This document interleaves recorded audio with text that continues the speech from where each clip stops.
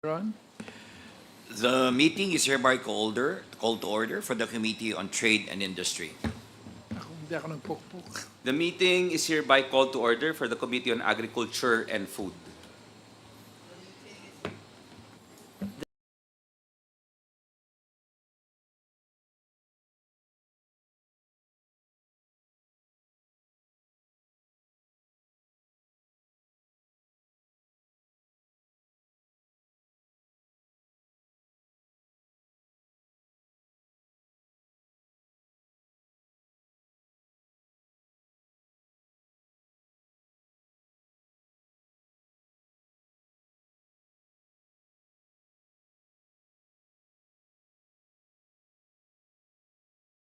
The meeting And Congressman Beatrix as Vice Chair to the entire committee. So, at this point, may we call on Wilter Palma to lead us in a prayer? May I request everybody please stand up? Let us put ourselves in the presence of God. In the name of the Father, Son, the Holy Spirit, amen. God, our loving Father, as we gather today to deliberate on very important and crucial matters that will greatly affect the lives of the Filipino people, we turn our minds to you, our all-knowing God, and ask for guidance. Send us the gift of your Spirit that we may be able to return your will for our country. Grant us the wisdom to know what is right and the will to choose you, and the strength to make it endure. Amen. In the name of the Father, Son, the Holy Spirit. Amen. Thank you very much, Congressman Wilter Palma. Yeah. Mr. Chair, I move that we dispense with the calling of the roll. So move, Mr. Chair. Thank you, Congressman Palma. Second. Thank you, Congressman. Sino pa nag-second? Second. Okay, thank you. So the calling of the roll is hereby dispensed with. Are there any objections? Hearing none. Thank you for participating in this organizational meeting of the Joint Committee, also known as the Quint-committee, but we will hereafter call it essentially as the Murang Pagkain Super Committee. I would like to acknowledge the presence of Chairpersons Biron, Chairperson Inverga of Agriculture and Food, Chairperson Vergara, Ria Vergara of Social Services, and Chairperson Quaresma for Food Security. May I call on the COMSEC to please recognize all the other members of Congress who are here present. Mr. Chair, Your Honors, we have Representative Wilter Palma, Representative Juan Carlos Arjo Ataide, Representative Nicanor Briones, Representative Ray Reyes, and Representative Solomon Siungalao. We also have Representative Stella Luz Kimbo, Representative Diche Tina Pancho, Representative Eulogio Rodriguez, and Representative Erwin Tulfo, Mr. Chair. May I ask the COMSEC to also recognize our resource persons? Yes, sir, Your Honors. From the Department of Agriculture, we have USEC Asis Perez and ASEC Carlos Carag. We also have Director Gerald Glenn Panganiban from the DA Bureau of Plant Industry, Deputy Director Glenn Estrada from the DA National Rice Program, Ms. Sonia Luis Sanchez from DA BIFAR. From the Department of Finance, we have Ms. Jem Kiflor Sakar, Ms. Ana Isabel Lejano, Ms. Althea Marie Fiel Rojas. From the Bureau of Customs, we have ASCOM Vincent Philip Maronilla. Also from the Bureau of Customs, we have Acting Director Isabelo Tibayan III, Colonel Ronnie Principe, Attorney Maria Lisa Sebastian. From the DSWD, we have ASEC Baldri Bringas and also Mr. Ferdinand Paredes. We also have Attorney April Ann Dizon from DSWD. From the Philippine Statistics Authority, we have Assistant National Statistician Rachel Laksa and also Mr. Drish Lucien Cortel. From the Development Academy of the Philippines, we have Director Gilbert Lumantao. From the Malusog At Matalinong Bata Coalition, we have Mr. Lionel Tacangco. From NFA, we have Administrator Larry Lacson himself. From the Philippine Rice Institute, we have Dr. John De Leon. From UN World Food Program Philippines, we have Ms. Dipayan Batak Charia. From the Foundation for Economic Freedom, we have Attorney Reyna Valdez. Sir, Your Honors. And we also have Che Carbonell from the Department of Trade and Industry, sir, Your Honors. Thank you. Each of the chairpersons will give their opening remarks. So good morning. The House of Representatives under the leadership of Speaker Romualdez has mandated the Committee on Ways and Means, Trade and Industry, Agri and Food, Social Services, and Special Committee on Food Security to pursue a joint inquiry. So we are on an inquiry in aid of legislation. So all your testimonies will be under oath. So, under adopted House Resolution number 254 to address smuggling and cartel as the principal combinations underpinning hunger through the of both basic goods and essential commodities through the price mechanism in the market dysfunction. With the end view, of course, of our national goal of a zero hunger and promoting food security along with social protection. We are given once again an enormous responsibility. The Committee on Ways and Means has some experience. We don't we acknowledge the equal experience of the Committee of Agriculture with respect to this subject matter.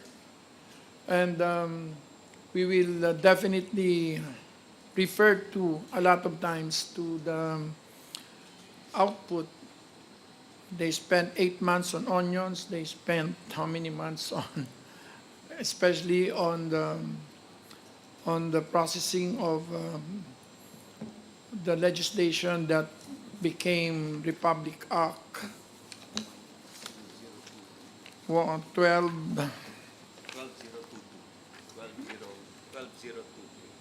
Whatever, with respect to agri-smuggling. The Committee on Ways, actually, this is the second time that the committee is being asked to spearhead the joint committee. In our rules, an ad hoc committee composed mainly of the chairpersons of, especially in this case, of 5 major committees. We were able to produce the military pension bill and the remedial legislation on senior citizens and persons with disability. Laws are in place to guarantee that every Filipino has food on their table. Yet this is still an aspiration for many. We want to uncover the gaps that we need to plug to achieve this goal, and if needed, the personalities that should be made accountable for making this goal difficult to achieve. We want to thank our partner committees in the joint inquiry for working with us, as well as our resource persons for accepting our invitation. We apologize for the rescheduling of this meeting as we had to prioritize the recovery in Bicol after 5 consecutive typhoons. But still, thank you for accepting our invitation. I would like now, I think just to summarize, this is probably the most serious attempt by Congress to address the twin evils of smuggling and cartels as the fundamental basis for high food prices. That actually summarizes essentially what the committee will seek to achieve. Smuggling leads to cartels, and smuggling plus cartel leads to not just loss of revenues, but to high food prices. So at this point, I would like to call on my co-chairpersons for the respective opening messages. May I now call on the Honorable Chairperson of Trade and Industry, Chair Biron. Thank you, Chair Joey. To my colleagues in the House of Representatives, to our resource persons, guests, ladies and gentlemen, magandang umaga po. The Committee on Trade and Industry is honored to join the Murang Pagkain Super Committee in its collective quest to find out the causes of the elevated prices of our essential goods.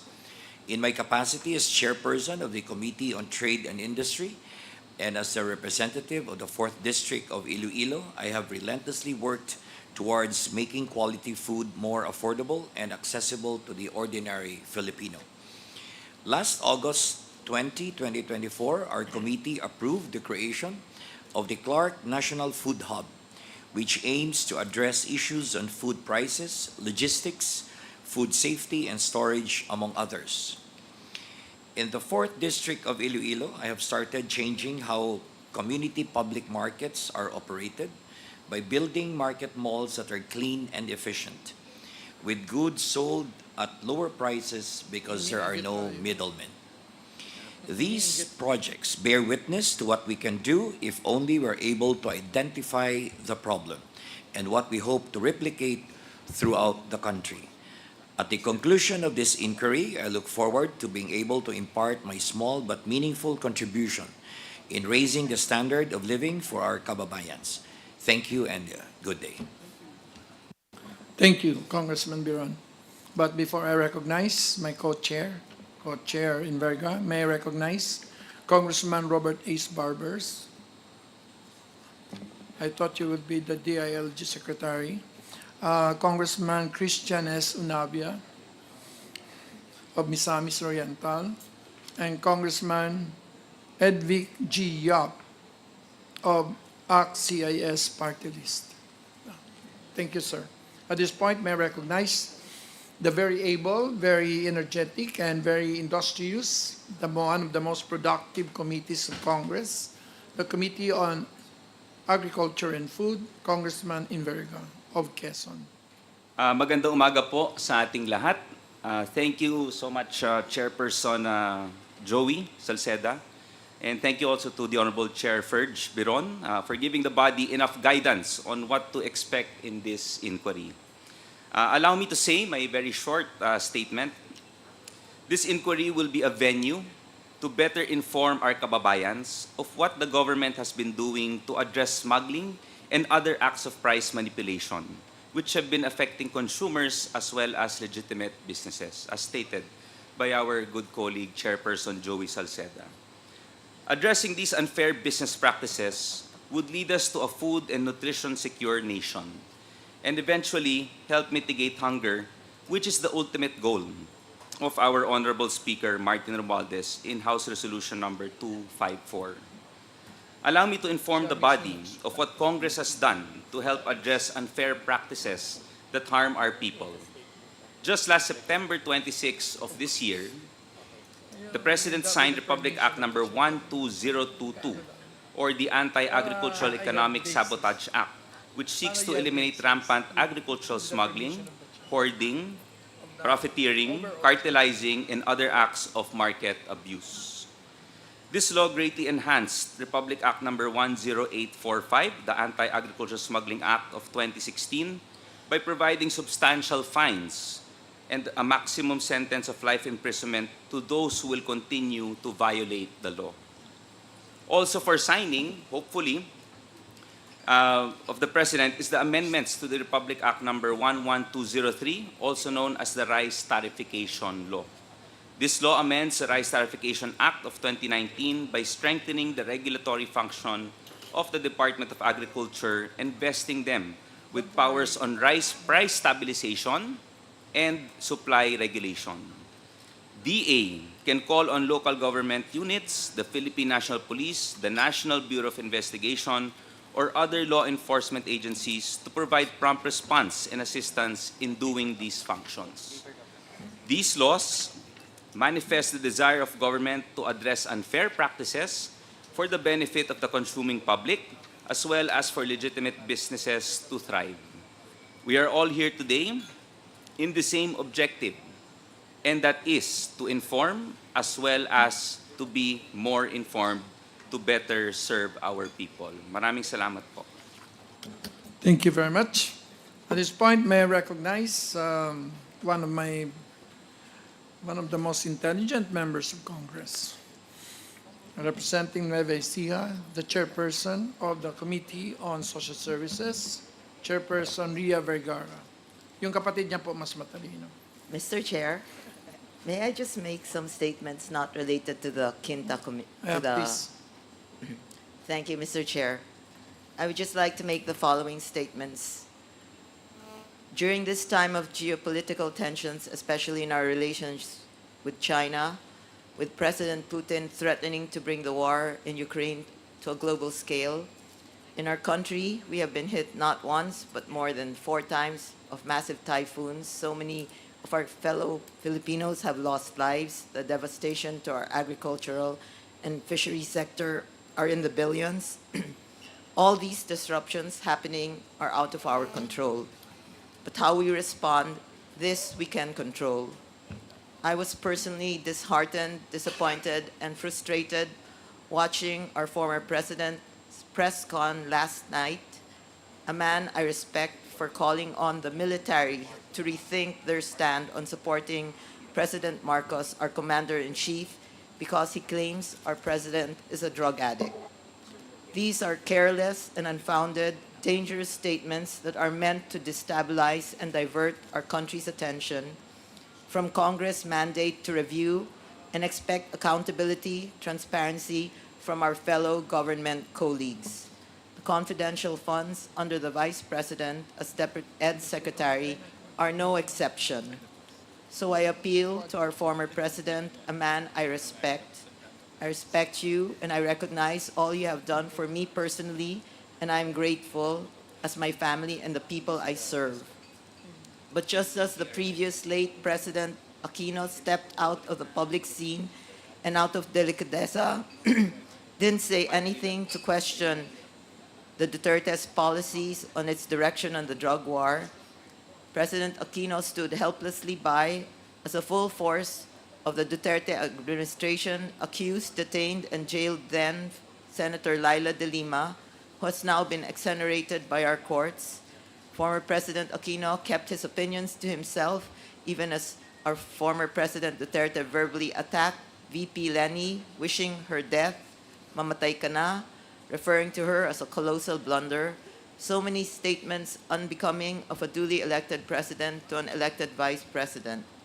And that now you are no longer president, Mr. President Duterte, when you wielded great power during your 6 years, just as former presidents didn't interfere. I pray you do the same.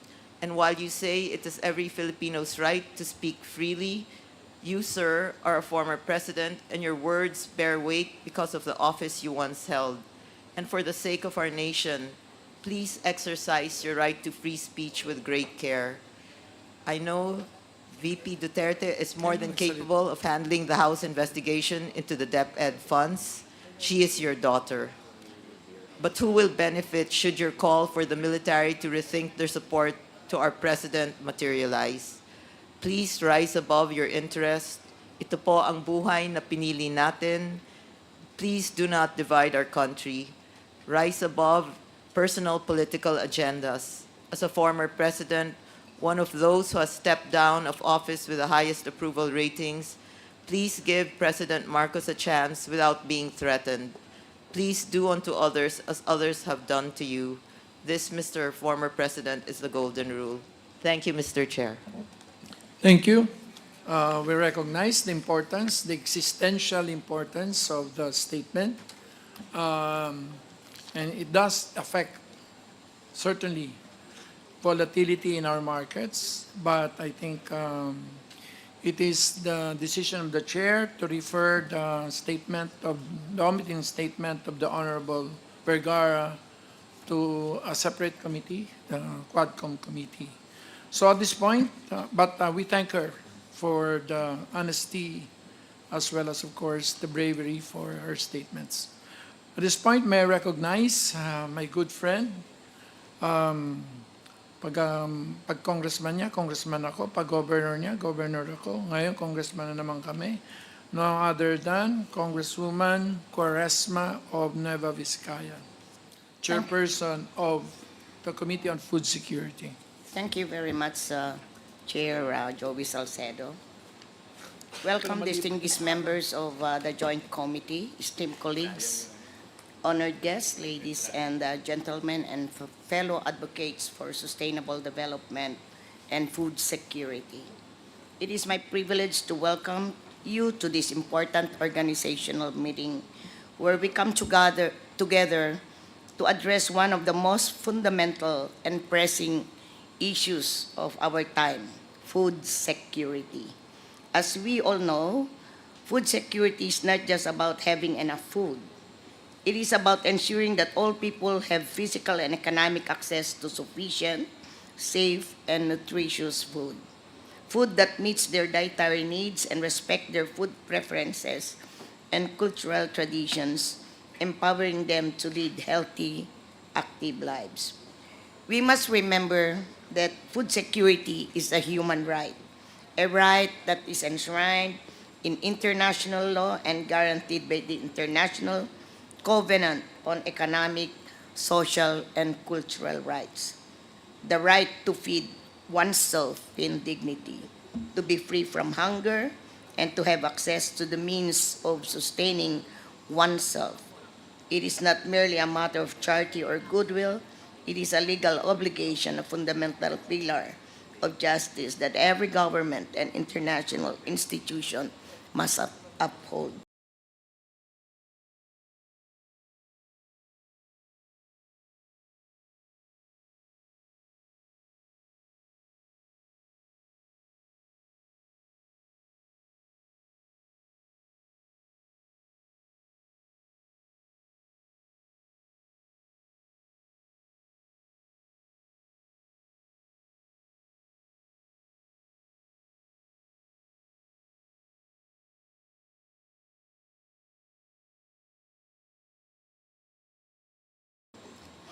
As member of these joint priorities and map out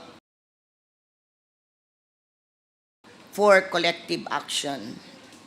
But let us always keep sight of the core principle that bring us here. Every person has the right to be free from hunger and to have access to the nourishment necessary for a healthy and fulfilling life. As we begin this meeting, let us remember that the right to food is not about governments feeding people directly on a constant basis. It is about ensuring that, that individuals have the right to feed themselves in dignity by providing the resources, the freedom, and the opportunities to secure their own food. And it is in this spirit of empowerment and responsibility that we are gathered today to discuss on how we can ensure the right to food for everyone. I look forward for the fruitful discussion and collaboration that will emerge from our deliberation, and I'm confident that through our shared commitment, we can take meaningful steps towards realizing the vision of a food-secure Philippines. Thank you and good morning. Thank you very much, Congresswoman Quaresma. Let us now proceed with the organizational meeting. COMSEC, please show the mandate, objectives, basis, as well as the proposed schedule of this joint committee.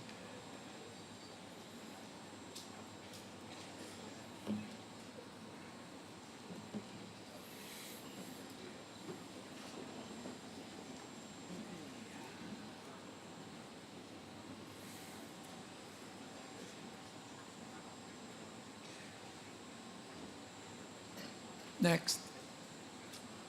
Next. Next.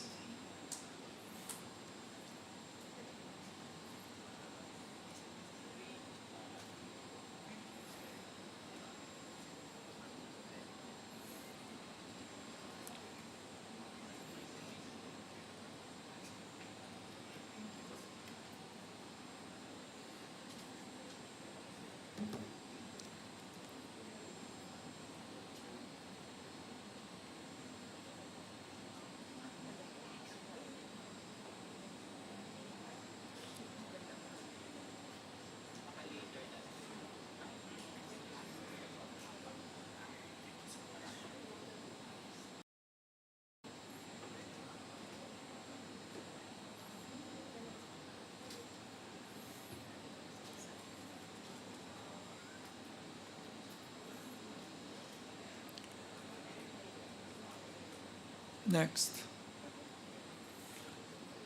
So it is really smuggling and cartels, basically, in order to mitigate hunger and promote food and nutrition security. Next.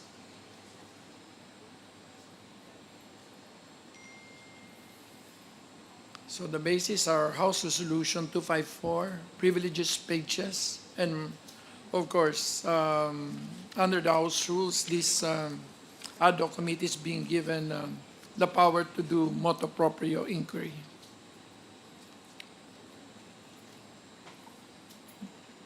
Thank you.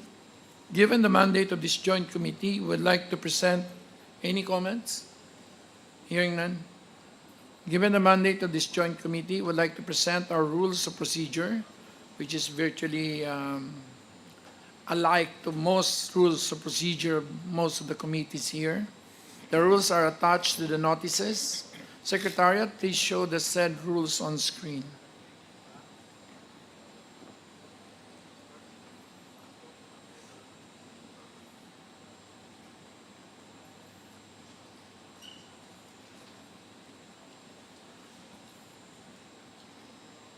Next.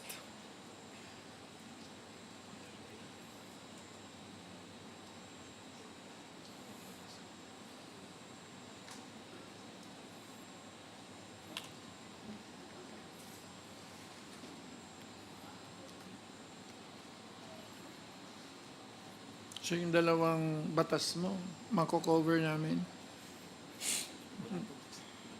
Hindi pa ba pirmado? Yung IPL. Hindi pa. Pero yung anti-smuggling. Saka yung technicals. The anti-smuggling has no IRR requirement, no? And it's So it's self-executing. Next. Can you, tanggalin mo nga yung mukha ko. Nakakagulo. Next. Next.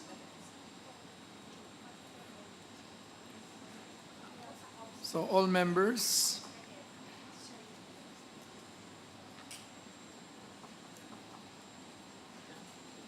Next.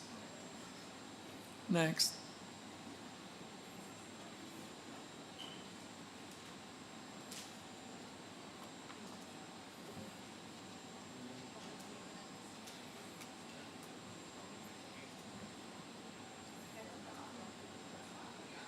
Next.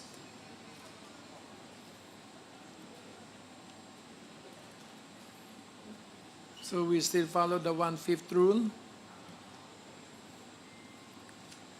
And similarly, with respect to the vice chairperson of the entire committee, is also subject to the 1/5 rule.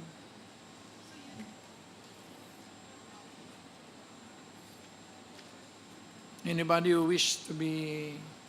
who has free time is free to approach anyone, and we can nominate you to become a vice chairperson of the ad hoc committee, of the joint committee. Actually, under the House rules, this joint committee or ad hoc committees are the most powerful instrument of Congress because essentially the members are the chairpersons.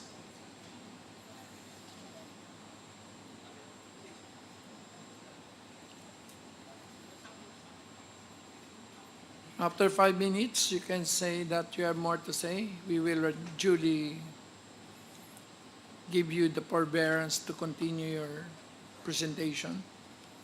Next. Next. Next. Next. Precedents and supplementary provisions. Next.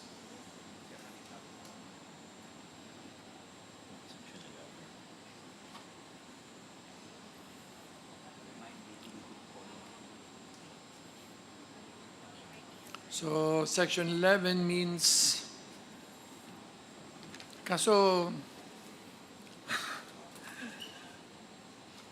this is an inquiry, so everything will be under oath, and therefore, since it's under oath, and therefore subject to a possible motion for contempt under the supplementary rules of the entire House rules.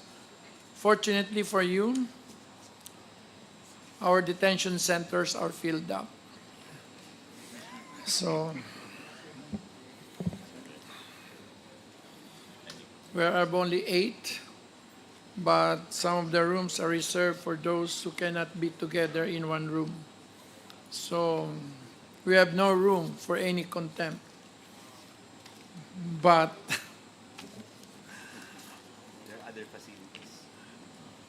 is there a motion to create new facilities for? Mr. Chair, Yes. are we Any? done with the Yes. rules of the procedure? Would you like May, to? may I therefore move, Mr. Chair, for the approval of the rules of procedure of the Committees of Ways and Means, Trade and Industry, Agriculture and Food Services, and the Special Committee on Food Security. So move, Mr. Chair. Second, Mr. Chair. Are there any objections? Hearing none, same is approved. Okay. So the rules of procedure of the joint committee is hereby approved. Okay. Mr. Chair, in accordance with the rules of procedure governing inquiries in aid of legislation on the House of Representatives, may we also move that we extend this joint committee's period to conduct an inquiry? So move, Mr. Chair. Second. Are there any objections? Hearing none, same is approved. So, first deliberation of House Resolution number 254. Let us now proceed with the deliberation of House Resolution 254. Comsec, please read the title and showing the screen the title of the measure. House Resolution Number 254 entitled Resolution Authorizing the Committees on Ways and Means, Trade and Industry, Agriculture and Food, Social Services, and the Special Committee on Food Security to conduct a joint inquiry in aid of legislation relative to House resolutions and privileged speeches referred to the mentioned committees, including motu proprio investigations on the implementation of government programs to address smuggling and price manipulation of basic goods and essential commodities, mitigate hunger, and promote food and nutrition security, authored by Speaker Ferdinand Martin J. Romualdez. Sir, Okay na, Your okay na. Honors. Thank you. So the period to conduct an inquiry in this joint committee on House resolution is hereby extended. Thank you, Representative Reyes. The resolution has been adopted. Nonetheless, may we call on the principal authors of the House Resolution 2036, the basis of the House Resolution 254, to share their thoughts or to sponsor the measure. May call on, of course, our Honorable Speaker Ferdinand Romualdez, Congressman Senior Deputy Speaker Dong Gonzales, Yasser Alonto Balindong, Roberto V. Puno, Christine Singson Mihan, Representative Camille A. Vergara, yung mga heads of the parties to this Congress, Representative Raymond Democrito C. Mendoza, Representative David J. Suarez, Representative Vincent Franco Duque D. Frasco, Representative Tony Petty Albano, Representative Manuel Jose Manix, our Majority Leader, Dalipe, Representative Marcelino C. Libanan, our Minority Leader, Representative Ferdinand Alexander A. Marcos, our Senior Deputy Majority Leader, Representative Ace Barbers. Biglang umalis.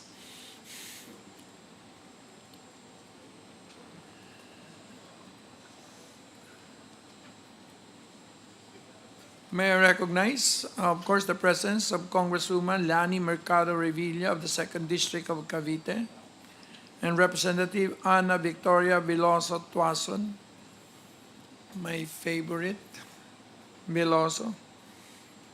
So, and Representative Yeda Marie K. Romualdez and Representative Jude A. Asidre. So I think there being no sponsorship speech gives us more time to deliberate. And at any point in time, I think the sponsor, once they appear, they may choose to be recognized. At the outset, let us prioritize the prices of basic commodities. Let's start where it hurts, because this is what affects our people the most. So let me present the groundwork for this inquiry.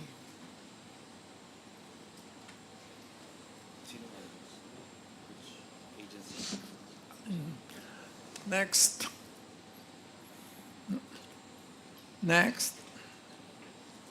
The background is, of course, based on the latest, controlling food prices remains at 69%, a far first to the next, as the most urgent national concern. Next, across all socioeconomic class. The lowest being the ABC class with 57%. Next, percent of family expenditure. Asan yung food? Oh, food is 41% in 2023. 3.3 lang ba we spend on education? So we spend as much on education as on health. Something's wrong. Next. Average family income by decile.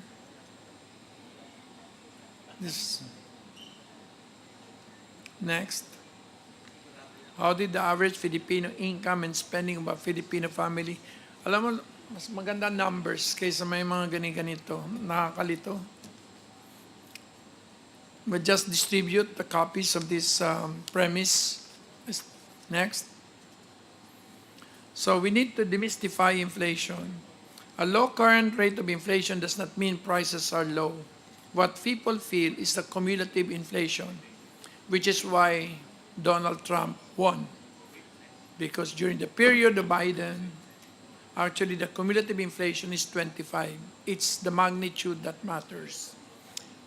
By definition, inflation is the rate of change, not the real price. So a low positive inflation after a period of high positive inflation means prices are still high.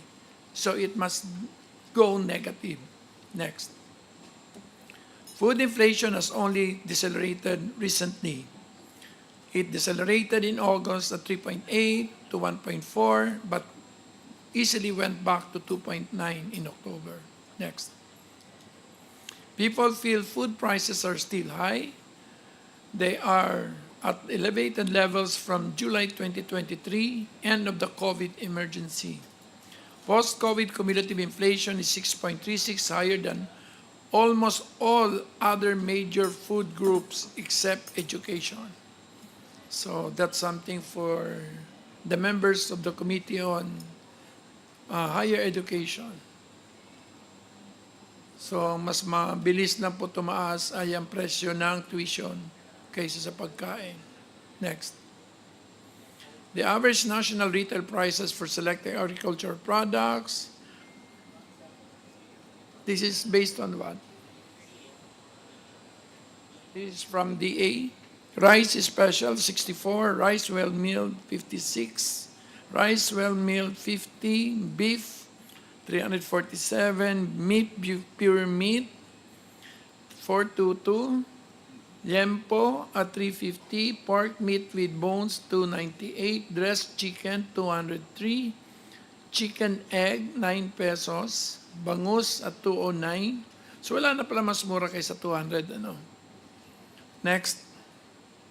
Average national retail price for selected agricultural products, ampalaya 104, gano'n na ba kamahal to? Cabbage 93, carrots 137, eggplants 91, petchay 107. Mas mahal pa ang petchay kaysa tomatoes 92, onions 127. Akala ko pa 700 yan. Garlic at 172, cooking oil at 161, brown sugar at 74, refined sugar at 84. But if you look at the global comparatives for sugar, the Philippines is actually number 2 most expensive sugar in the world. Next. Rice is the number 1 concern as the largest share of the household basket of goods. Naduduling ako. Next. So the problem is the food that we eat affordable, accessible, and safe? So what role do agricultural practices and food production system play in contributing to food insecurity in the Philippines?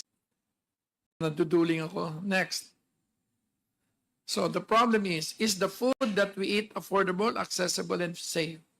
So what role do agricultural practices and food production system play in contributing to food insecurity in the Philippines? And how do seasonal fluctuations in food impact food security and nutritional intake among low-income families? Next. Our weakness in food chain value are actually structural. If you look at this chart, if you disaggregate what goes into the cost of food, the Philippines has the highest post-harvest cost. So basically, it's logistical. If you look at the disaggregation, 32.7 ang post-harvest natin compared to only 10% for Thailand. So where is the difference? The basic difference is in inventory carrying, that's cold storage, and warehousing. So pag kinompare mo naman yung transportation, kasi archipelagic tayo, we're 14% versus 9% for Indonesia. In simple language, this would have been just a technological and technocratic solution. You must go into cold storage as well as, of course. So yun ang pinakamalaking kulang. And probably, finally, end the rule of cabotage, which we have.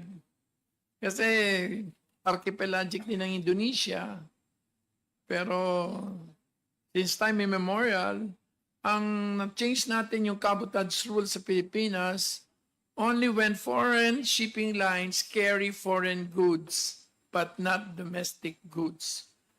So, kitang-kita dito na structurally, it is the lack of cold storage that makes food prices really high. So, at least, I don't know how much of the budget of DA is in cold storage. Do you know, Asis? Sir Chair, it's improving now. Not just cold storage, but post-harvest in general, sir. Yes. When you say cold storage, what else? Processing facilities, silos for Yes. grains. So how much? 10% of your budget? It's still very small. We actually requested for a higher budget for post-harvest, but unfortunately, the NEP did not give us that much. Who, DBM? There is a different opinion, but we understand, sir, that the lack of fiscal space is the reason for that. So will you, for example, support if we go after the cabotage law? That has been previously identified in so many hearings, Mr. Chair. And we agree that one of the reasons for these high prices is the price of logistics. The department is also embarking on the development of agricultural ports to also facilitate the transport of agricultural goods. Because Anyway, right- nag-segue lang ako. So may I Yes, sir. recognize Congressman Lawrence Defensor, our Deputy Majority Leader. Representative Milagros Aquino Magsaysay. Bakit ang... Kayo ba may-ari ng Magsaysay Lines? Baka pwede kayong pakiusapan. Representative Emilio Bernardino Yulo, 5th District of Negros Occidental. Ano ba siya? Representative Felito Alfel M. Bascug, my God, my favorite, for PWDs, no? Representative Ramon Rodrigo L. Gutierrez, you would have been a vice chairman of this entire committee. Kaso, it was rejected because your opposition daw. Representative Florida Rita P. Robles, cause sa malayo pa lang maganda na, of the Lone District of San Jose del Monte City. And Representative Eddie Bong G. Plaza, of course, my good friend from way back. So let's finish. Tapos na ba yun? Next. Let's go. Let's go. Mr. Chair, Yes. I'd just like to add, you're talking about cold storage, right? Yes, that's right. So, fortunately, in my district, the DA allocated enough funds for cold storage. So we Swerte have mo. 2 cold storages now in Bongabon, that's the onion capital of the Philippines. But what's happening is the implementation, the mayor there is also an owner of a cold storage. So he was able to come up with a joint agreement with private traders to use the government cold storages that we supplied for his own personal gain. And now the DA is having a hard time to reclaim it because of some legal technicalities. So I was wondering, can this committee pass resolution so that they can immediately take back The those cold COMSEC is storages? hereby instructed to ask for the name of that mayor and Thank you, Mr. Chair. shall be asked at the appropriate time. Can we finish the presentation? Ilang pages pa ba? Let's skip na lang. Next. Palay cost in focus. A road to 30 is possible if intermediary costs and losses can be reduced.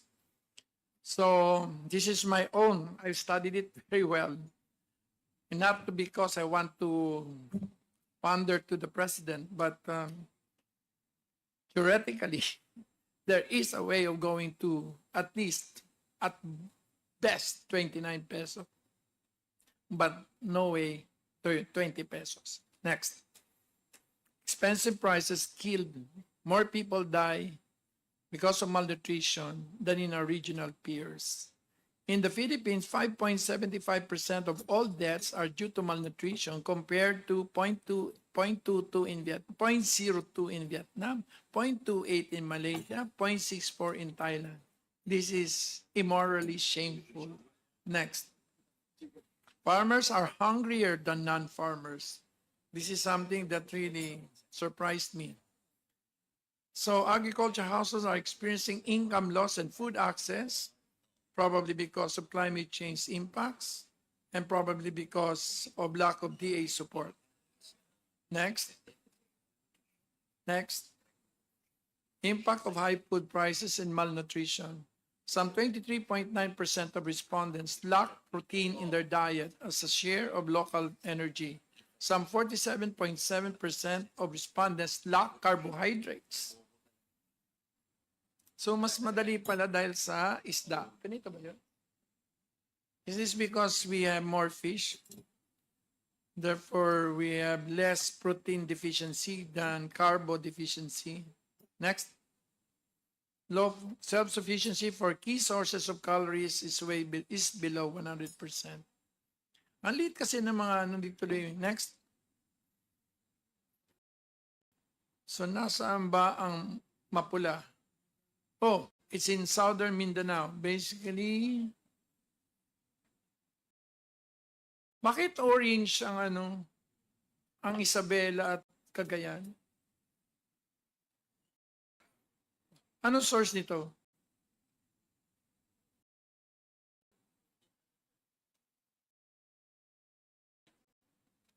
This is from PIDS. That's surprising. Why is the food granary of the Philippines, the rice granary, the grains granary of the Philippines?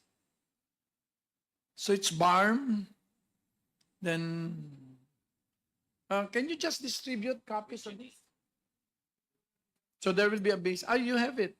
Okay, next. So I don't have to discuss this. Meanwhile, our neighbors develop surpluses enabling exports. Asa ng Pilipinas? Dun. Next. Agri is the laggard of the Philippine economy. Nag-negative 2.2 pa yata tayo. Next. With a declining share in the economy, Next. And low output per worker. That's the green one, which is why they're poor. Next. Resulting in high poverty rates among farmers. Some farmers have 47.5% poverty versus non-agri of only 11.1. So, alin na lang natin yung mga farmers. So, we will have lower poverty rate. No, joke.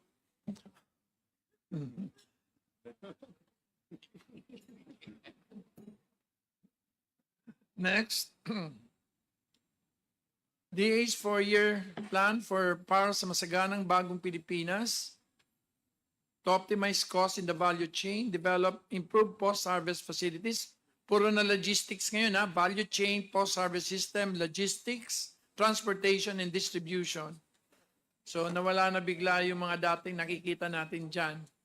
Yung masaganang GMA Rice, GMA HBCC, GMA.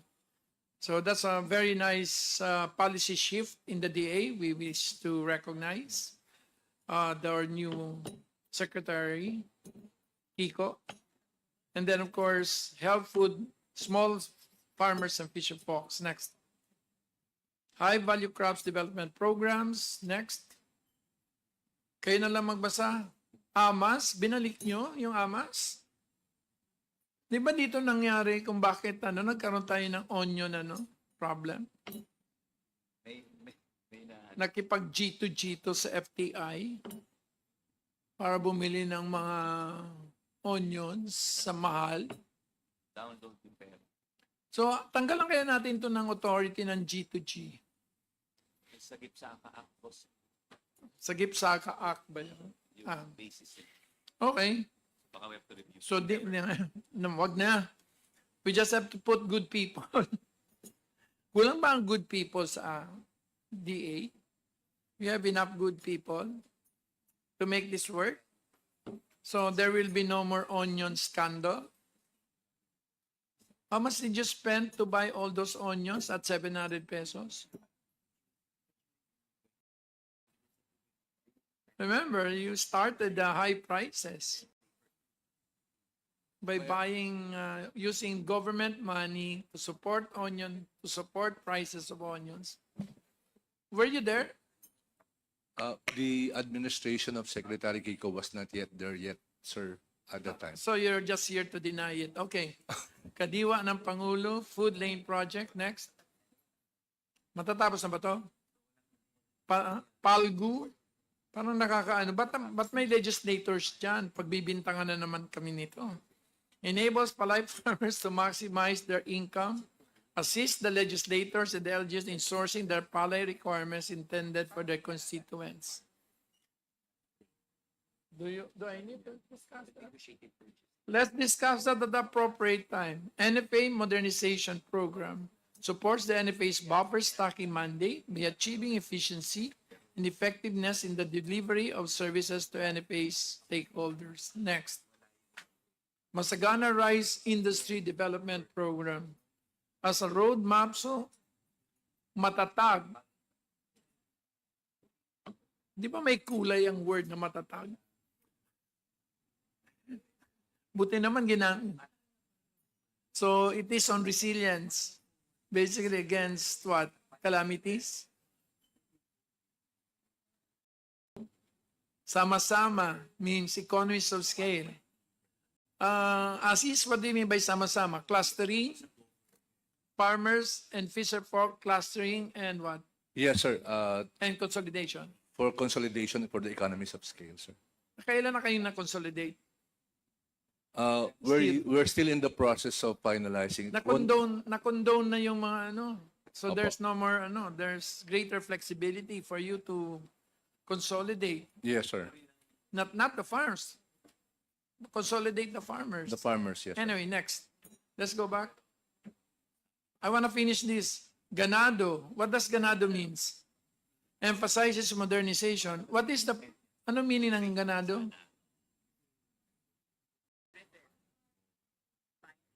So, ano nakaka-inspire? You buy at high prices? What?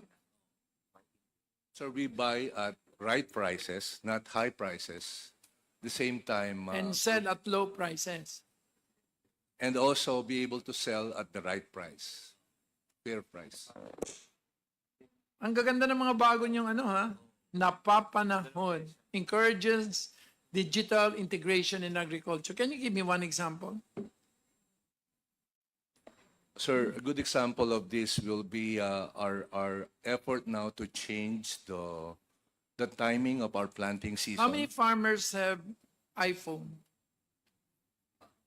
I don't have an idea, but many of them does have iPhone, sir. So in short, you can come up with an apps where every day the latest rice price transacted can be posted, That's part of the plan, sir. or where there is a demand and supply prospects. Yes, sir.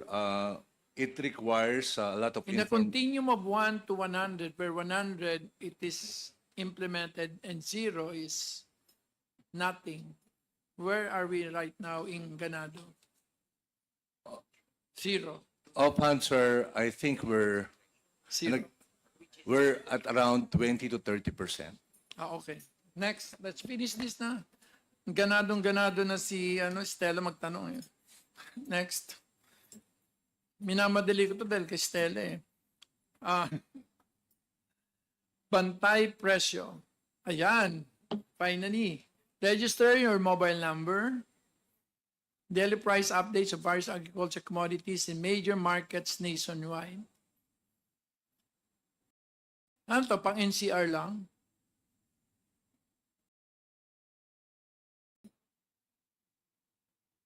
Sir, the idea is to deploy this system throughout the country. Okay, next. Philippine Food Fortification Act of 2000. Next. Sorry if I have to bore you with all these things, but apparently we went through the entire gamut of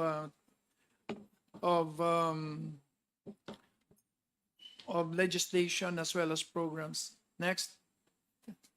Agri-Economic Sabotage Law, of course. Republic Act 12022. Anti-Agri Smuggling Act. So ano yan? Is that bailable? So non-bailable na. Ang from.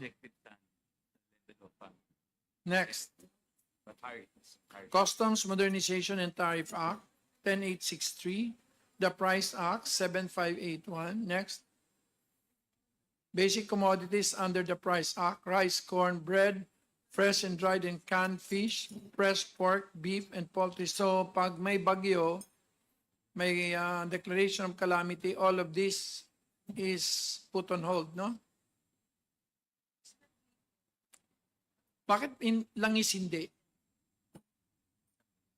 Langis, petroleum products, fresh eggs, fresh and processed milk, fresh vegetables, root crops, coffee, sugar, cooking oil, salt. Next, laundry soap, detergents, firewood, charcoal. May gumagamit pa ba ng charcoal?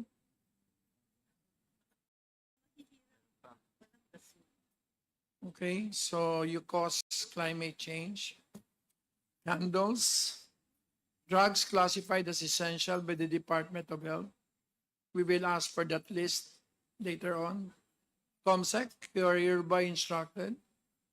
So these are the basic incentives under DTI, DA, DOE, JAO number 24.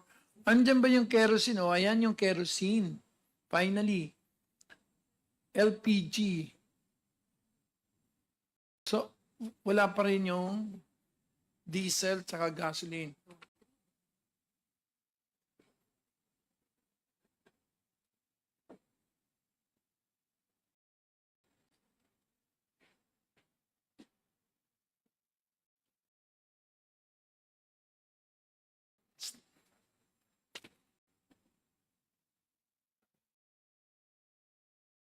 Paano ko ito gagawin?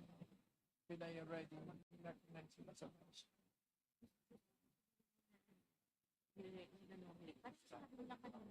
Okay, next. Let's finish this.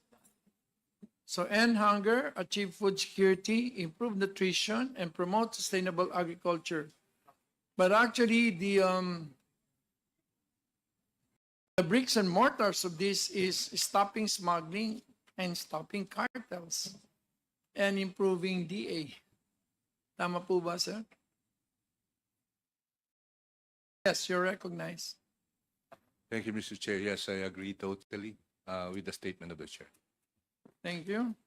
So at this point, the chair, together with my other co-chairs, is nominating Congressman Wilbert Chalma as being nominated as vice chair of the overall committee.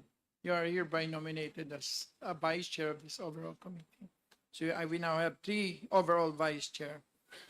So I beg the indulgence of our members. Let me ask a few questions. Puro na lang ako. First, let us call on the Philippine Statistics Authority. Mr. Chair, Yes. before anything else, may I move that our resource persons should take their oath before we proceed with the Kaya naman pala So, kita ni-nominate dahil mas maalam ka. So, upon the motion of Congressman Palma, may I ask everyone who are here, who are not members of the House, who will be asked later on to please stand up, and may I ask the COMSEC to render the oath. Yes, sir. Please stand up and raise your right hand. I, please state your name. Do solemnly swear that the testimony I will give before the Joint Committee Of the or Murang Pagkain Super Committee of the House of Representatives will be the truth, the whole truth, and nothing but the truth. So help me God. Thank you, Chair. Is the oath here? Mr. Chair, Yes. Mr. Chair, may I be Yes, recognized? Congressman Tulfo. Yes, sir. Napansin ko po na halos lahat ng government agencies ay narito na. Pero yung mga like farmers, traders, vendors, transportation, wala po dito. Sila po kasi ang makakasagot what is happening on the ground. Yung mga yung nagtatanim ng palay, bakit mahal ang palay, bakit mahal ang gulay pagdating sa palengke. Kasi basing po in our investigations, in our research, ang farm gate po ng mga vegetables mura. Pagdating po sa palengke, nagmamahal. Now we have a problem here, sir, na trabaho dapat ng ilang ahensya yan, meron hong malaking disparity eh. Sa farm gate, napakamura. Pagdating sa Metro Manila, napakalaki. Ang problema ba sa transportation? Sasabihin naman transport, hindi. Konti lang pinapatong namin. Nasa retail din. Sabihin ng retail, hindi. Pagdating sa amin, mahal na. So, somebody is making money here, Mr. Chair. At ito po ang kailangan nating marinig. Itong mga tao na ito, yung mga farmers po natin, yung mga traders natin, vendors association, transportation, etc., etc., kailangan po nating marinig. Therefore, Mr. Chair, may I respectfully move that representatives from this private business sector be invited to attend the committee hearing in order to hear their inputs, insights, and valuable information that might be helpful for these proceedings, Mr. Chair. So moved. Second the motion. Mr. Are there Chair. any objection? Hearing none, the COMSEC is hereby, and please get a list from Congressman Tulfo as well as from DA who would know their stakeholders. So, are there any objection? Hearing none, same is approved. May I recognize, of course, the intelligent mayor of Marikina. Mr. Chair. Yes. Well, I noticed that the Philippine Competition Commission is not present. They were invited. Oh, okay. Yep, there's a link. With your indulgence, Chair Joey. Yes, we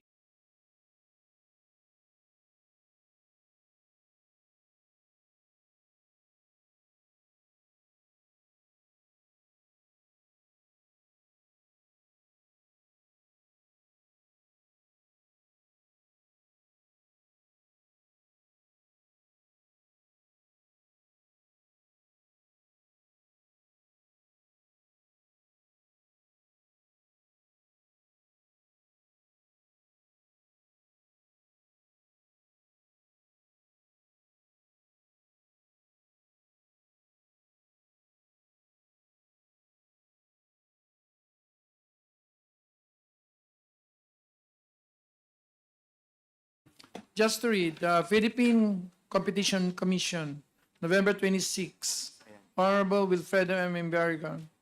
The PCC remains term, however, due to short notice, and with the commission meetings set for November 26, I'm unable to personally attend the same, and our senior personnel cannot attend the deliberation due to prior commitments which can no longer be moved. To reiterate, PCC recognizes the integral role of the agricultural sector, blah, blah, blah.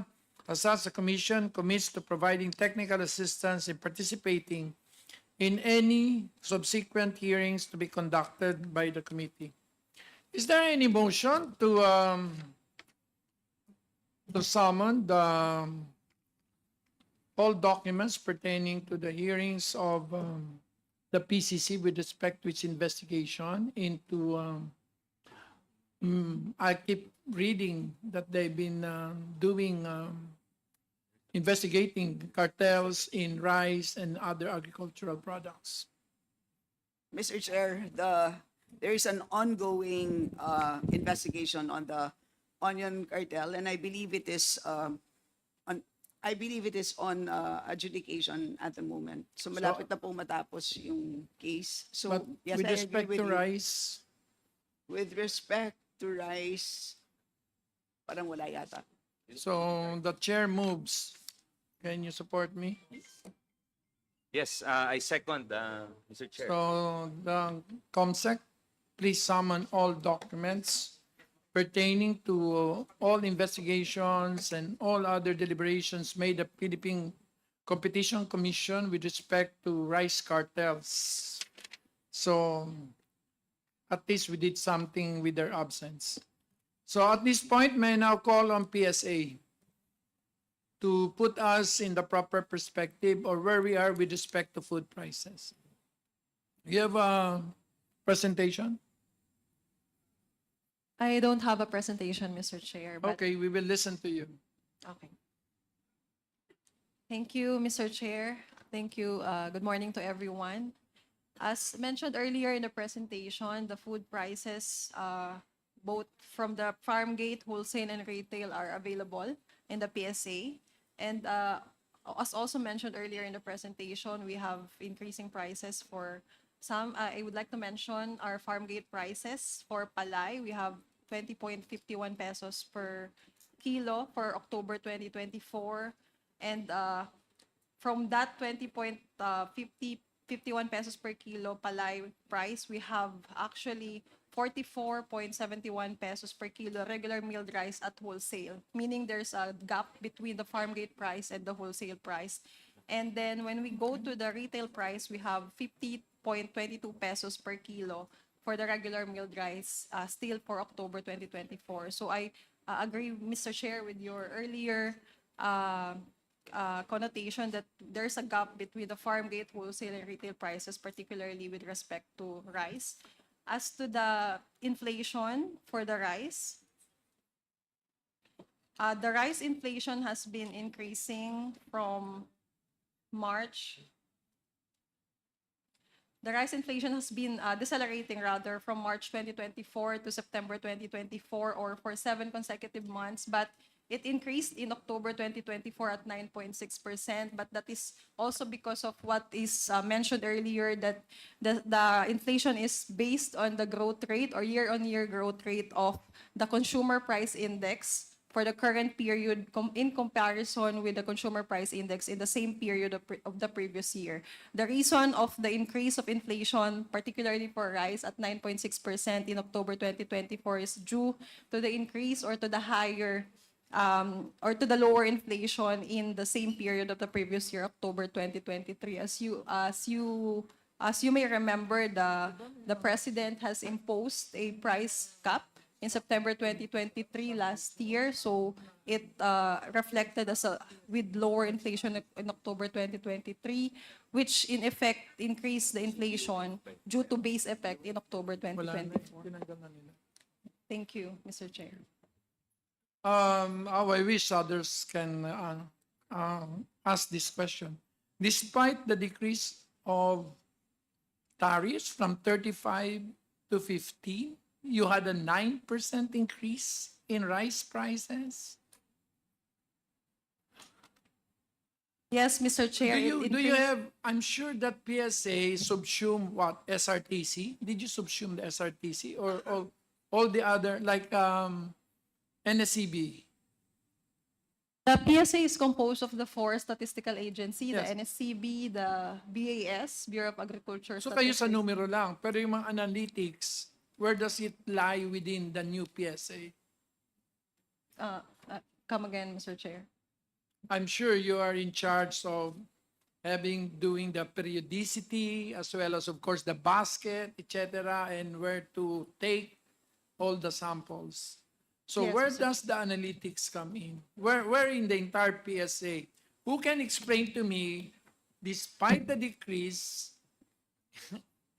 in tariffs from 35 to 15, still you had a 9.6% increase in rice prices? That's impossible.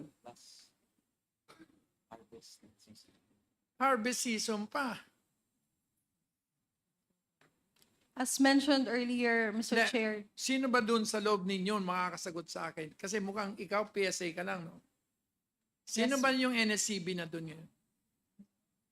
the NSCB is now under PSA, I Mr. know, Chair. but who is handling the task of NSCB before? The guys who do all these studies, whenever there is, how they call it, PES, you make presentations in the BSP, all those sorts of things. So, can you answer my question na lang? Mr. Chair, as mentioned earlier, the increase in the inflation of rice is because of base effect. As mentioned, What is the base last year? It went down in November last year.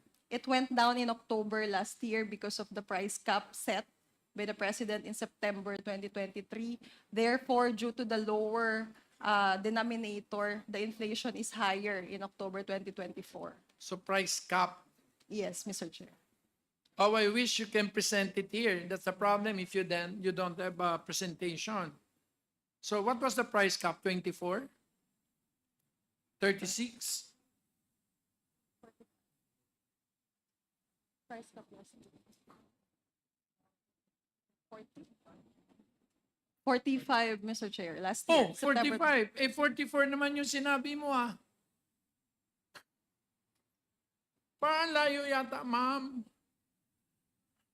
Because there was a 35% decrease in tariffs. And therefore, if it's 44 versus 21, and the price cap last year was 45, so how can there be 9.6%?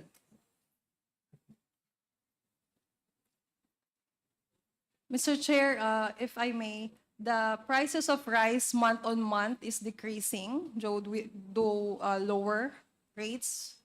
Yes, It's between pre-tariffs, post-tariffs. Ano yung...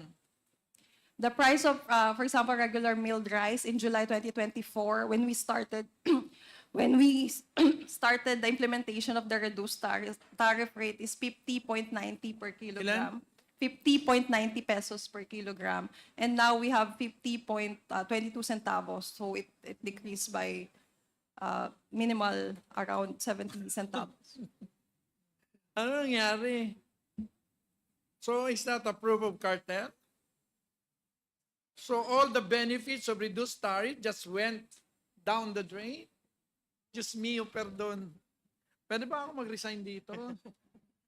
Mr. Chair, Mr. Chair, Yes. Mr. Chair, may I be recognized right here, Mr. Yes, Chair? Congressman Tulfo, then Congressman Briones, who is from the argument. Basing on our investigation, my office, yung tariff po, parang instead of magkakaroon po ng savings, hindi ho, napupunta lamang po doon sa importers natin. We're talking about tariff doon sa import. Hindi po nababawasan because umiikot po yung mga tao ko every week, yung rice prices sa import po ay nasa 50, 60 pa rin. So the question is, saan napupunta yung tariff reduction natin at 20%? Nasa sobrang laki nun. Hanggang ngayon, Mr. Chair, ganun pa rin yung presyo. Pre-tariff, tapos post-tariff, hindi po gumagalaw. Merong iilan-ilan Pero pag bumili ka na sinasabi ng PSA na 44, 45 pesos per kilo, bibigyan ka lamang ng 3 kilo. Pero pag 60 pesos o 50 pesos ang binili mo, kahit ilang sako, bibigyan ka ng retailer. So we really have a problem na ma-manipulate na ang presyo, Mr. Chair. Thank you for that input. May I recognize Congressman Briones of the agri-sector? Good morning, Mr. But Chair. of course, you are with respect to livestock, ha? No, no. Yung pong executive order na ibinaba ang tariff from 35 to 15. 15, hindi lang po noong July. Panahon pa po ni President Duterte, Executive Order 171 or 170, matagal nang ibinaba yung tariff. So, yun, nung July, ito yung extension na ginawa ni Presidente BBM na Executive Order 62. But in spite of that reduction na ng 20%, ang presyo ng bigas ngayon nagre-range from 55 to 63 pesos. Mukhang mas mataas pa nung dati. So, at nawalan tayo ng revenue na 16.3 billion. So, sinong nakinabang? Mukhang ang nakinabang dito, yun lang mga importer or yung nagkakartel ng bigas. Ito yung sinasabi natin na dapat meron tayong suggested retail price na binibigay ang NEDA or ang DA na makompute magkano ba ang landed price ng imported na bigas. Magkano ba ang tariff, magkano ang lahat ng gastos. And then malalaman natin kung ano talaga ang dapat tubuhin ng importer at malaman natin yung pwedeng ilagay na suggested retail price. Para at least namomonitor natin kung masyado bang malaki ang kinikita ng ating mga importer. Even sa pork, ganun din ang nangyari. Continuously binaba yung tariff from 35-40, naging 15 to 25 yung based sa minimum access volume at saka yung in quota and out quota. Pero mapapansin natin, even sa pork, yun pa rin or mas tumaas pa ang presyo ng pork ngayon. Na kung tutusin yung presyo based sa aming farm gate price ay 300 pesos lang. Pero sila nagbebenta rin ng mas mahal pa sa presyo ng lokal. So, talagang dapat talaga magkaroon, matagal ko na ito sinasabi, na magkaroon ng suggested retail price na pinag-aralan ng NEDA at pinag-aralan ng DA based do sa dapat na mapapatong do sa farm gate price sa local at imported price, From PSA, will go to Lionel. landed cost na imported products para malaman natin yung dapat na suggested retail price. Yung price cap, hindi pwede yun. Talagang lalong masisira ang merkado kung price cap ang ating gagamitin. Thank you, Mr. Chair. Thank you. May I call on Congresswoman Ditse Tina Pancho? Ma'am? Yes, Mr. Chair. Mr. Chair, kasi dito po nadidiscuss yung climate change, high quality seeds, even the machineries and irrigation systems. Pero yung regular activities ng mga smugglers, hindi po yata ninyo na-mention. Kasi like in our committee hearing po in agriculture, ang dami po dong naging meeting and discussions with smuggling activities. Siguro naman by this time, alam niyo na yung short list ng mga smuggler. Meron po ba kayong ginawa dong legal activities man lang o legal case against these smugglers? Sino pwede tanong? May I know kung kanina mo, of course, it cannot be PSA. It has to be ASIS or NFA. Who would be? Department of Agriculture, USEC, Perez. May I call on anybody who is in enforcement at BPI? Is BPI around? Glenn, Mr. are Chair, you here? Can you answer, of course, BPI, all rice goes through the SPSIC through the BPI. Yes, Asis, you want to answer? Mr. Chair, we have the head of our Inspectorate and Enforcement, Asik Karag, who is in charge of this matter. May we request him to respond? Where is he? He's present, Mr. Chair. May please give him a seat and please take your oath. Sir, you can even hear. Comsec, please administer the oath. Sir, please stand up. Sir, I stood up and took the oath a while ago, sir. Oh, okay, that's good. So you have taken your oath. So what is your answer to Congresswoman Dice Pancho?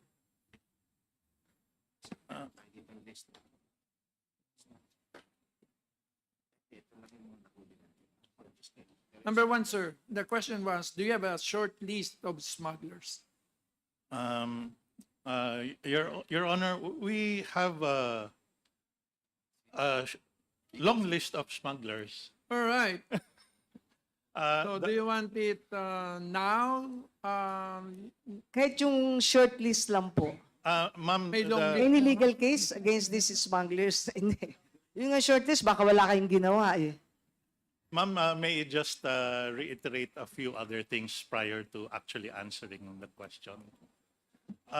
Our problem, ma'am, is the Inspectorate and Enforcement of the DA has no mandate for actually law enforcement. See, we are only under the office of the Secretary. We have no law Mr. Chair. enforcement powers. Excuse me, Mr. Chair. Kung di po sila in charge, so is in charge. No, Kasi kung, I'm in charge of the Inspectorate and Enforcement Office, ma'am. so But inspection that- lang po kayo, pero wala kayong we have- police power We have na- no mandate for law enforcement. Kaya nga, Mr. Chair, sino yung involved? Kasi kung mag-explain lang siya ng mga legalities and all. When we do operations, ma'am, we have to coordinate with the NBI, Coast Guard, Customs, and other law enforcement agencies, ma'am. Mr. Chair, do you have any representative from this group? Are you not in the first border? We are in the first border as regulatory agencies, sir. Either BPI, BFAR, BAI, and MIS. You just ensure that biosafety. Yes, sir. Food safety. So- We have no powers for law enforcement. Siguro, That's not Mr. under Chair, our mandate. Would kung you sino like- yung may mandate. Kasi useless lang po kung mag-explain po kayo eh. Ang gusto po natin makita kung ano naging action against these smuggling activities. Kasi ang dami po namin committee meeting under Chairman Envergad, pero wala naman po yatang ginawa. So, kahit mag-create po tayo ng multiple committees, I think it's useless. Anyway, at this point, before you answer, the chair hereby, how do you call that? Ask for the submission of your long list of suspected smugglers. Do you have it? Sir, these are only the cases of the people that It's okay. We will not. that we have caught. We might go into how do you call that? A closed hearing. So we just have. But anyway, if you don't submit that, but our rooms are full, so you're safe with me. So can you just submit to the committee secretary? We will just take that upon advisement. Meaning to say, it's not something like it's a finite or it's a definite list of smugglers. So at least give us a lead, give them a time to defend themselves. Yes, Your Honor, we will do so. May I now command the COMSEC to please get the list, but don't publish until we give them a chance to taste our detention centers. Mr. Chair, Yes. One- Before you go there, ma'am, global rice prices went down from 574 per metric ton to 496 per metric ton. So that's a 14% decline during the same period that Madam PSA is talking about. So how And even if the peso went down from 58 to 59, so how the hell are we in 55 pesos per kilo of rice? So anyway, you can proceed. I was just wanted you to add more to the compelling that something is very wrong and it cannot it's something wrong with the markets. Anyway, Congresswoman Diche, it takes a woman to ask. I don't know how to ask that question, but since you asked that question, thank you very much. Then Opo, you can Mr. proceed. Chair. And another thing, Mr. Chair, if we have any representative from LGUs, kasi ang concern natin is the whole country, yung Philippines. Kunin mo na. Maybe we should narrow down the budget dun sa region or maybe sa Ang province, aga naman ng ano na. city or municipalities that is really interested in agriculture. Kasi kung makita natin, Mr. Chair, ang LGUs ngayon, ang concern is land conversion. So how come nako-convert yung land na yan? Aggregated agricultural land po yan. Diba? How come? Tapos maghihingi sila ng budget for road widening. Tapos magugulat ka lang, may kinikrate doon na housing, commercial, industrial, warehouse. Pero that is intended for the farmers. Accessibility to road. Diba? So any representative from who can answer my question, bakit nagkakaroon tayo ng land conversion? Kasi kahit magbigay tayo ng budget, kung ang concern ng LGUs is land conversion, there's something wrong with us. Mr. I Chair. think in the next hearing we will ask the DAR because that's properly within their jurisdiction under our laws. So we have no resource person from there, Mr. Chair? As far as we're concerned, the LGUs have 10% flexibility in declaring lands from agriculture to non-agricultural. So right now, I don't think we have the proper resource person. But we are duly noting your question and we will look for somebody who can answer your question. Thank you po, Mr. Chair. Next is, may I recognize Congressman Saldi S. Villa, the Lone District of Siquijor, who is now very famous tourist spot. So, PSA, are you done with your presentation? Yes, Mr. Chair. So that's only rice, huh? Yes, Mr. Chair. So, when we speak of hunger, what does this mean? May I now ask FNRI, are you around? Food and Nutrition. Kasi baka naguhula-hula lang kami kung talagang May call on Dr. Mildred Girindola, Supervising Science Research Specialist. Are you here? Ma'am?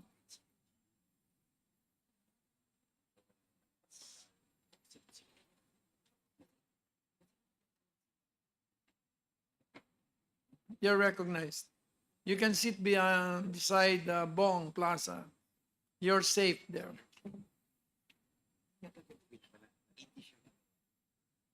You don't have a presentation. Next time, ComSec, every time we ask for the evidence-based, database, I think our resource person, especially scientists, should have their presentation. So ngayon, ma'am, may we be enlightened of the latest nutrition stat and Philippine food nutrient model? Yeah. So good morning, everyone. Alam mo ba kayo ang Biblia ko nung nandun ako lagi sa tabi ni Gloria? Yeah. I never start a policy without looking at the FNRI studies because that leads to all the other policies. So based on our recent data, based on the 2018-2019 expanded National Nutrition Survey, 56% of our Filipinos are food insecure. So it means that 6 out of 10 of Filipino households are food insecure. So we asked this based on self-reported questionnaire. In the past 30 days, these questions were experienced, from being food insecure in terms of uh, being afraid to be out of food until it becomes hunger in a sense. And this food insecurity, we know, has direct effect on malnutrition. And for the past 20 years, we can see that stunting among our under 5 children remains for 20 years. So we are one of the country in the world, the top 10, in the top 10 with the highest stunting rate. And we can just imagine what's the effect. Ano yung stunting rate namin? Stunting is around from 33%. Now it's about 27%. So nag-improve So it's naman. decreasing, but still, we're talking of 3 out of 10 under 5 children who are stunted. And it's very high compared to our neighboring countries because they are into declining their stunting rate. How many food groups are there? Food groups, Yes. maybe my colleague here can explain further. Carbo, grow, and go. Yeah. So we have a lot So of... where are we deficient? We are, in general, deficient in most of our foods. While I'm listening, you say that Filipinos have good adequacy for protein. It's because basically the staple food, rice, is also high in protein, and we're getting our protein from our staple food, rice. So that's why. But when we talk of the healthy foods, about 80% of Filipinos cannot afford healthy foods. That's based on the FAO data. 80%. Because we know that fruits, vegetables, fish, meat are very expensive, and our poor Filipinos cannot afford. So you're except accusing for rice. Congress of doing nothing? It's a whole of society approach, so all of us have a role to play, and yeah. So Ma'am, you have something there. Can we have a copy of that? actually we have hard copies of presentation. You have USB? Yeah. USB. Yeah. The FNRI is under what? DOH, DOST? We are under the Department of Science and Technology, so we are the research arm of the government specific for food and nutrition research. So you're more likely to tell the truth. So we're the one, You're not under the NNC. we're not under the NNC, so we're a research agency. You're not under the National Nutrition Council. We are a member of governing board. The DOST is a member of the National Nutrition Council. But not FNRI itself. So we sit in the technical committees of the National Nutrition Council. Paano ba to? Pwede ba natin tong pa-Xerox? Dapat para to ma-Xerox para lahat Actually, we have, makapag-comment dito. Mukhang there's more to this than what you're saying. Maybe my colleague... Can I ask you, Mr. Chair, did you take your oath? I haven't. Can you stand up and your colleague to please take your oath? Comsec? Okay lang. Good morning, ma'am. Don't worry, our detention centers are full. My goodness. Please stand Please up. stand up, ma'am. Please stand up and raise your right hand. Yeah.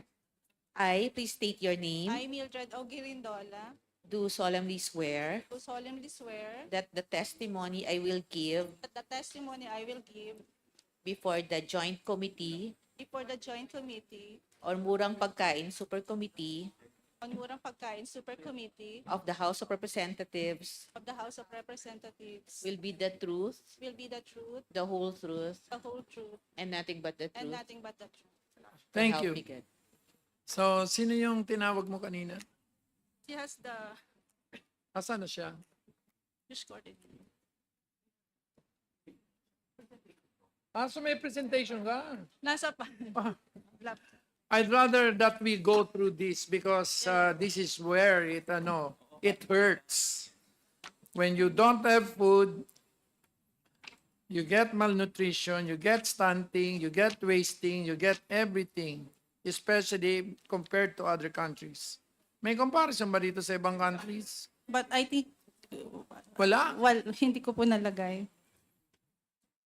Kahit yun, hindi nyo malagay. Based on the ASEAN, I think we're the second, and in the world, we are in the 10th for stunting. We're 10th in the world Yes. out of 183. So Mr. Chair, So Ethiopia is better than us. we are comparable to other more lower income countries. Yeah. Yeah. Oh, can we now, ma'am, you can please sit down there so we can listen to you. Ask Carlo, no. There. Can you just go through the proper pages? Ayan. Yeah, please sit down. Ilang pages ba to? So maybe I will just Go through the right go page. through the. So this is based on the expanded National Nutrition Survey. Next. Yeah. Next.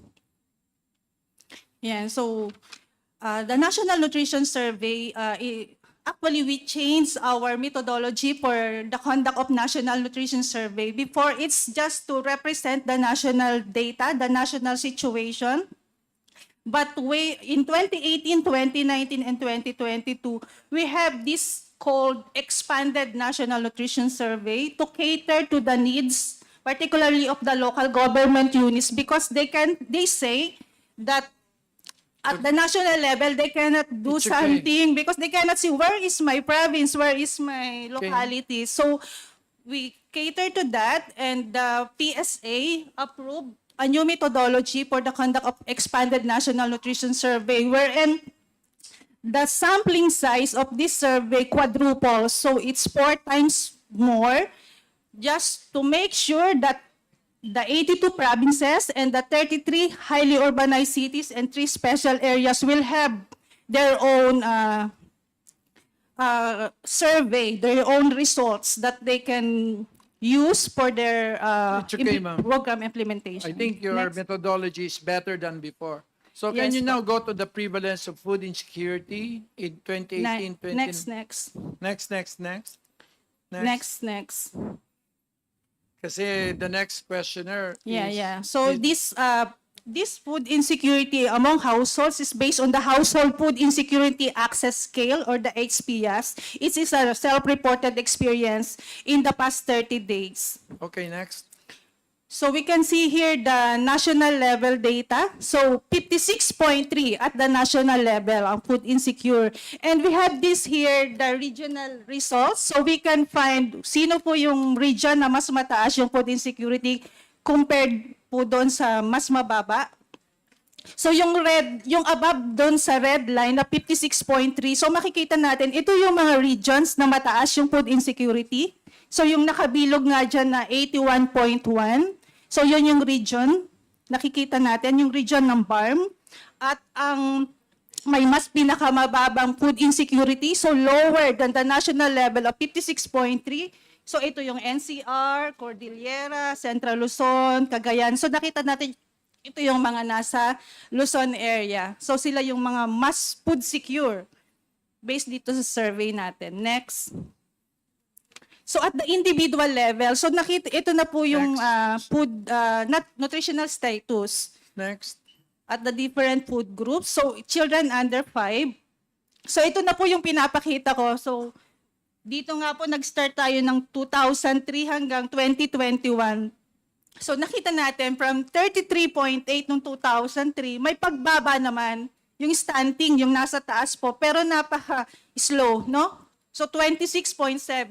That's what I'm telling na still 3 out of 10 Filipino children under 5 are stunted. So yung malnutrition yung sinasabi ko dyan pertaining to stunting, So pag sinabi po nating stunting, ito yung pagkabansot, no?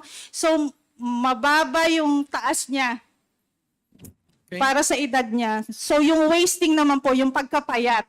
So mababa yung timbang sa height niya.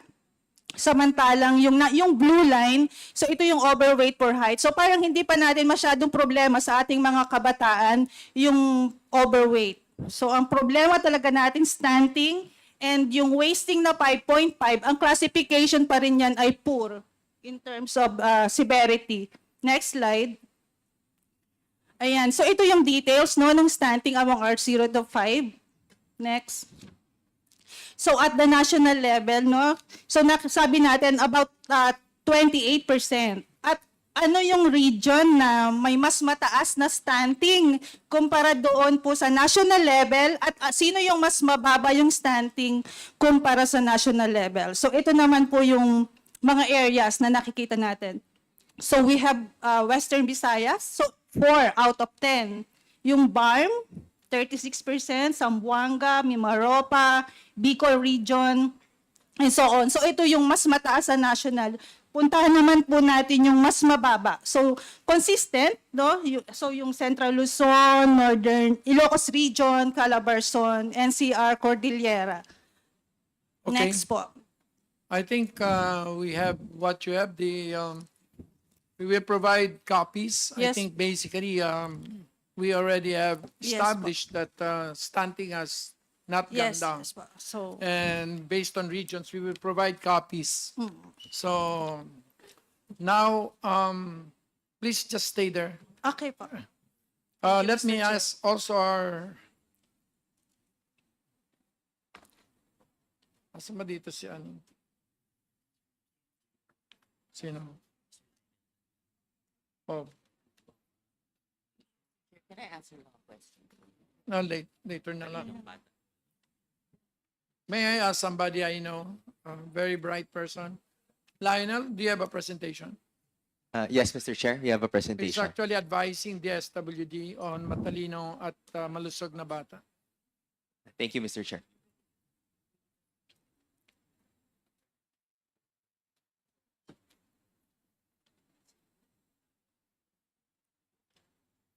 Ba't wala?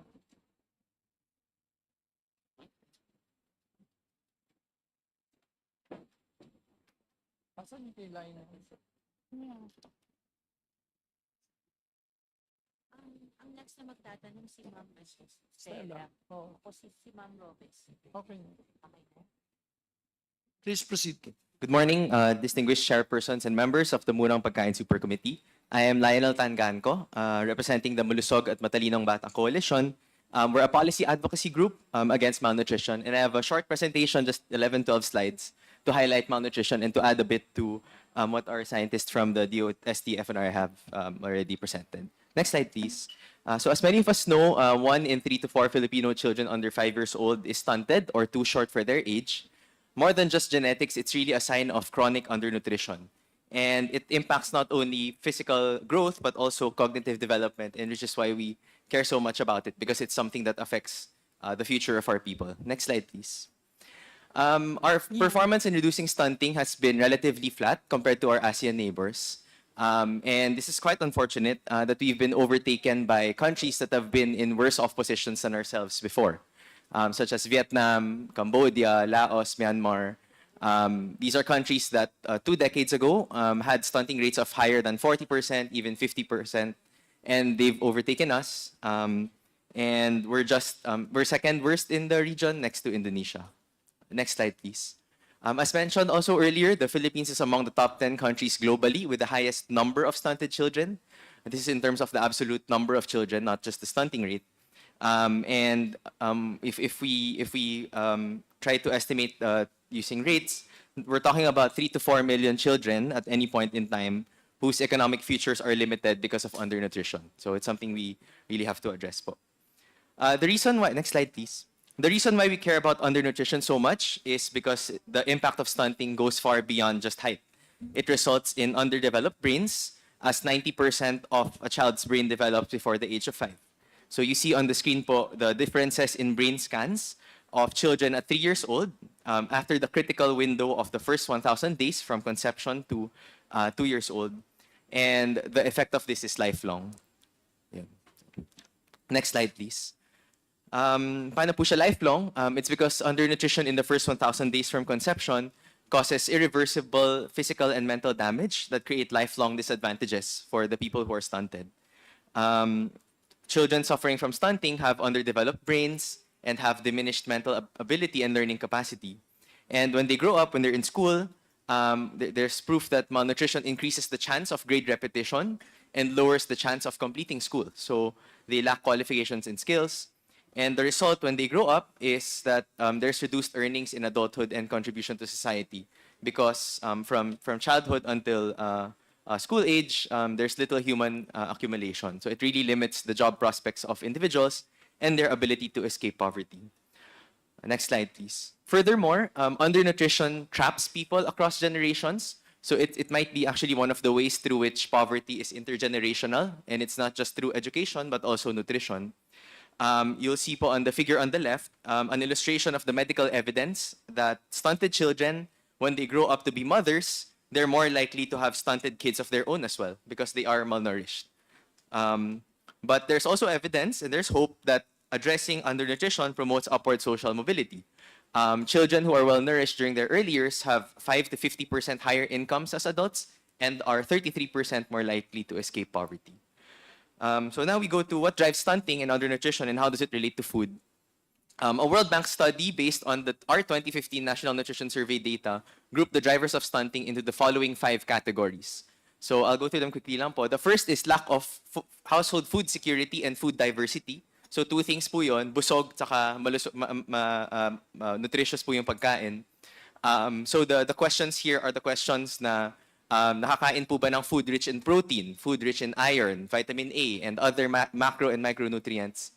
Second would be the poor prenatal environment, including the mother's nutrition status, no, as measured by the mother's body mass index, the mother's height, among others. A third po would be poor home care and feeding practices. So halimbawa, nakakapag-breastfeed po ba? Tama po ba yung timing of complementary breastfeeding, yung introduction of semi-solid food and then solid food? Fourth would be healthcare-related things, especially postnatal, so vaccinations. And fifth would be yung household water, sanitation, and hygiene situation. And we'll see po that the major drivers of stunting, the 3 of the 5 major drivers of stunting are actually related to food. So it's something that really has to be addressed. Next slide, please. As a snapshot of our food diversity situation, you'll see po that our people consume much less protein and other nutritious food necessary for brain and body development, leading to the prevalence of stunting. So flash on the screen is the consumption of different food types, yun po yung mga orange. It's by the bottom 40% of households by income, compared to the dark green line, which is 100%, na recommended amounts po ng DOST FNRI. So the orange bars is from 2015 FICE, or Family Income and Expenditure Survey data.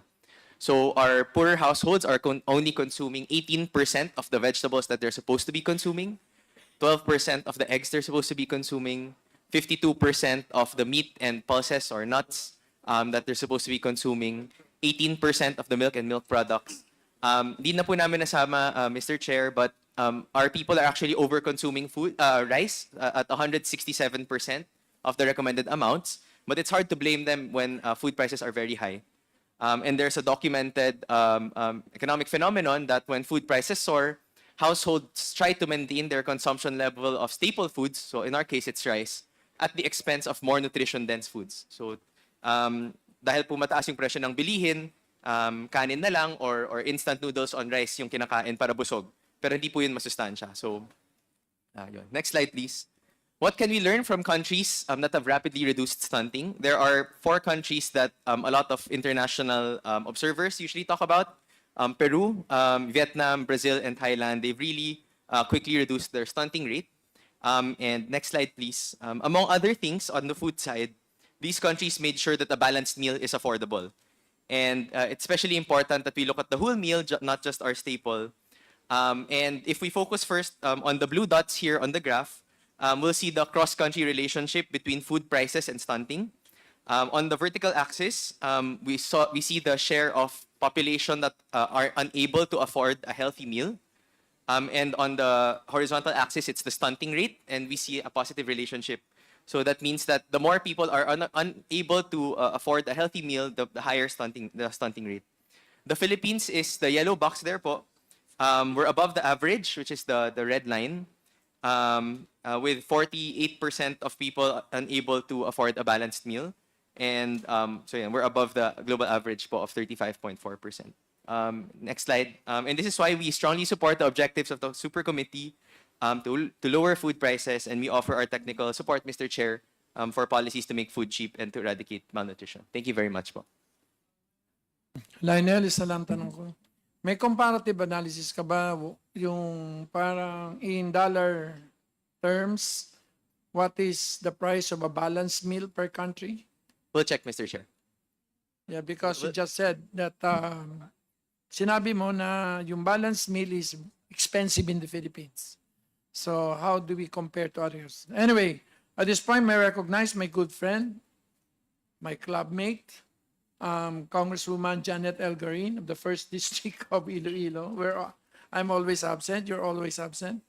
Representative Arnan C. Panaligan, the 1st District of Oriental Mindoro. Now, for the questions, may I now recognize Congresswoman, the star of all seasons, Stella Kimbo.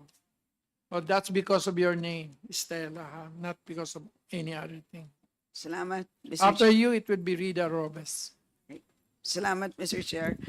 Mr. Chair, there is an interagency body on inflation, the IMO, which is co-chaired by DOF and NEDA. So may I know if we have representatives from either DOF or NEDA? We have from DOF. Okay. DOF? The NEDA. Okay.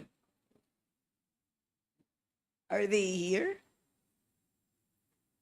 Diba, sabi mo may NEDA. Sabi mo may DOF.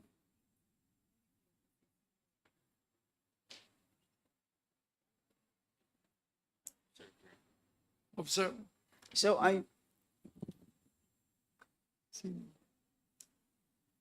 Sinong taga DOF?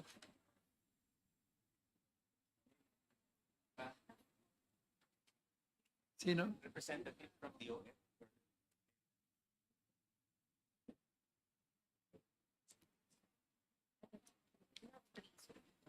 We have three. Director Cheryl Carbonell, are you here? Good morning, sir. I am from Ah, the DTI sir. pala yan. Jemki Flor Sakar. Dr. Emmy Macabales. Here. Ah.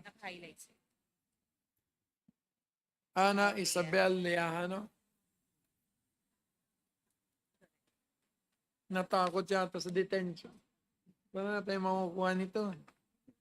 ASCOM.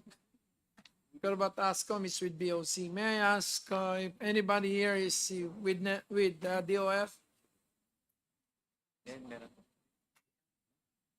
Punta ka na dito. Interjection lang daw si Pongtol kung tatanong daw siya. Yeah, okay.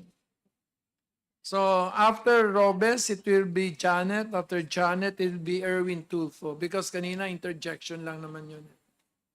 Yes, okay. Stella, shoot. Yes, so obviously, Mr. Chair, gusto natin malaman kung ano nangyari sa presyo matapos ang tariff reduction to 15%. And obviously, ang DOF at NEDA ang nagrekomenda ng tariff reduction. So may we know at this point kung magkano na ang landed cost ng imported rice before tariffs? I suppose nagmo-monitor kayo. Mr. Chair, as much as I want to answer it now, we're yet to finalize the data. So actually, I'm in charge with only the enforcement side. So I was actually expecting the other representative to be the one to answer since this is the question pertains to the pricing.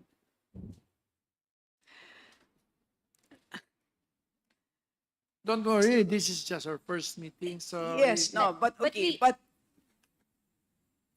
do you monitor? Of course, we can Okay, provide. so you confirm that you recommended, DOF recommended the tariff reduction? I will have to check on that. Ang ma'am. hindi mo alam. Alam mo naman na nag-reduce ang tariff.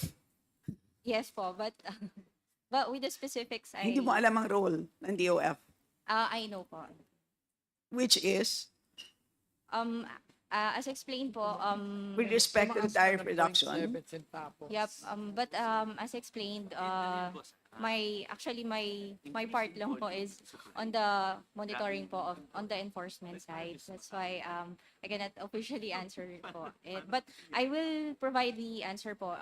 I will just have Okay to lang, may listahan na tayo ng- confirm with the the official.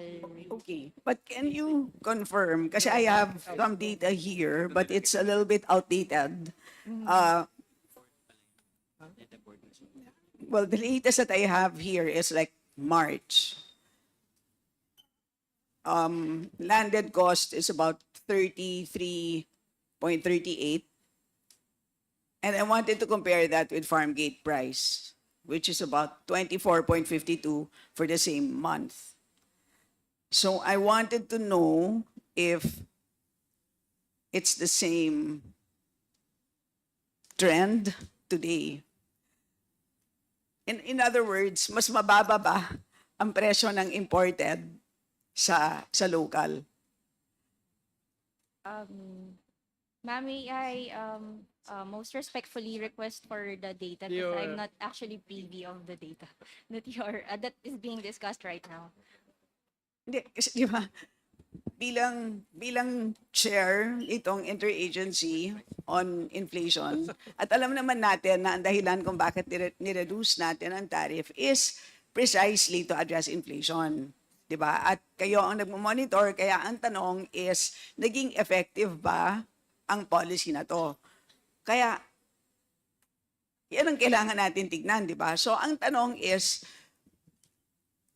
pag dumadating ba ang imported rice dito, at since mas mababa na ang tariffs, dapat mas mura ang imported rice, di ba? Tama? Pero bakit, katulad ng tanong kanina ni Chair, bakit hindi bumababa ng bongga ang presyo ng bigas sa merkado? Yun ang tanong, right? So can you confirm also that when the tariff reduction was proposed, the forecasted price of rice would be somewhere between 41 to 44 pesos. And that would be at a 20% tariff rate. So dapat at 15%, mas mababa pa dapat ang presyo ng bigas. So sabihin natin, what, 38 pesos? So yan ang, meron kasi akong document dito, but it's from NEDA. So I suppose, since you co-chair this interagency, I'm sure you have seen this document as well. So yun ang tanong ko. Well, you should be, right? The fact that you're here to represent the agency that co-chairs this interagency on inflation, it is your duty to at least know what is happening with respect to rice inflation, hindi po ba? So, yun ang tanong. Bakit hindi natin na-achieve kung ano yung na-forecast na presyo ng bigas matapos ang tariff reduction? Kasi syempre, ang laki ng foregone tariff revenues as a result of the tariff reduction. So bakit hindi natin na-achieve ito? So yun ang tanong for DOF. I will just have to verify, ma'am, and I'll give the answer po because I'm already telling you that that's a situation. You don't need to verify. I'm already telling you na yun na nga mas mababa naman talagang landed cost, right? Compared to the farm gate price. plus plus. Kasi pinakita na nga ni Chair Joey kanina dun sa kanyang presentation, farm gate price, 23 pesos, plus all the add-ons, retail price is about 55.6, di ba? So, if landed cost is 33.38, more or less, and you add the 15% tariff, di dapat 38 pesos lang ang imported.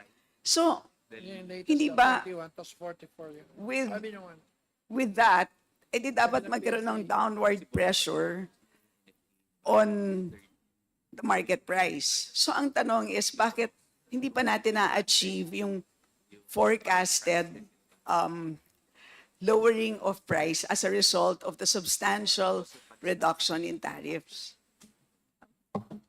Again, ma'am, You can interject. I will have to verify that as much as I want to answer, but it's just that I'm not actually privy to the document that is being No, it's- presented right now. We were not provided with the document as well. That's why we cannot disclose, No, you know. I am asking you, di ba sinabi nyo kanina, ang unit ninyo is tasked with monitoring, tama? Yes po. O, so ano ang namomonitor ninyo sa merkado? Alam naman natin na more or less yon ang sitwasyon. I'm sure you agree with me na bumaba ang presyo ng imported rice after tariffs. Yes? Yes po. Oh, okay. So, ano ang namomonitor ninyo sa merkado as a result of the tariff reduction?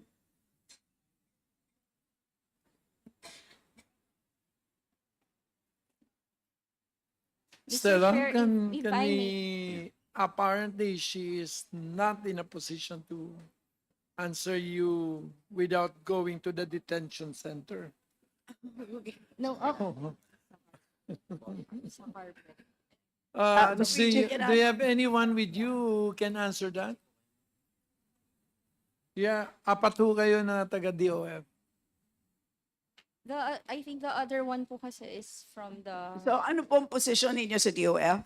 Actually, as explained earlier, I'm from the Revenue Operations Group, but my task actually is on the enforcement. Okay, side. Revenue Operations Group. Yeah, How- but- ano po yung foregone revenues natin as a result of the tariff reduction? I would have to... You also don't know. Yes po. But you're with the again- Revenue Operations Group.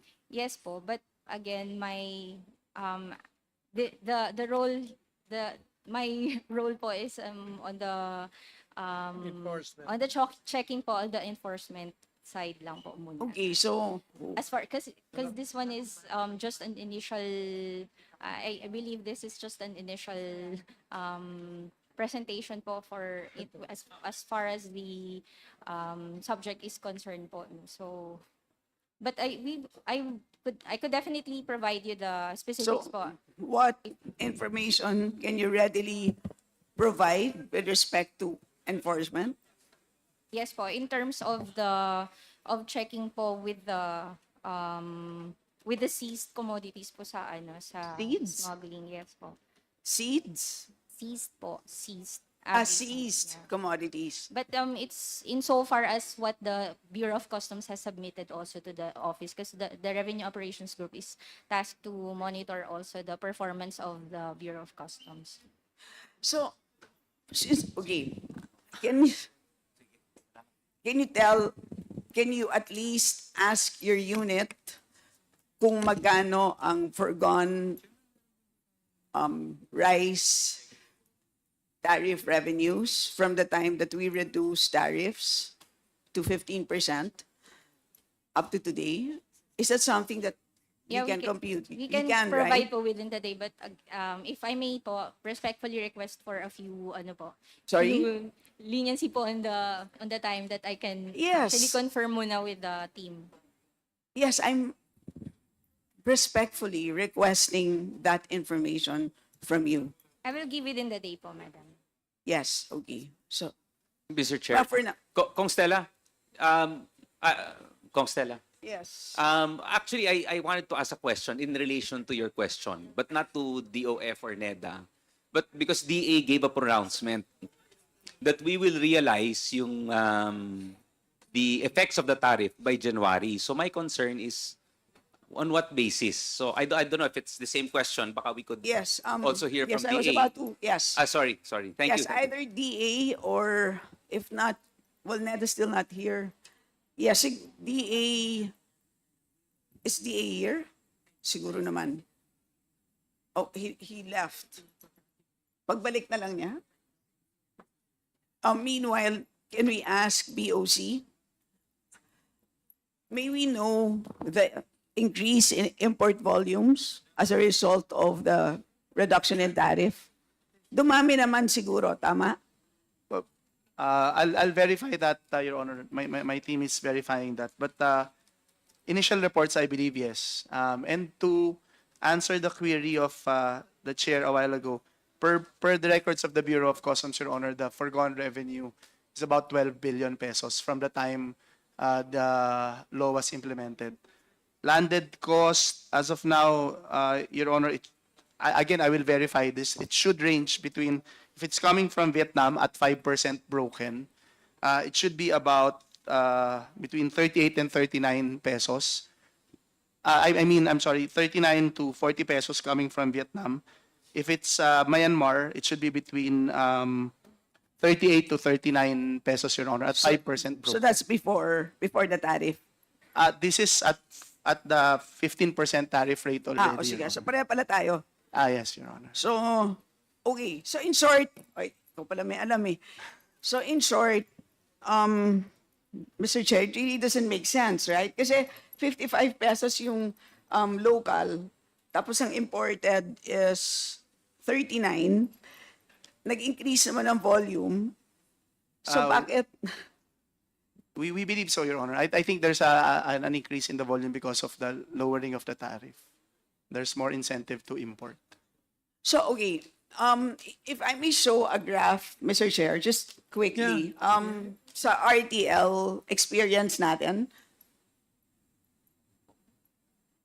Did you give it to us already? I asked the may I ask the ComSec to load the Because graph? after you,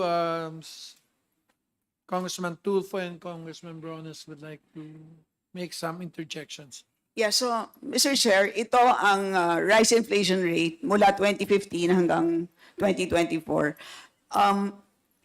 Makikita po natin yung mabilis na pagbagsak ng inflation rate matapos natin na pinasa ang rice tariffication law in 2019. Kasi ang ginawa po ng RTL was that, of course, ang naging effect ng RTL was dumami yung imports. So nung dumami yung imports, nakita natin, dahil of course, mas murang imports, ang naging effect is ang laki ng binagsak ng inflation rate and immediate yung bagsak ng inflation rate. So, and so yun ang gusto natin malaman, right? Of course, 2024, if you look at the orange dot, that was the point in time na bumagsak yung tariff rate natin to 15%. Makita naman natin na since mataas ang inflation rate right before we did that, which was about 23.13%, makita naman natin, in fairness, bumagsak din naman ang inflation rate after that to about 8.83%.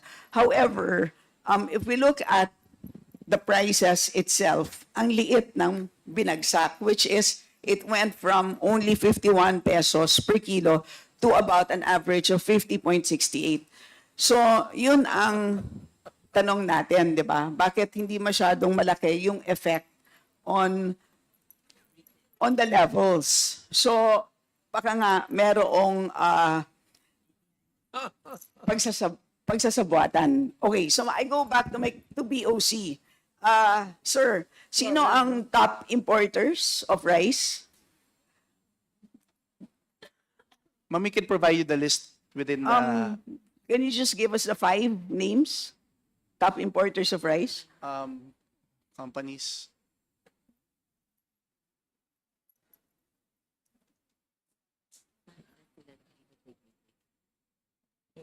Ma'am, to be accurate, can you give us a little bit of time? We'll just ask our Okay, and revenue while collection you're monitoring. pulling up the list, may I also ask, Mr. Chair, DA, BPI, I believe nandito si Director Glenn. May we ask about the SPC6? Kung pagdating sa rice, ano ba ang patakaran sa pag-issue ng SPC6? Pareho rin ba yan sa onions? It's exactly the same? May we know ilan ang issuances ng SPC6 for rice? Ilan ang utilized? And may we know kung ano yung may listahan ba kayo ng company na may biggest volumes? Yes. O if you have your list with you, kung sino ang Mr. Chairman, if I may. Yes, Yes, po. Glenn. Yes po, ma'am. We do have the list here with us on the SPSICs. In 2024, for SPICs issued, it's 5,688. With utilization of 62%, 62.20. And the actual volume arrived of 4.162 million metric tons. Grabe ah. Akala ko ba 3.9 million lang tayo this year? 4.1. 4.1 na sir, actual Ang arrivals dumating. as of November 21st. compared to last year? Compared to last year, we were at 3.606 million. So malaki ang in-increase. Obviously as a result of the According tariff. to the data pa. May I ask the COMSEC to please secure a copy of the document of Director Glenn Panganiban? Do you have the list of the companies? Meron po tayo dito, sir, yung ma'am, top 10. The top 10? But we can provide you with the... Can you just read into may the I records? Can you just bring it here and I'll read it? No, from Asis. Asis, you have it in your laptop eh. We also have it in the hard copy that we will submit to you, Madam Chair, Mr. Chair. Glenn? Para hindi na makabalik yan sa'yo.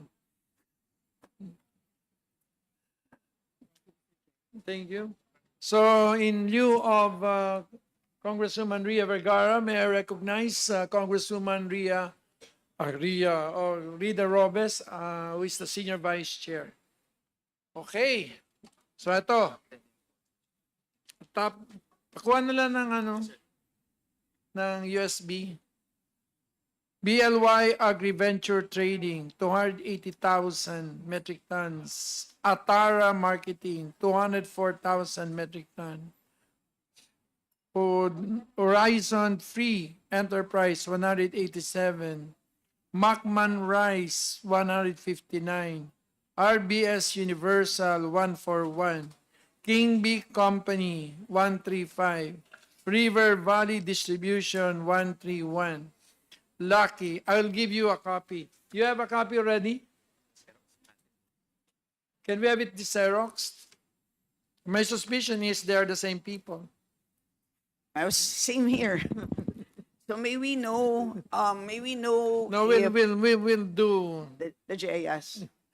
We'll do then. This is an inquiry, so we will the due diligence. Yes. Yes, so if we can also ask the SEC to attend the next hearing. And the COMSEC is hereby. Ang dami mo nang gagawin. and to secure the GISs of all Secure of the these. GIS, the general information sheet of these companies from the Securities and Exchange. Yes, and then may we go back, Mr. Chair, to BOC? And can you just read Can into it the be your records? last question? Sorry, just one, before we go to BOC, may we ask Director Glenn, Anong dahilan kung bakit 62% lang ang utilization ng Ma'am, I'm here. Hello. yes. Oh. Yes po. Sinalapit ko na sa iyo. Awa. Ma'am, actually yung kanila pong reasons pagka po amin silang pinapag-explain is it's because of logistics po. Halimbawa po kasi may certain period po na baka ma-delay yung kanilang shipment. So number 1 po yun. And number 2, pagka po yung, yun nga po, for any unforeseen circumstances po, they have an extra ano para meron po silang i-present to their suppliers para ma-issuehan po sila ng phytosanitary certification. Can you go to your Yes. last question? And then just BOC, may we hear from you, BOC? Sino yung top importers? Mr. Chairman, the top importers as of November 7, 2024 is Bly Agri Venture Trading, Atara Marketing Incorporated, It's almost the same. Horizon Free Enterprise, Macman Rice and Corn Trading, and BS Universal Grains and Traders. One owner. But we'll try to provide you with an updated list as of last week, Madam Chair, Mr. Chair. This is just the same data as DA because we agreed on a cutoff for November 7. Yes, but actually they're not exactly the same, Mr. Chair. Almost the same. Almost the same. Pero may We will get, Yes. ASCOM just give and we will make comparison. Ano? Pero they're almost the yes, same. can just please submit. Yes, Mr. Chair. Pwedeng for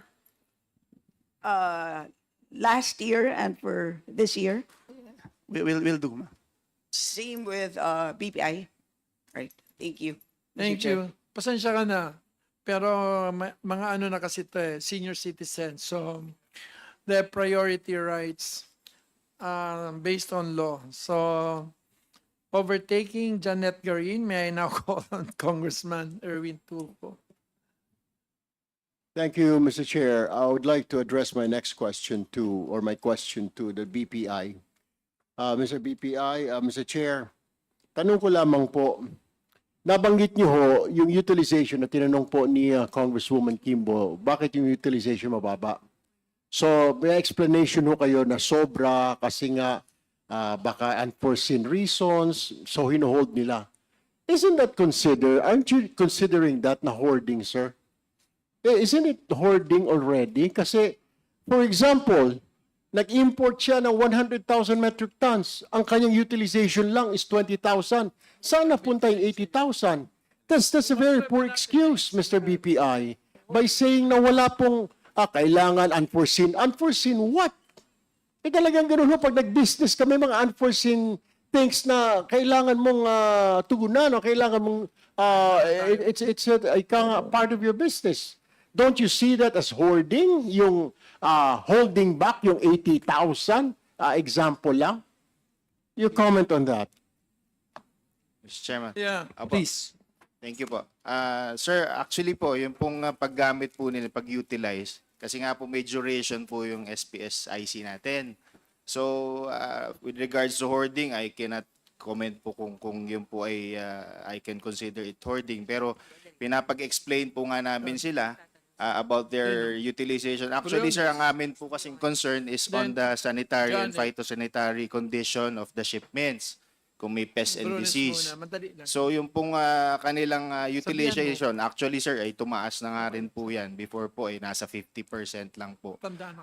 And sir, with regards po dun sa quantity na ini-apply po nila, hindi po kasi tayo pwedeng mag-limit ng applications nila because of the RTL din po.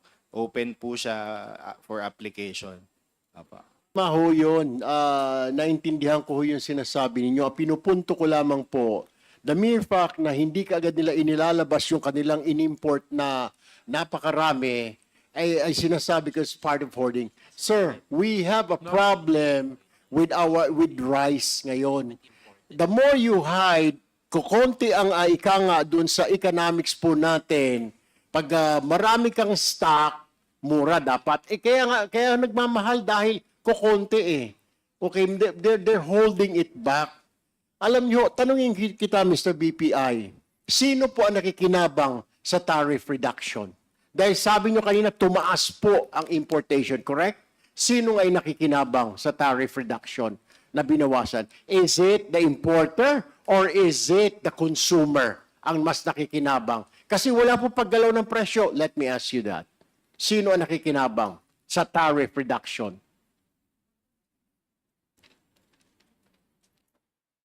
Sir, what? No, Apa. I'm asking you, kayo ho nagbibigay ng permit, di ba, import. Apo. So sino ang mas nakikinabang, binabaan ng Pangulo yung taripa, less 20% na ngayon, 15 na lamang po, pero ang presyo hindi gumagalaw, mataas pa rin. Sino ang nakikinabang? Yung importer o yung consumer?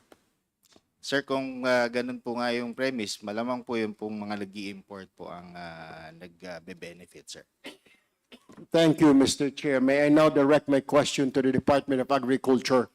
ASEC Asis Perez, ano po ang ginagawa ho ng Department of Agriculture? Alam nyo nga pala, meron po hong mga nagtatago ng ika nga ay yung kanilang mga import na bigas. Ano po ang ginagawa ninyo? Ano ho, nakita ninyo, hindi gumagalaw ang presyo? May ginagawa na po ba ang DA, Mr. Chair? Mr. Chair, if I may, Honorable Chair, ang nangyayari po, hindi naman po, wala pa po dito yung bigas. Kasi ang hindi po na-utilize yung permit to import. Ibig sabihin po nung ni Director Glenn kanina, yung 61% utilization, yun lang po yung dumating na actual ng bigas. Pero yung pong 39% doon, hindi pa po dumadating yung bigas doon. Then, Mr. Chair, ang tanong lang ho natin, bakit ka magbibigay ng excess? Di po ba? Parang naniniguro ka na, bigyan mo ako ng 100,000 at tapos ipaparating mo lang 20. Anong reason? You tell me what is the reason. Why will you do that? Yung pong pag-i-issue ng BPI ng permit na SPSIC, hindi po siya pwedeng tumanggi pag nag-apply kasi po online po yon.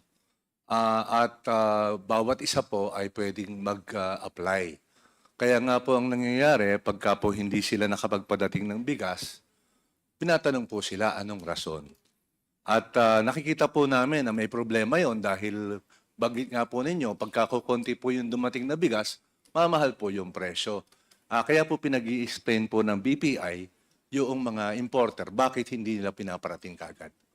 All right, let's granting ho yung sinasabi ninyo, hindi mo na pinaparating kaagad. Ang sunod ko pong katanungan, Mr. Chair, ay ito hong, minomonitor niyo ho ba kung magkano yung presyo ng bigas sa origin? For example, galing sa Vietnam, galing sa Taiwan, or galing sa Myanmar? Minomonitor po ba ng DA?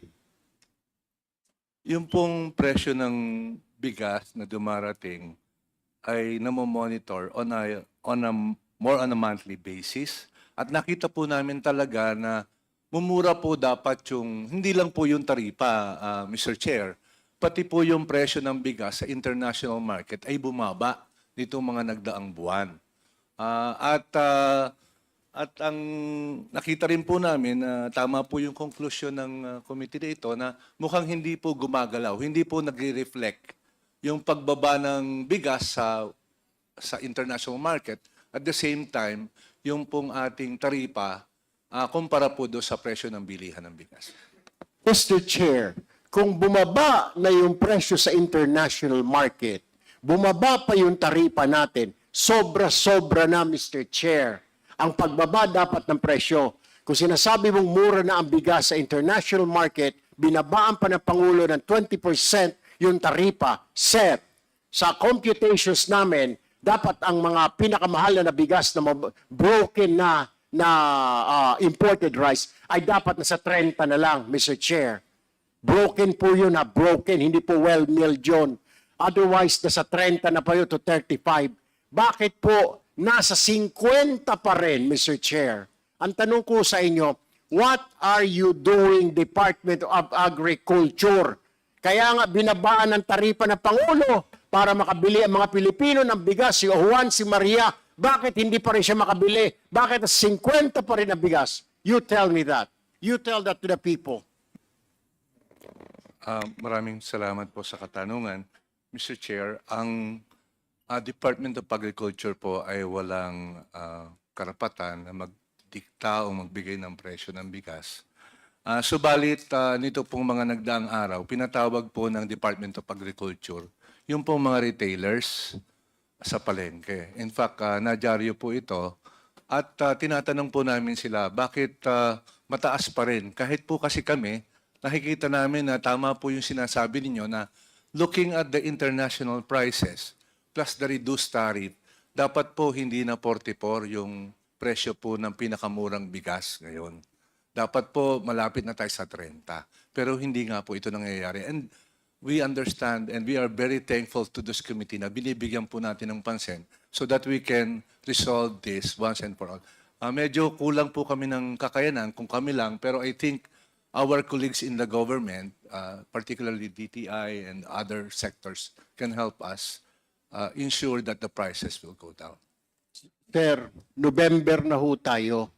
July po bumaba yung taripa. So you have July, you have August, you have September, you have October. 3 buwan, hindi pa kayo nag-uusap-usap ng DTI, ng Bureau of Customs, kung sino man yan. Hindi pa ho kayo nag-meeting. Paano natin bababain? Araw-araw nilang tinutuligsa yung gobyerno natin. Araw-araw binabanata ng Pangulo. Araw-araw tinitira nasaan na yung 20. Sabihin na natin granting, hindi na natin maabot yung 20, pero sana kung bumaba at kaya nang bumili yung 100 piso na kinikita ng isang ordinaryong mama ay makabili ng 2 kilo, masaya ho siguro. 3 months na ho bumaba ang taripa. July, August, September, October. It's already November. Wala pa rin ginagawa. At sasabihin nyo, pasalamat sa committee na ito. Hindi ho namin trabaho yun. Trabaho ho ninyo, magsama-sama kayo. We don't care kung sama nyo yung DTI, isama nyo yung Customs, PNP, NBI, lahat na kayo magsama-sama. Ang importante, makabili si Juan Maria ng murang bigas. Ikaw na rin may sabi, mura na sa international market, bumaba na yung taripa, dapat ho, malapit-lapit na sa 30 per kilo. Pero bakit wala pa rin po? Now, bakit nga ho pala, Yusek Perez? Sir, siguro po kailangang linawin natin na yung Department of Agriculture has no power to control prices. Naintindihan ho namin yon, Mr. Chair. O sige, kung wala kayong power, kaninong power ngayon na magsabihin yung suggested retail price? Dapat to, kasi kung hindi yung sa inyo, kaninong trabaho yon? So, ibig sabihin, yung retailer, pwede niyang gawing 100 piso ang 1 kilo. Then you can't do anything. Walang magawa ang DTI, walang magawa ang DA, ang BOC, walang magawa. Wala tayong magawa pag ginawa ng retail kasi wala kayong power. Then whose power is it to say na ito ang suggested retail price? Mr. Chairman. Mr. Chair, if I may respond. Base po sa Price Act, kung meron pong existence ng spike in prices by 10% of what is the previous month's prices, then the government can do something. Sa ngayon po, ang nangyayari, bumababa po yung presyo. Kaya lang, hindi pa po natin tinatamaan doon sa palagay namin na tamang presyo. In fact, sir, if I may just make a may I inform you that kasabay po ng pagbaba ng presyo ng imported rice, bumababa rin po yung presyo ng local rice. In fact, mga 2 piso po ang ibinaba ng presyo ng local rice. At ito naman, ang effect po nito ay yung pong presyo naman ng bilihan ng palay sa ating mga farmers. Pagdating po sa Department of Agriculture, we really have to do a balancing act. Mahalaga po ang pagbaba ng presyo ng bigas, pero kailangan din po namin balansehin yung presyo po ng palay sapagkat baka po naman yung ating magsasaka ay hindi magtanim kung sobrang bababa po yung palay. So for us po, it's a balancing act. At ngayon, kung ang tanong po ay anong gagawin namin, pag nagkaroon po ng extraordinary spike, according to Price Act, 10% then that's the time that government can do something. So ngayon, Mr. Chair, are you telling me wala tayong gagawin, bumaba na yung taripa, bumaba sa international market? It's not a concern yet? Hindi pa rin concern sa gobyerno? Ang bigas, sir, ay nasa 50. Meron pong 45. Umikot po kami ng speaker 3 months ago. 44. Bakit ganon? Pero limitado yung benta ng bigas, Mr. Chair. 2-3 kilo lang ang pwede mong bilhin. Whereas kung merong 50 pesos, 60 pesos, pwede hanggang 10 sakong bigas. Pero yung mumurahin na 45, parang kinokontrol ika nga, Mr. Chair. Kaya nga po sinasabi natin, and we're not talking here of yung local production, sir. Alam natin talagang medyo mas mataas. Mas mura po ang imported. Kaya nga po ang tanong natin, wag mo na muna natin isama yung mga local production. At pinag-uusapan natin imported kasi dapat mas mura sila. Pero hindi nga po bumababa eh. Mahal pa rin ho eh, nasa 50 pa rin. Sino ho ang nakikinabang? Tanungin ko yung tinanong ko sa BPI. Sino ngayon, Yusek Perez, sa tingin mo ang nakinabang sa pagbaba ng taripa na dapat savings po yan at dapat napupunta sa taong bayan? Sino sa palagay mo ang nakikinabang sa pagbaba ng taripa? Is it the importer or is it Juan and Maria nakikinabang, sir? Dito po sa senaryong ito, malinaw na hindi po si Juan at si Maria. Malamang po at sigurado tayo na yung pong nag-i-import ang mas nakinabang. Hindi po talaga si Juan at si Maria. Well, let me, because I would let my other colleagues to ask you a question. Then, sir, let me ask you this.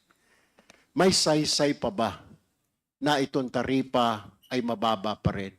O sa palagay mo, panahon na ibalik na lamang that we are losing money, the national government is losing money, billions of pesos dahil sa pagbaba ng taripa na ito. Problema ho natin yan ngayon, nawawalan tayo, pero ang bigas hindi bumababa. Will you at DA recommend to the President na ibalik na lamang sa 35% ang taripa? Base po sa mga, if I may be, because I'm under oath, Mr. Chair, I cannot lie. I have to be very, very honest with my answer to you. Kahit po yung NEDA, nire-recommend nila na yung taripa ay hanggang Pebrero na lang. Ang maganda po kasi nito, doon po sa executive order ng Presidente, nagbigay po siya ng periodic review for rice every 4 months. Kaya po, pagdating po ngayon pong Nobyembre, ay meron pong meeting, pag-uusapan po ito ng committee ng NEDA with DA this time po. Magmi-meeting po kami, in fact, bukas, Wednesday, magmi-meeting po kami sa Wednesday ng NEDA. Kasi po, ang lumalabas po sa mga news reports po ngayon, plano nila na by February ay hanggang doon na lang po yung 15%. Dahil tama po naman, Marso po kasi ay panahon po ng anihan. Kaya po, yun po yung senaryo po ngayon, Mr. Chair. Mr. Chair, before I give way to my other colleagues, my last question and point, sir, is i-address ko lang po sa DA. Sir, sana yung pag-meeting ninyo ng NEDA, pag-meetingan ninyo kung paano bababa ang bigas sa 40 na kakayanin po ng tao. Huwag ho kayo mag-meeting ng mga statistics at huwag mo akong bibigyan ng statistics. Walang pakialam ang sambayan ng statistics ninyo. Yung mga bilang lang yan, mga graph na yan, pataas, pababa, kung ano man yan.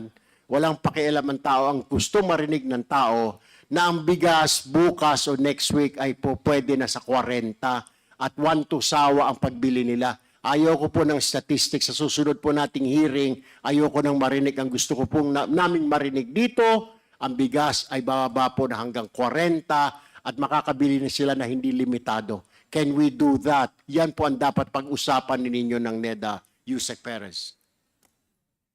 If I may respond po, gusto ko rin pong ipaalam sa committee na ang Department of Agriculture po, meron kaming effort to reach out first to the vulnerable sector. Naintindihan po namin na mahalaga ang access sa bigas. Kaya po naman, meron po tayong bigas na binebenta natin at 29 pesos. Ito po ay 10 kilo ang binibigay natin. Kaya lang po, we have to admit po, Mr. Chair, na limited pa po ito. Pero bababa po tayo hanggang sa mga munisipyo, maglalagay po tayo to our Kadiwa Center para maging accessible po yung murang bigas para po sa ating vulnerable sector. But we are also mindful of the 40 pesos. We will work on that po, sir, as you mentioned. Thank you, Mr. Chair. I'll just reserve my other questions for later. Salamat po. Mr. Chair, Ang daming gusto mag-intervene. Ikaw muna o sino? Yung... Conferge? Yes. Yes, in line, Mr. Chair, Yes, sir, with the please. indulgence of the Honorable Tina Pancho. In line dun sa question kanina ni Kong Erwin, meron kasi may article kayo na lumabas na you confirmed wholesale price is at 38 pesos. You are selling in Kadiwa at 43, 42. Can you confirm that news report? It's 42 po. Okay, selling. Sino po nagsusupply sa inyo? It's FTI po. Imported. Apo. So, ibig sabihin, kaya. Kaya po. Kaya yung 42 pesos. 42 po. Yung, So, what's yung going pong- on? Ano yun ang problema natin eh? That's the Rice for All program po ng Department of Agriculture. I know, pero it's supplied, imported rice, di ba? By a supplier. Tama? By FTI po, which is also a government-owned and controlled corporation. So, subsidized siya. Hindi po naman. Hindi eh. It's not subsidized. It's Hindi po. impossible. Kaya nga po, alam namin, pwede po No, na... pwede. So, napakalayo ng disparity ng Yes, presyo. True. Malinaw na malinaw tayo dito. May kumikita talaga, ano? Tama si Kong Erwin, ano? Mahalaga talaga na... And who is in charge of that? I'm sure si Inspectorate of DA should be on top of this. Para may idea yung... Yeah. Is there any study or investigation going on? May I ask ASEC Carlos?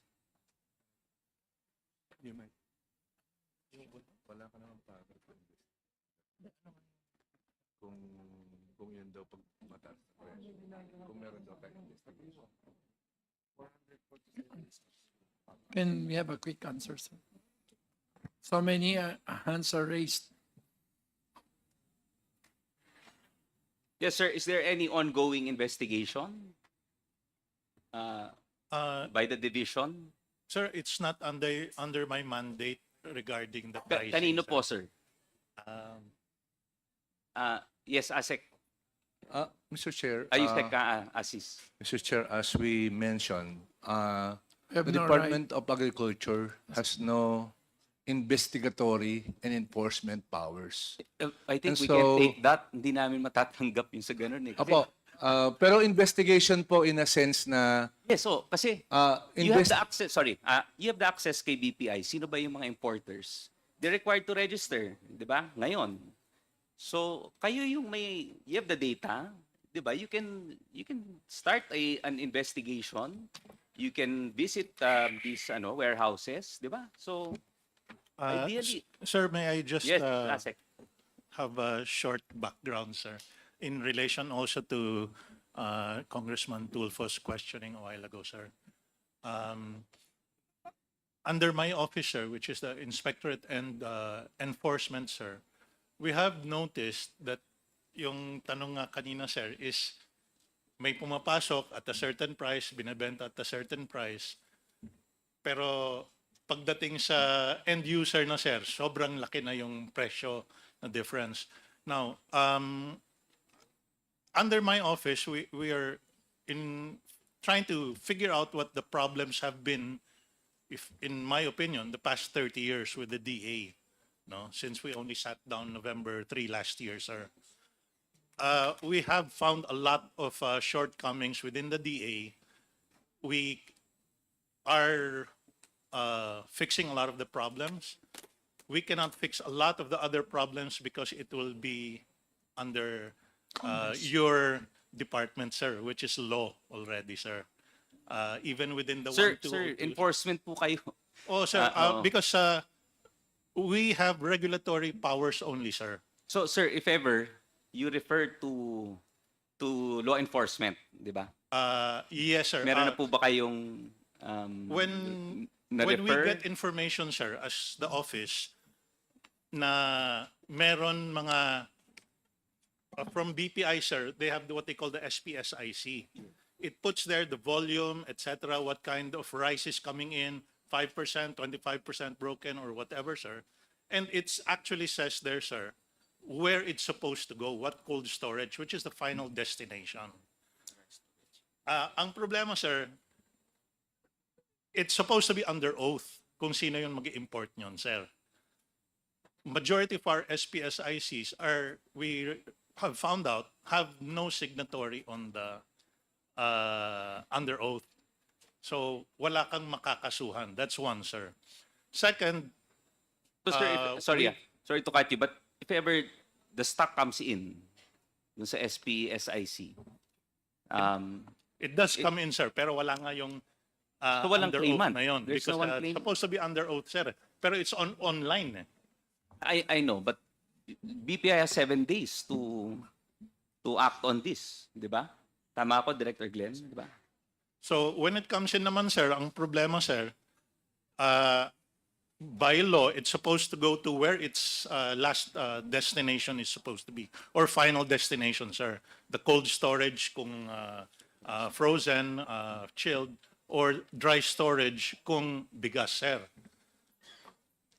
Again, majority of it, well, I can't say majority, but a large sum of it, sir, does not actually go to where it's supposed to go. So meaning, sir, na it's Again, sir, diverted somewhere else, tama ba? Naliligaw yung Tama po that's ba? one of the problems, sir. Okay. Second, more than anything, sir, is a lot of cold and dry storage facilities are not registered with the DA. See? Yes, Director Glenn, I think we've resolved this issue noon. I think the new law, the Anti-Smuggling and Anti-Economic Sabotage Act, or law, will actually address some of this. And we're in talks with the Secretary and the DILG, sir. Because as of practice today, sir, all cold and dry storages are supposed to be registered with the DA. It is not.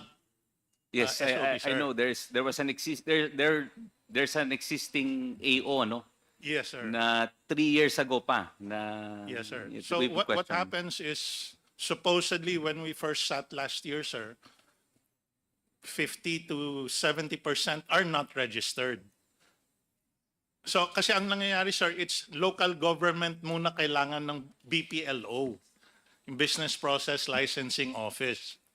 So usually ang practice, sir, once whoever, businessman, gets the local government unit na licensing permits for a cold or dry storage, tuloy na business niya, may permit na siya, sir. But that's why we're trying to change the system, sir, wherein the LGU requires them to get a DA certification first prior to the local government. Kasi their business is supposed to be cold or Is it dry, about which is it? agri or fishery. Yeah. Pardon, Yes. pardon. May I just, I have to keep the gates. So, are you okay, Mike?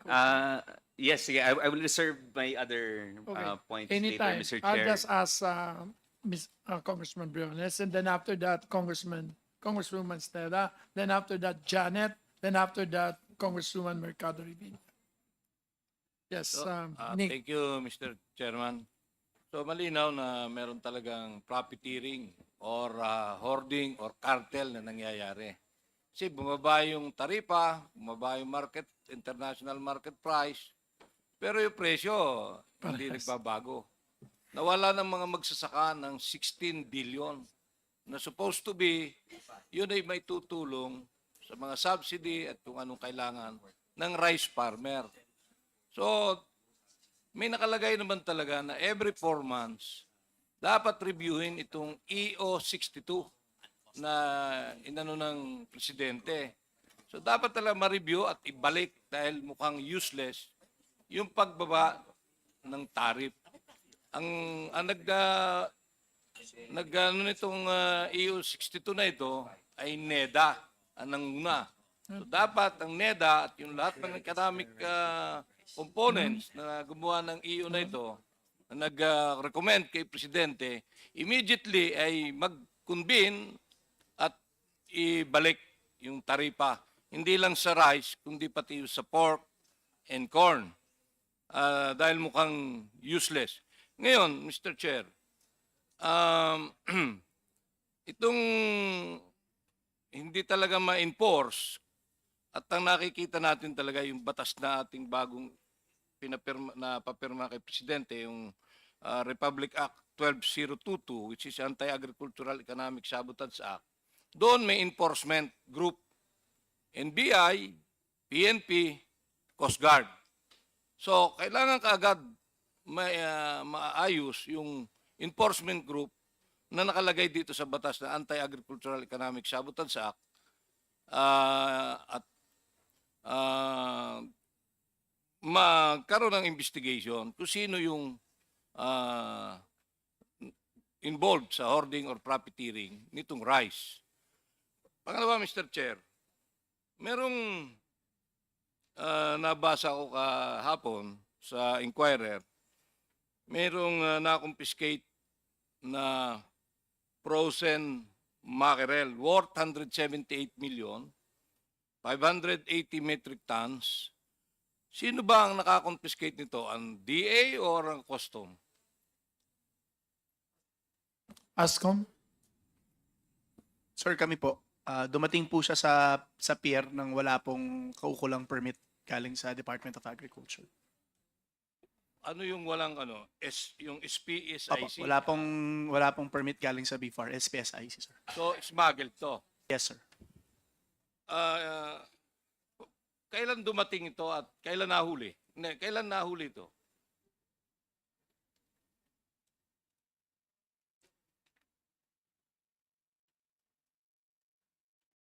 Sir, alamin lang po namin sa enforcement namin details. But roughly, sir, I think about mga October po ang dumating siya at nahuli namin. So about 3 to 4 weeks ago, sir. Sir, if I'm not Mr. Chair, if I'm not mistaken, it was October 17. October 17. Yes, sir. Kung pagbabasihan natin yung batas na pinirma ni Presidente na September 26, after 15 days, siguro October 11 yon. So, pasok ito doon sa Anti-Agricultural Economic Sabotage Act. Dapat ito maimbestigahan at pumasok dito sa batas na ito dahil ito yung non-bailable, 10 million lang ang threshold, sobra-sobra ito, kaya at masampulan natin. Magkano yun? 178 million Pesos? Mr. Chair. Ang worth. Tama ba yun? Yes, sir. Around that figure, sir. Ano na rin po, case filled up na rin po at mag-file na rin kami ng kaso laban po sa mga perpetrators ng importation na yan. Anong pangalan ng company? Anong pangalan ng company?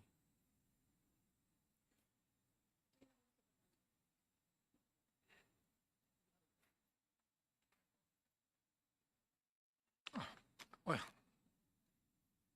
sorry ang haba ng listahan ko. Kung Mr. Chair, mukhang Hindi. I think the public deserves to know. Mr. Chair, Yes. Mr. Chair, pahingi lang ko ng konting oras. I-verify lang po namin sa enforcement namin yung pangalan ng mga ng kumpanya. Mr. Chair, No more question. may I answer the question, sir? It's Pacific Seafood, sir. yeah. Pacific Ceyland Foods Corporation, yun ang nakalagay sa Inquirer kahapon. Tama ba yun? One moment, sir. Sino may-ari? Wala na. Nasa panahon na tayo, papangalanan muna natin. Sino may-ari? Hindi na nga. Sino tunay na may-ari?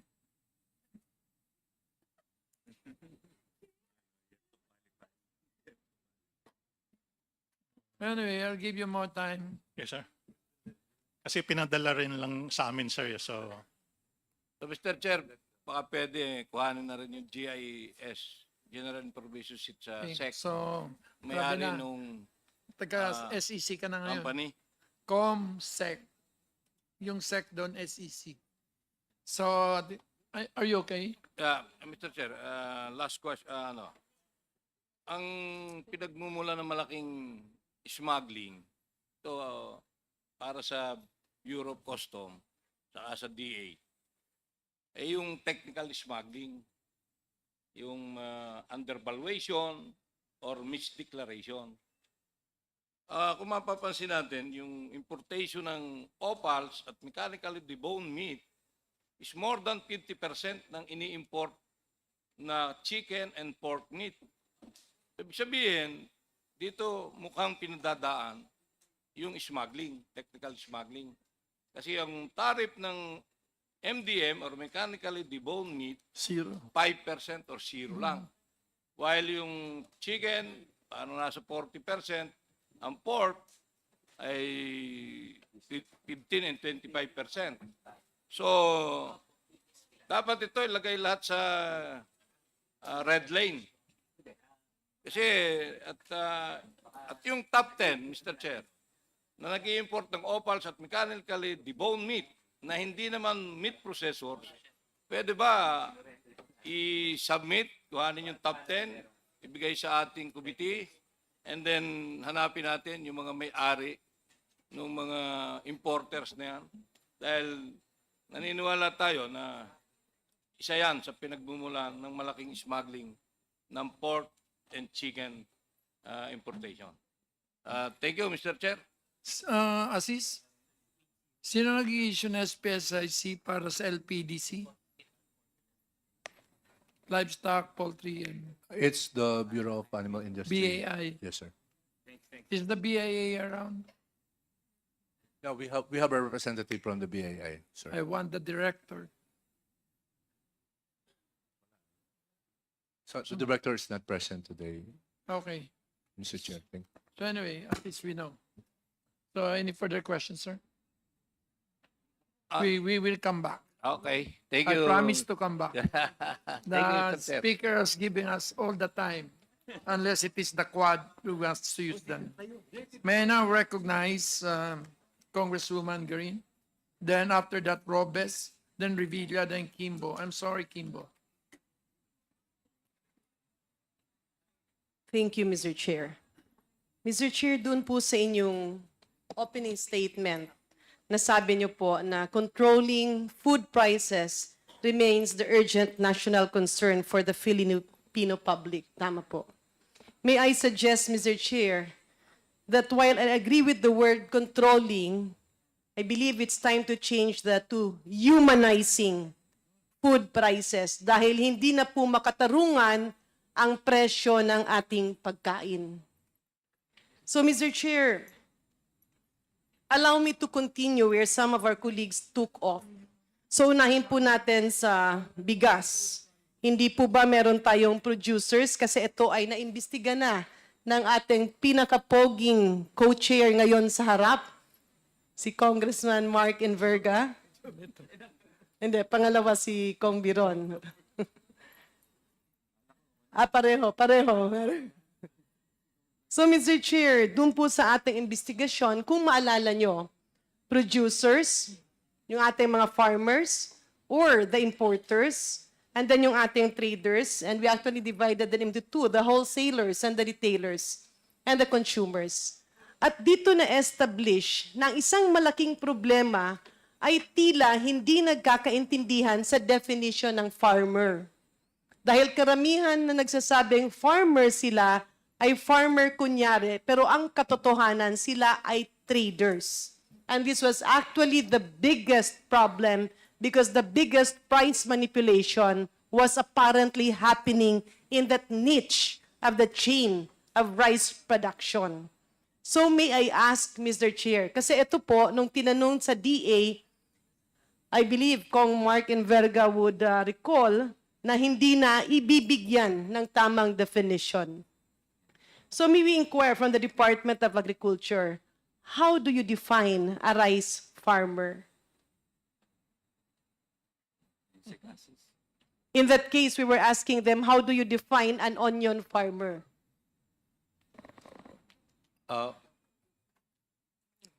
We have the registry system for the basic farmers and fisher folks. RSBSA. RSBSA po. At ngayon po, ginagawa namin na improvement dito ay hindi lang po yung pangalan ng farmer, kundi pati po yung lupa na sinasaka. Ibig sabihin, kailangan meron siyang actual na sinasakang lupa para matawag siya na farmer at makonsider po na siya ay isang magsasaka. Naka-GIS ba siya? Naka-geotag po siya at ganoon din po ang ating mga mangingisda. Hindi lang po siya basta nakarehistro bilang mangingisda, kundi nakalagay din po doon kung meron ba siyang bangka o wala at ano po ang gear na kanyang ginagamit. So that is how we define farmers now, both conceptually and operationally. Yeah, thank you for that, Yusek Asis, Yusek Perez. So, Mr. Chair, kaya ko ito tinanong, balikan lang natin yung usapin ng sibuyas. And of course, we thank the leadership of the House and Speaker Romualdez when he really had the balls and the political will to investigate it, kaya nga bumaba ang presyo. And of course, our salute also to Congressman Erwin Tulfo, who was very active in that advocacy. Mr. Chair, kung tibabalikan po natin ang usapin ng sibuyas, nakita po natin na tila yung ibang nagclaim na farmer ay hindi naman talagang farmer, but they were actually traders. But you can find them in the official list of DA. Bakit? Ang sasabihin kasi nila, sila ang nagkakapital, sila ang nagbibigay ng nagbibigay ng cold chain, ng warehouse, cold storage, at kaya lumalabas na farmer sila. But if you really look at the real picture, they were actually the local traders and malalaking traders. So you were asking kanina, Mr. Chair, I was monitoring while I was traveling here, nasabi niyo po yung kwentong binenta sa FTI at I believe that was 500 plus ba yun? 520. But it was sold at the Kadiwa stores for 260, 250. Kaya ang ibig sabihin no, nagpalugi ng ilang milyon ang gobyerno. And mind you, kung pinamigay na lang yon na assistance sa farmers, that could have been better. Dahil karamihan ng sibuyas na ito ay nabulok at hindi na ibenta dahil wala namang cold storage. Pangalawa, pinilit ibenta yung hindi pa, kumbaga, pinilit i-harvest. That was actually what we saw. Pinilit i-harvest kasi nagkaroon nga ng shortage at sa pag-aakala nung mga naging utak ng programang ito sa DA, pinilit i-harvest. So hindi naman maibebenta at hindi rin nagamit kaya marami ang nabulok and that was documented by a lot of pictures. What we are pointing at is the fact na nakadagdag pa ito sa problema. Dahil nung kapanahonan na dapat aanihin na yung sibuyas ay hindi na maani, inani sa panahon na hindi mo naman mapapakain or mapapagamit sa tao and it contributed more to shortage of onions. So I believe this is a similar problem, Mr. Chair, dun sa iba pa nating mga kino-consume. Can the DA confirm that, Mr. Chair? Asis. Yes, we confirm, Mr. Chair, that this happened in the past, and we're learning from it, and we have institutionalized measures to prevent it from happening again. We cannot deny what happened before. So may I ask if the G2G was between AMAS and FTI again on rice? In the case of G2G between FTI and Kadiwa and AMAS, this is fully supervised by the secretary, and we conduct meetings almost weekly to make sure that the problem that happened in the past will not happen again. That's why, sir, at least in the case for rice, nakakabenta po tayo sa Kadiwa ng 42 ngayon when the prevailing price is around 50. And so that's a very different story from our previous experience. from the previous onion. And this applies also to other commodities. In fact, Mr. Chair, in the case of Kadiwa, lahat po ng presyo ng commodities doon, mas mura ng 20 hanggang 30 pesos kaysa ordinaryong palengke. Tanong ka pa. So, Mr. Chair, sa usaping bigas, magkano po ba ang kilo ng bigas ngayon? 55. Are we going to consider it that, so if DA, Mr. Chair, has the price? We are More or less. monitoring prices, Mr. Chair. More or less, if you can give us a figure, para meron tayong gamitin sa We discussion. will submit the actual price, but it's a range. Meron ho kami monitoring on a Yeah, weekly that, basis. just give us the range. The range now, the lowest po sa imported po is, ang imported po ngayong week na to, ang pinakamura po ay 44 sa imported regular milled. Pero doon po sa local commercial rice po natin, ang pinakamura po ay 43 pesos. So mas it's the mura po range of yung- 44 to what and 43 to what? So we Ah, can have the average. Opo, pag 44 to 59 po sa imported and 43 po to 59 yung local. Okay, sabihin na natin for purposes of discussion, Mr. Chair, that the average price of rice now per kilo is 50 pesos. Pwede ba yon?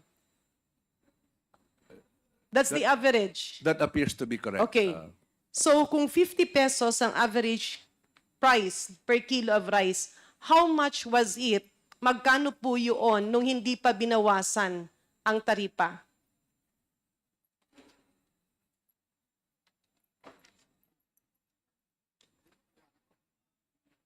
I can give you the data in September, ma'am, kasi halos pareho po yung Yes, presyo please. nun, no?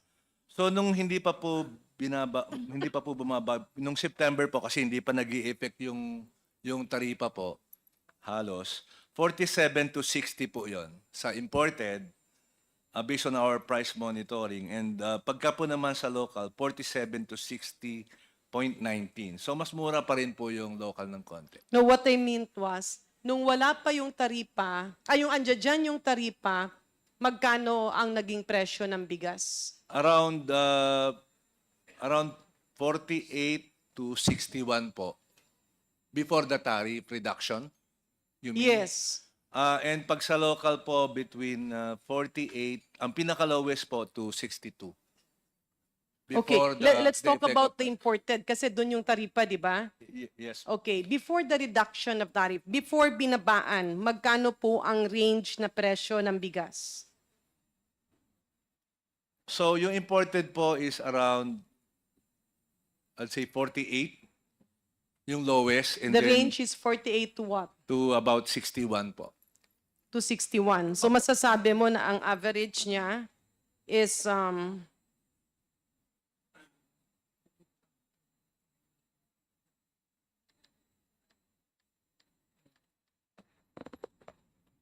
nasa mga 54.5.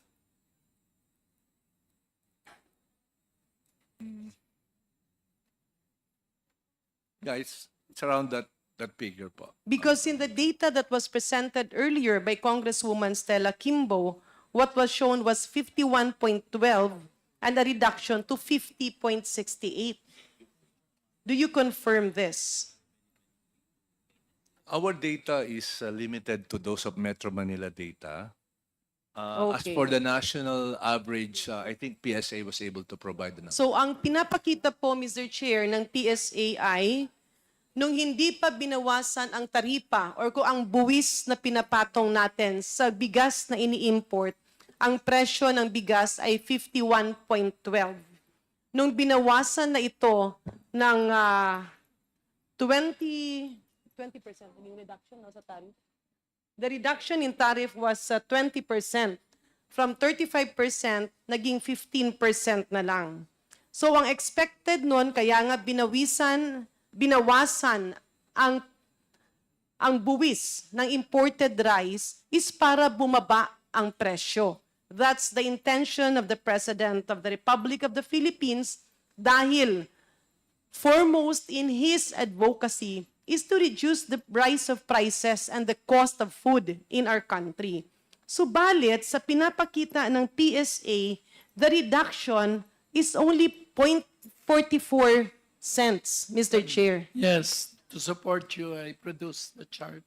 Oh, thank you very So much, the Mr. retail Chair. price based on PSA is the topmost. The red one is the imported, and the world price is the blue one. So it's apparent that the differential between the retail price and the imported price has widened. That can only happen if there's a cartel. So the orange line is Imported price. imported, and the blue one is The blue world one, price. The world price, it went down. Okay. So, Mr. Chair, kung babalikan po natin, maybe people from DOF can orient us with the reduction. Puntahan natin yung reduction ng taripa. Nung binawasan ng 20% ang buwis na ibabayad sa bigas, magkano ang dapat na expected na pagbaba ng presyo ng bigas per kilo? Let's laymanize it para maintindihan ng tao. From our DOF representative, Mr. Chair. Mr. Chair, I don't have the Please available speak official closely to the mic. please. available data as of now, but the team only provided the percentage or the average. Hindi, ganito na lang. Alam nyo o hindi? We also base it on the. Okay, do you have the figure or you don't have? And if you don't have, Mr. Chair, pwede po bang metawagan ka sa opisina nyo para matumbok natin ang problema? Ang tanong is, nung hindi pa binawasan ang taripa, ikumpara sa pagbawas ng buwis na pinapatong sa bigas, binawasan ang buwis ng 20%. How much was the expected reduction on the price of rice per kilo? Para malinaw. Ibig sabihin, nung ginawa ni Pangulong Bongbong Marcos, ang political will, bawasan ang buwis ng bigas para hindi mahirapan ang taong bayan. This was expected to reduce the price of rice on how much per kilo? Mr. Chairman, Mr. Chair. Yes, a Yes. brief interjection. The indulgence of Congresswoman Garin. For the guidance of DOF, you only need to ascertain the CIF price multiplied by 20%. That is the expected savings. Actually, that's the loss of the Philippine government. So just give us the CIF multiplied by 20%. That's the expected reduction in the cost of rice. So that's your guide, Madam DOF. Thank you. 497.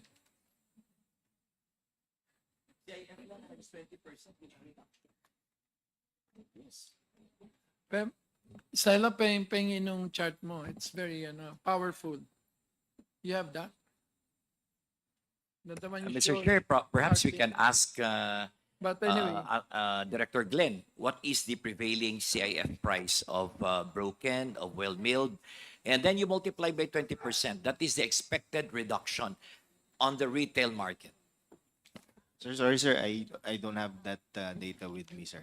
No, but I think with the special with the import permit, or even customs, we can ask customs, ASCOM. Ano yung CIF price from Vietnam? Because the bulk of the importation comes from Vietnam. Sir, I think most of the importers are follow naman po yung valuation sa live rice. So right now it should Just be give us a figure. Just give us a figure. sir, estimated siguro sir mga per kilo mga in dollars should be about 0.510.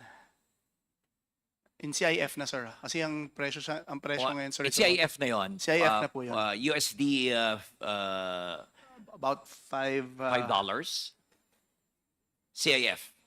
Yes, sir. Let me Okay. let me double check, sir, with the data that I got, sir.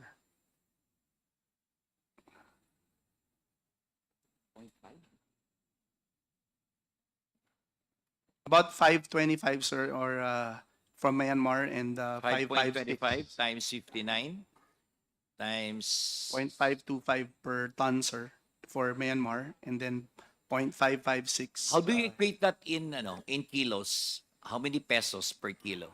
And then you multiply by 20%. That is the savings that Congresswoman Garin wants to know. Multiply lang natin sa 20%. Mr. Chair. That's the loss of the Philippine government. Sir, meron kaming estimated revenue loss, sir, since No, the- per kilo. per kilo. Multiply mo sa 20% lang kasi 35% was the usual rate. Now you reduce it by 15%, you lose 20%.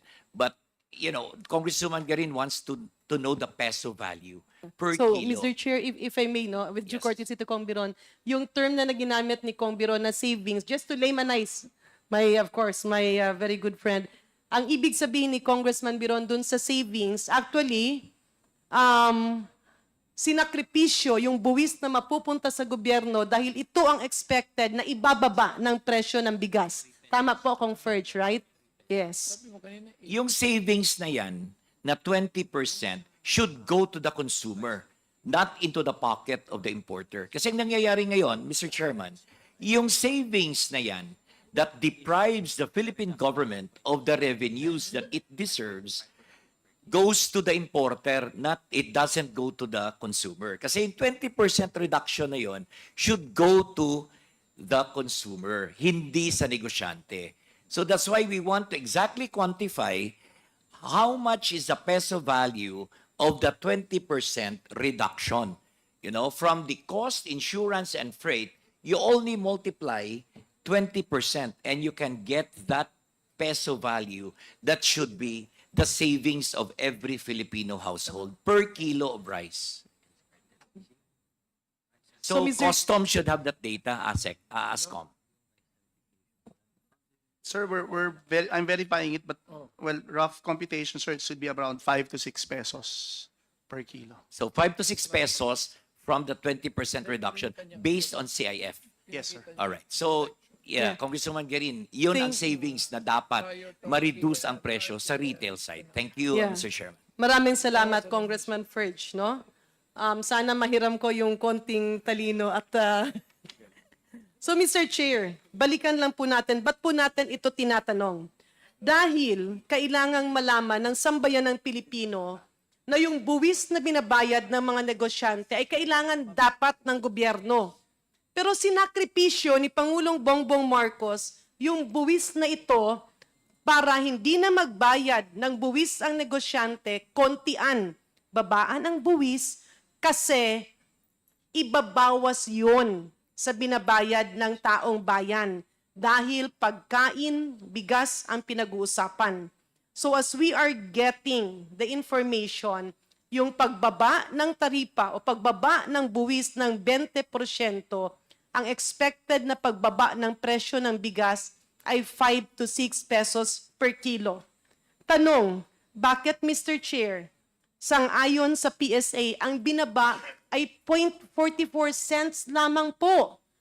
Tila, pinaglalaruan tayo ng mga kamay na hindi pa nakikita. Mr. Chair, I come from the health sector, no? At para lang malaman din ng taong bayan, ilang presidente ang narinig kong nagsabi, dadagdagan namin ang benepisyo sa PhilHealth.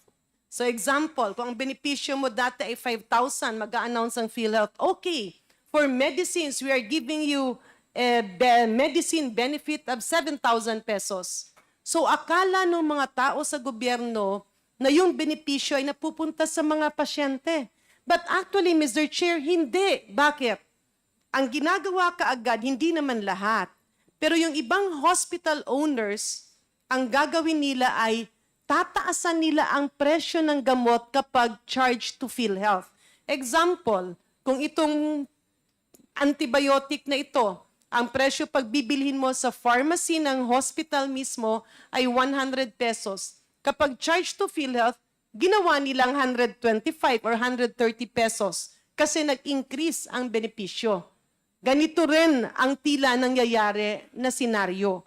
Ibig sabihin, ginagawa ng gobyerno ang lahat Subalit, dun sa gitna ay merong mga negosyanteng kinakamkam ang dapat ay napupunta kay Juan at kay Maria. And this, Mr. Chair, should be pinpointed because it is actually vandalizing the intention of the government. So, Mr. Chair, with that, baka pwede nating tingnan kung saan napunta ang reduction ng buwis, sino ang nagbenepisyo dito, at sino ang dapat managot. Mr. Chair, my second topic was, I heard before, somebody mentioned, I'm not sure, it was Mr. Lionel, na napakamahal ng balanced diet sa Pilipinas. Tama? That's right po, Your Honor. So, Mr. Chair, will Mr. Lionel Tangangco agree with me when I say, kung babaan natin at damihan ang supply ng itlog, this will actually solve one of our biggest problems on stunting, malnutrition, and a balanced diet. It would help po, Your Honor, as yung egg is a good source of protein and also a lot of other micronutrients that are needed by growing children and pregnant mothers po. Will you agree with me, Mr. Chair, when I say na kapag ang tao ay kumakain ng 2 itlog araw-araw, hahaba ang buhay niya at mas magiging matalino siya? I'm sorry, Your Honor, hindi po ako doctor, but I might differ to the FNRI, ma'am, or to yourself po. Yeah. I'm an economist po by training, but But Mr. Chair, because that is the case, pinag-iisipan natin, baboy, karne, okay naman ang mga baboy, okay ang isda, okay ang karne. But if we talk about affordability, as of the current moment, one of the biggest sources of the Philippines for protein is actually egg or itlog. So may I ask, Mr. Chair, the Department of Agriculture, where are we in terms of egg sufficiency? Yung itlog na may protina, hindi po yung ibang klaseng... Not the egg that produces 100% protein.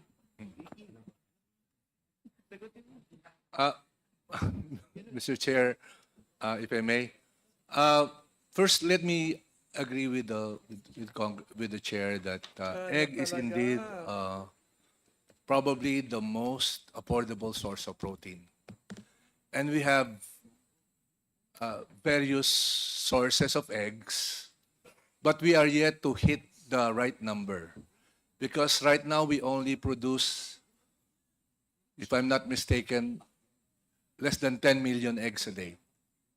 Sorry, less than? 10 million eggs a day.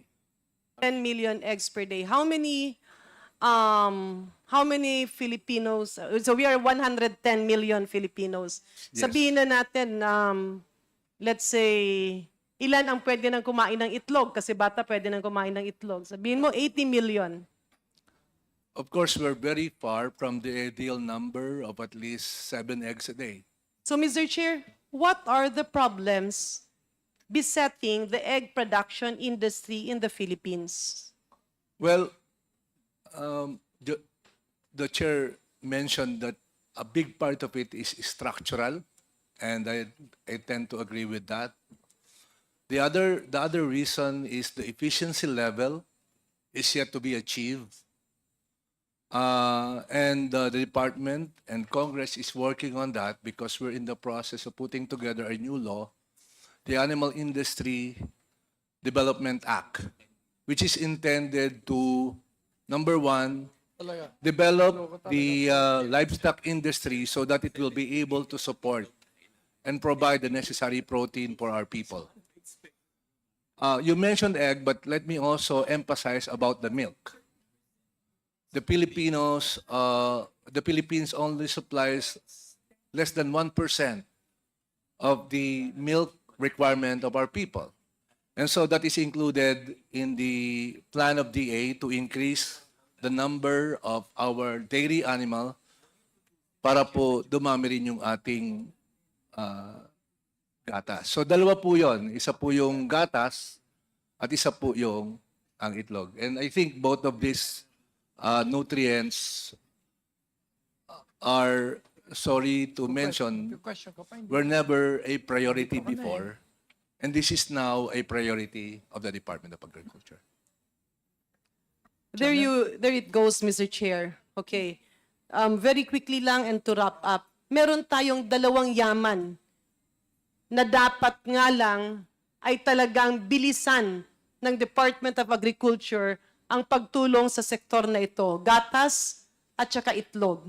We are producing 10 million eggs per day, but our demand is roughly around 70.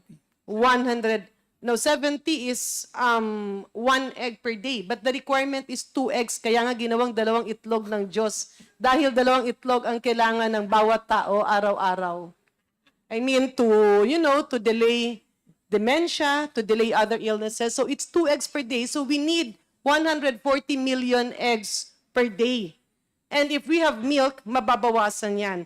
So Mr. Chair, to wrap up, yung nasabi ng ating butihing colleague na si Kong Briones, he mentioned about, ano nga ba yun,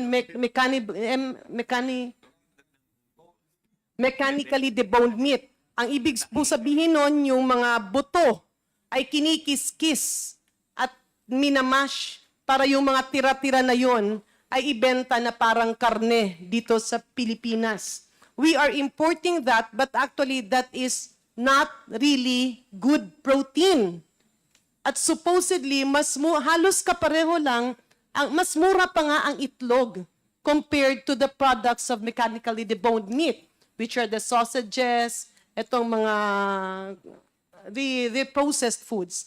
In other words, Mr. Chair, kailangan na talagang tutukan. Example, sinabi yung structural efficiency. Dahil kung yung mga farmers natin na nagproduce ng itlog ay hindi tutulungan, madaling mabasag yung kanilang mga itlog. At kung madaling mabasag yan, madaling mabulok, malulugi sila. Then we need to subsidize and help them. So Mr. Chair, una, itlog at gatas, ano ang plano natin dyan? Pangalawa, sino-sino ang walang puso at hindi makatarungan na ang layunin ng Pangulong Bongbong Marcos na bawasan ng 5 hanggang 6 na piso ang bawat kilo ng bigas. Ang nangyari ay nabawasan ng 44 cents per kilo at yung 5 piso ay napunta sa bulsa ng iilang tao. So, Mr. Chair, in the subsequent hearings that we will be conducting, may I appeal to our 5 good chairperson that we also give focus on the accountability of those people who paved way for that, so that we set an example that government is serious in bringing down the cost of food, and at the same time, we focus on more egg and better egg production. Maraming salamat po, Mr. Chair. Mr. Chair, yan ako lang yung tukol sa... She's not referring to your eggs. May correction lang tayo gusto. Okay. Kasi yung production ng eggs, doon lang sa aming bayan, sa San Jose, Batangas, ang tawag egg basket of the Philippines. We are producing 12 million eggs a day. So, yung 10 million na production na nationwide, mukhang dapat i-check dahil sa amin lang 12 million eggs a day. At nagpapasalamat ako kay Can you check that? Kung Garin at na-promote ang egg, which is very true. Pinakamurang protein na pwedeng kainin ng ating mamamayan. Ang 2 eggs a day talagang hindi makakabuti, hindi makakasama.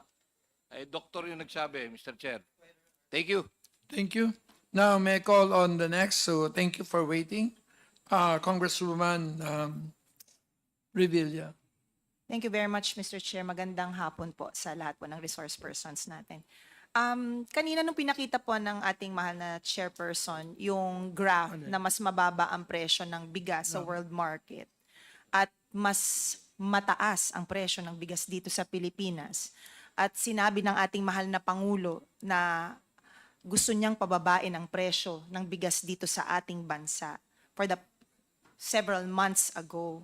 Ano ang pumipigil sa ahensya ng gobyerno na nasa harapan natin ngayon na hindi sundin ang sinasabi ng ating mahal na Pangulo at ayaw sundin ang presyo ng world market.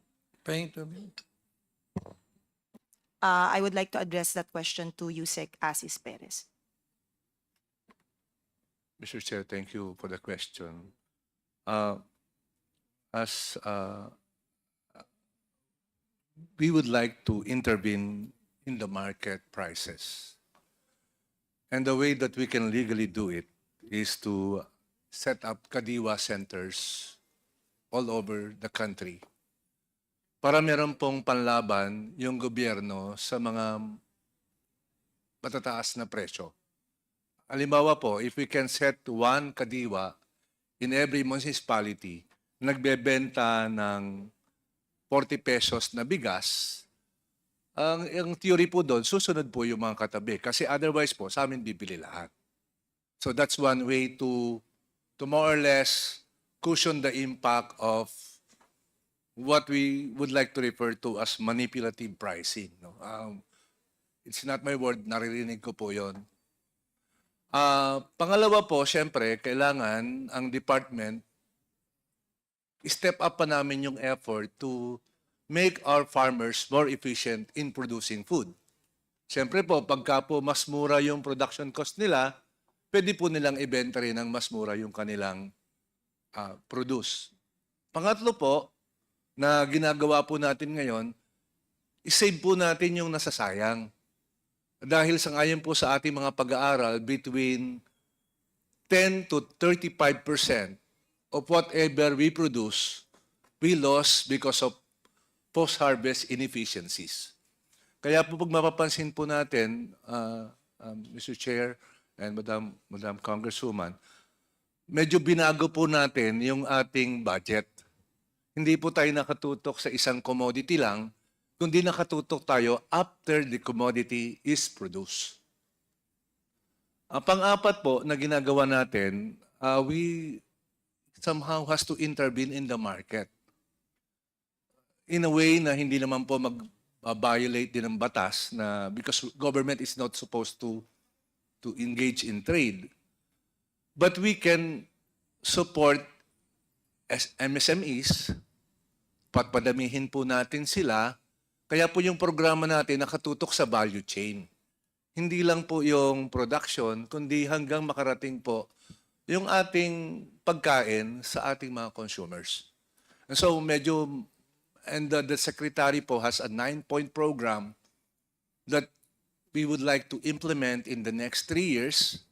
Inaprubahan na po ito ni Pangulo, na yun po yung pamamaraan natin para ma-address po natin yung problema na ito na long term. Thank you po, Mr. Chair. Mr. Chair, nakakailang kadiwa centers na ho kayo na regular na bukas? Kasi I understand may mga kadiwa centers ho kayo na weekend lang or isang araw lang, 2 araw lang. Ano ho yung mga, ilan na ho ang permanenteng kadiwa centers nationwide? Sa ngayon po, meron pa lang tayong 118 regular centers, but we also are working on yung mga weekend centers. And eventually, our goal po is to cover the entire country. Okay. Thank you very much, Mr. Chair. May statement po kayo sa report nyo that actually report ito ng ating mahal na chairperson.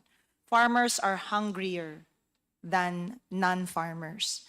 Napakasakit po nito sa mga magsasaka ho natin dahil sila naman ho talaga ang dapat nating pangalagaan. Actually, alam ko DA is encouraging our young farmers to continue the trade that their forefathers have started. Dahil marami na ho ngayong young farmers ang ayaw nang maging magsasaka dahil palugi ang merkado.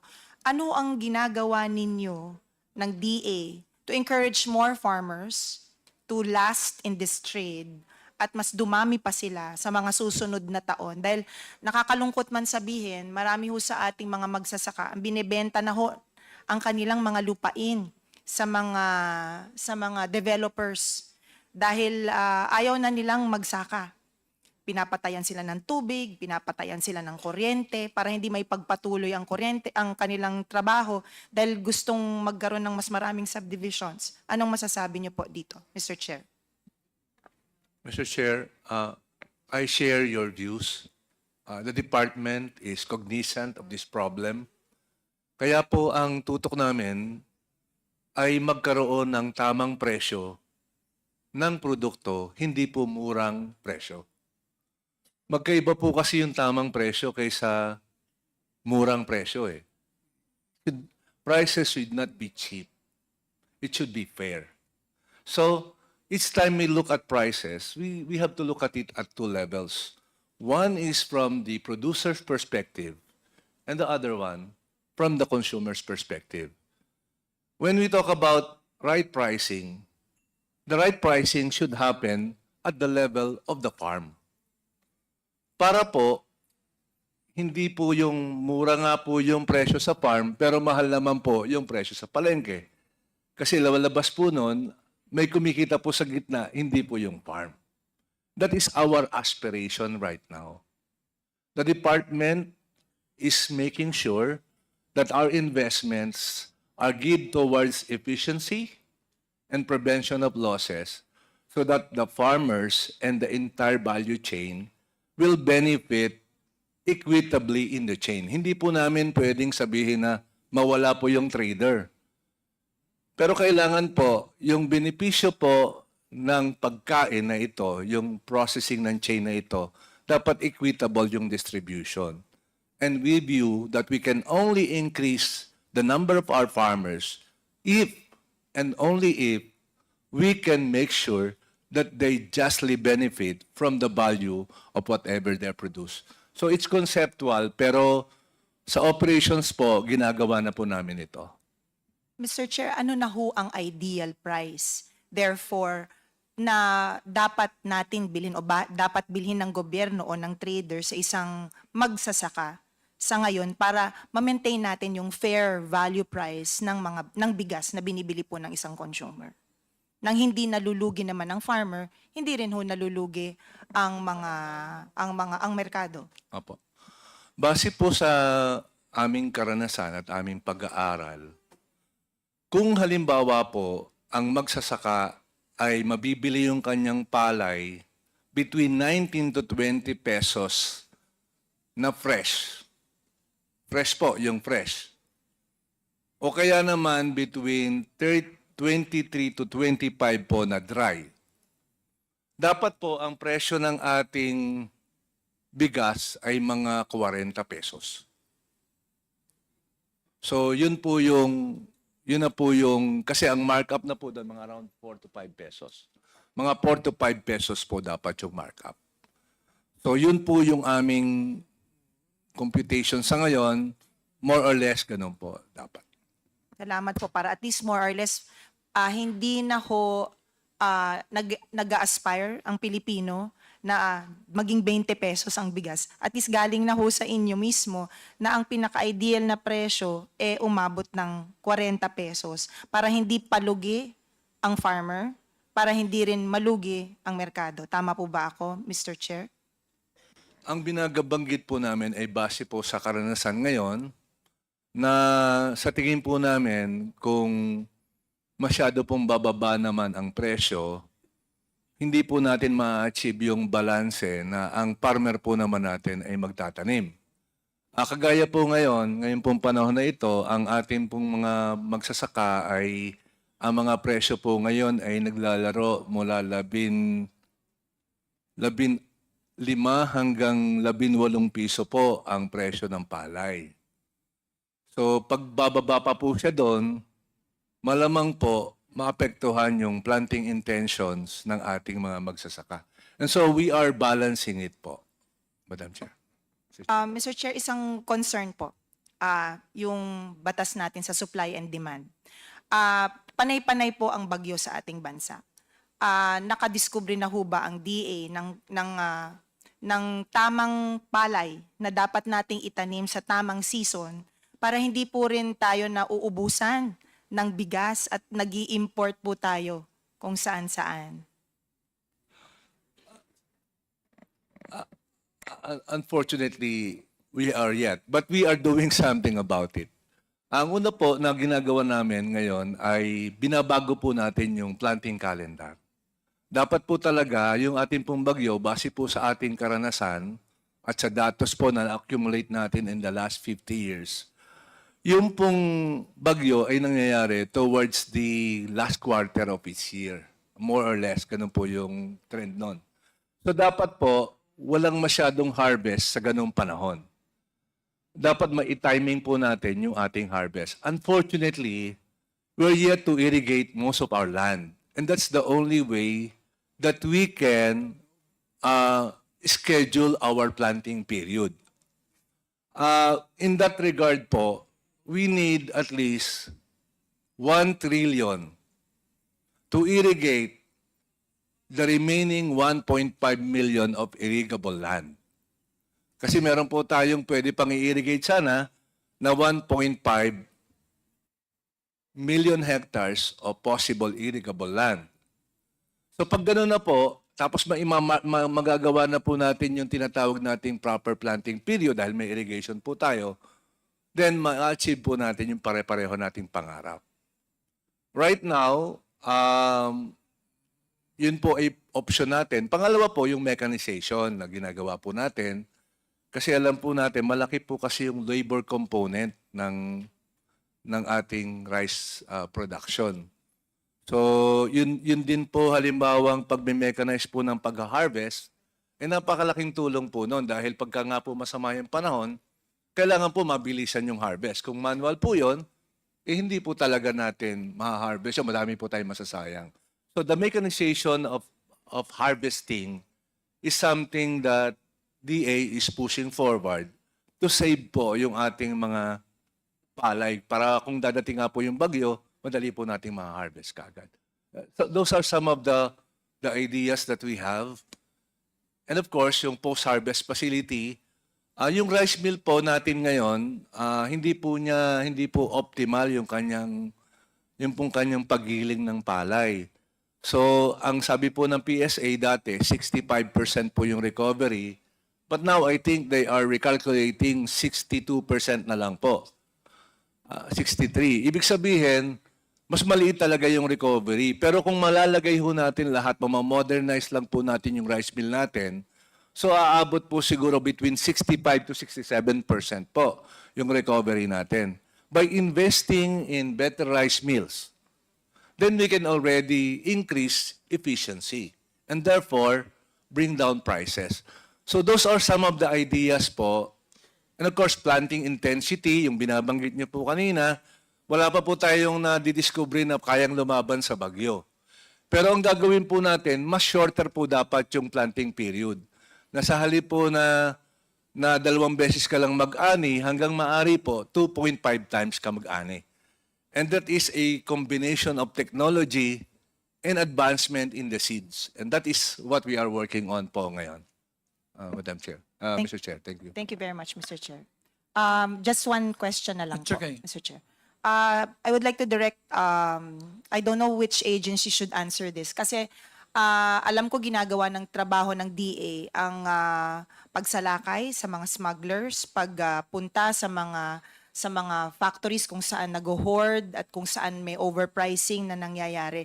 But are there cases being filed against these hoarders, these smugglers? Kasi maganda ang balita minsan nagpumupunta kayo kasama ang law enforcement agencies, pero meron na ba tayong napakulong, na nabigyan ng proper legal judgment on these smugglers? Carlos? Mr. Chair.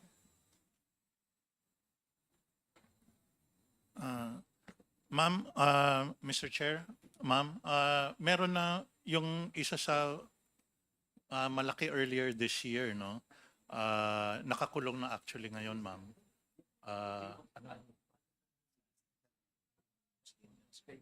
It was also a big time onion importer. Meron madami hong mga nasa rice naman na nahuhuli ang DA. But again, it's up to the regulatory agencies and the law enforcement agencies to file the case, ma'am.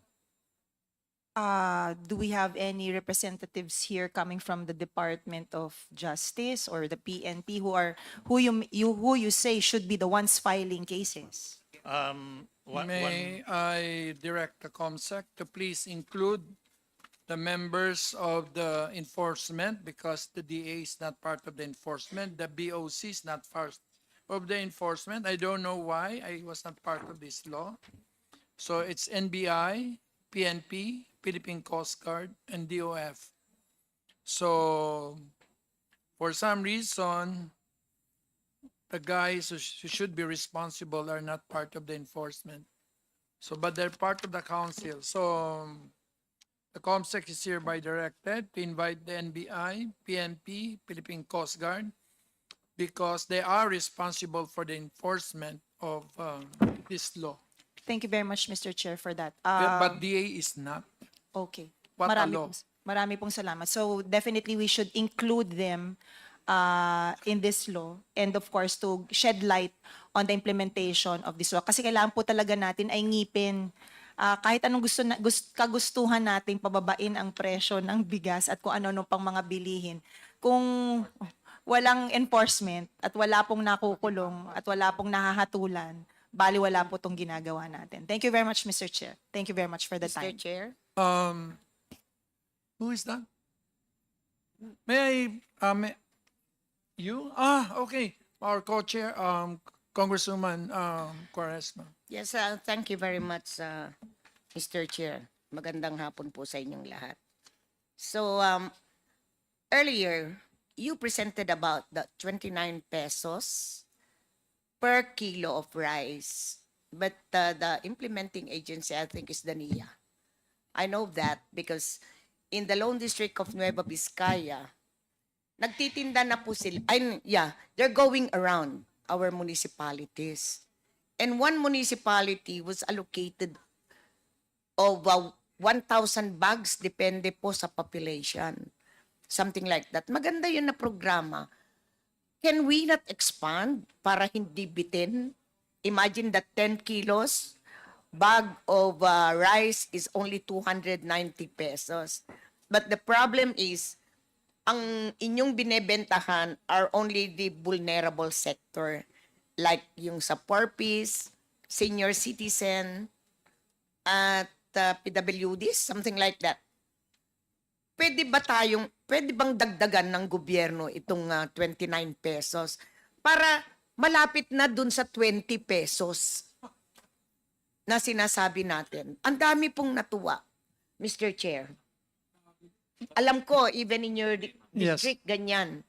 Before Asis will answer, may I recognize Congressman Boy Cruz and Congressman Arco, and of course, Senior Deputy Speaker, Congressman Dong Gonzales. Asis, can you answer that? Can we universalize the NIA scheme? It's both NIA and Kadiwa program po. May convergence po ang NIA at saka yung Kadiwa natin program. Of course, putting 29 peso for everybody's plate would require tremendous resources on the part of government. And the fiscal space is limited for us. And so, we have to prioritize kung sino po yung tatanggap ng murang bigas na yon. Kaya po, naka-focus tayo dun sa vulnerable sector. I still recall that dati po may 25 peso rice. If the fiscal space is not limited, that would be ideal, but considering that that will require probably 50 billion pesos or even more than that annually, medyo mahirap po siyang gawin sa ngayon. But for the vulnerable sector po, Mr. Chair, we intend to reach out to as many as possible vulnerable sector for that one. Thank you. Thank you. I know that there. Are you okay? No, Mr. Chair, can I Yes, add please. more? Maganda po yun, at least konting tulong coming, I think it's not so much of the amount being utilized in this particular program of the government. Pero kasi I think what I heard about Wala ba yun? scheme, Ano? Dito? sabi ng aming NIA, parang, di ba, you are giving support to the farmers, then in return, binibili nyo yung produkto nila. Eh, nagbibigay naman talaga tayo ng, support to the farmers, na kung pwedeng dagdagan ito, napakalaking bagay po, lalo po sa vulnerable sector. And one last, Mr. Chairman, is all about that, I think it was stated earlier by Yusek Asis Perez about this timing of planting season. Kasi po sa amin, kasi kami po sa Nueva Vizcaya, ang dami pong mga high value crops na kung minsan yung mga kamatis hindi na ho pinipitas dahil piso per kilo ang pambili po. Kaya hindi na po pinipitas, which is laging lugi po yung ating mga vegetable producers. Kaya nung nakita ko po, you stated yung napapanahon ba na program ninyo na timing of planting season, dapat po talaga ito ang gawin ng DA. Dahil lagi hong pagtatanungin ko sa ating mga vegetable producer, tumipak ka ba? Lugi, ma'am. Lagi na lang lugi. Kaya kung minsan hindi na sila nagtatanim. So what are we going to do with this? Tamang-tama, narinig ko, timing of planting season. Na kasi kung kunyari, yung presyo ng kamatis ngayon is like 90 pesos or 120. Aba, mamaya, lahat na ng kanyang kapitbahay. Lahat magtatanim na yan. O pagka namunga itong mga ito, wala na. Tama nga, yung supply and demand, di ba? Kaya sana po, ang DA yan din ang pagtuunan ng pansin para hindi ho masasayang yung mga investment naman ng ating mga farmers. Yun lang, Mr. Chairman. Thank you. Asis?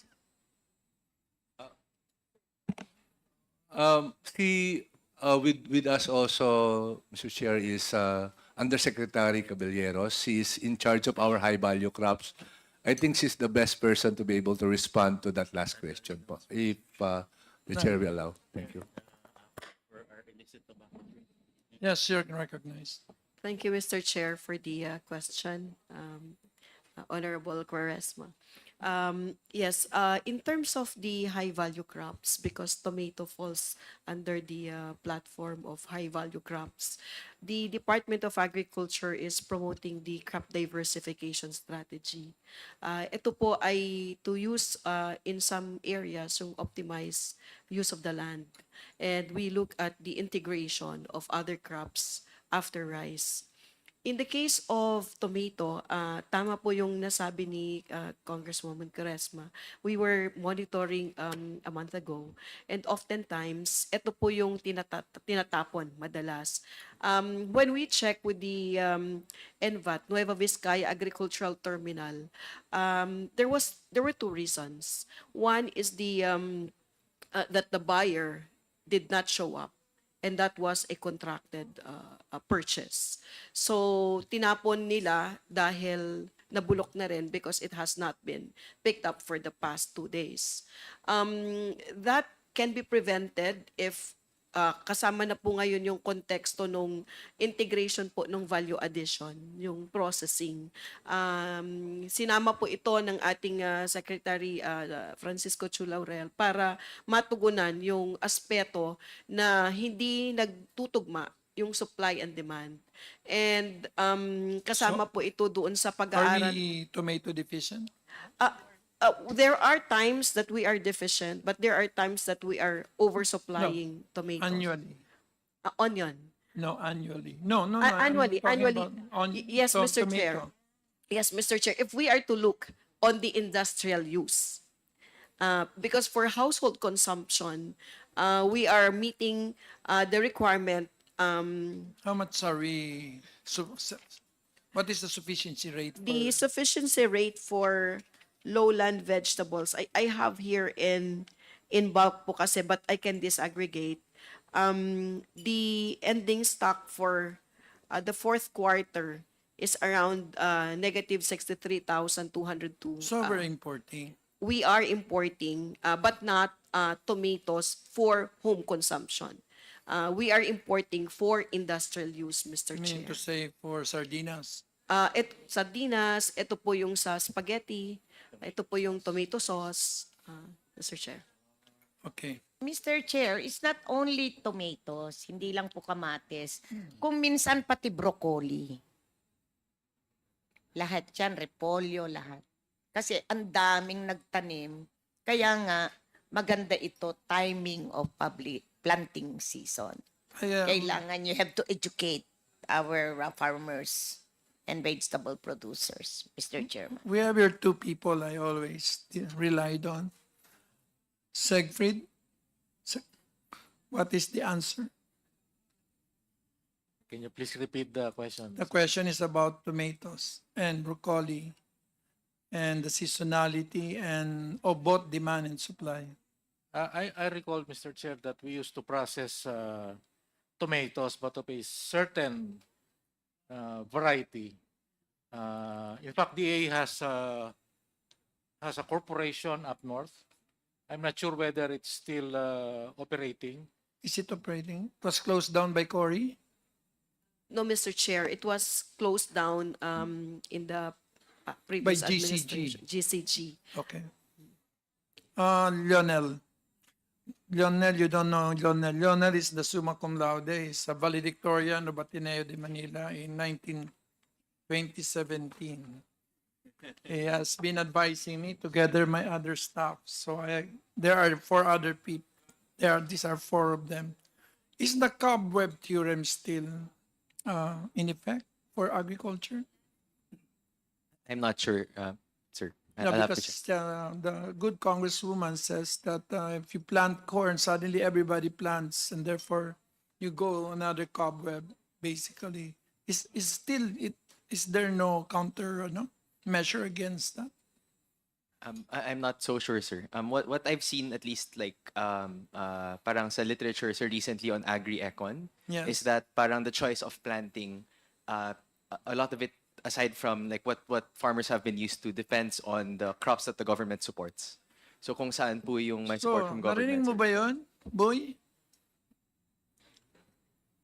This I heard is the valedictorian of Ateneo de Manila in 2017 as summa cum laude in management engineering, double with economics. So the planting intentions are related to government support. I heard it loud and clear. Thank you. So therefore, I hope that science will guide you on what you are supporting also. Yes, sir. That's why Now, we have a let me different go to a priority. topic which I wanted to avoid. If only Carlos gave me the list in confidence. So let me go to documents that are available in public. Can you show?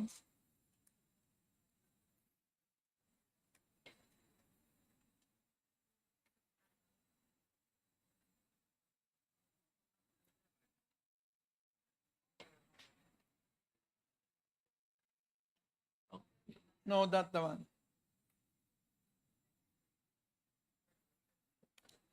Okay.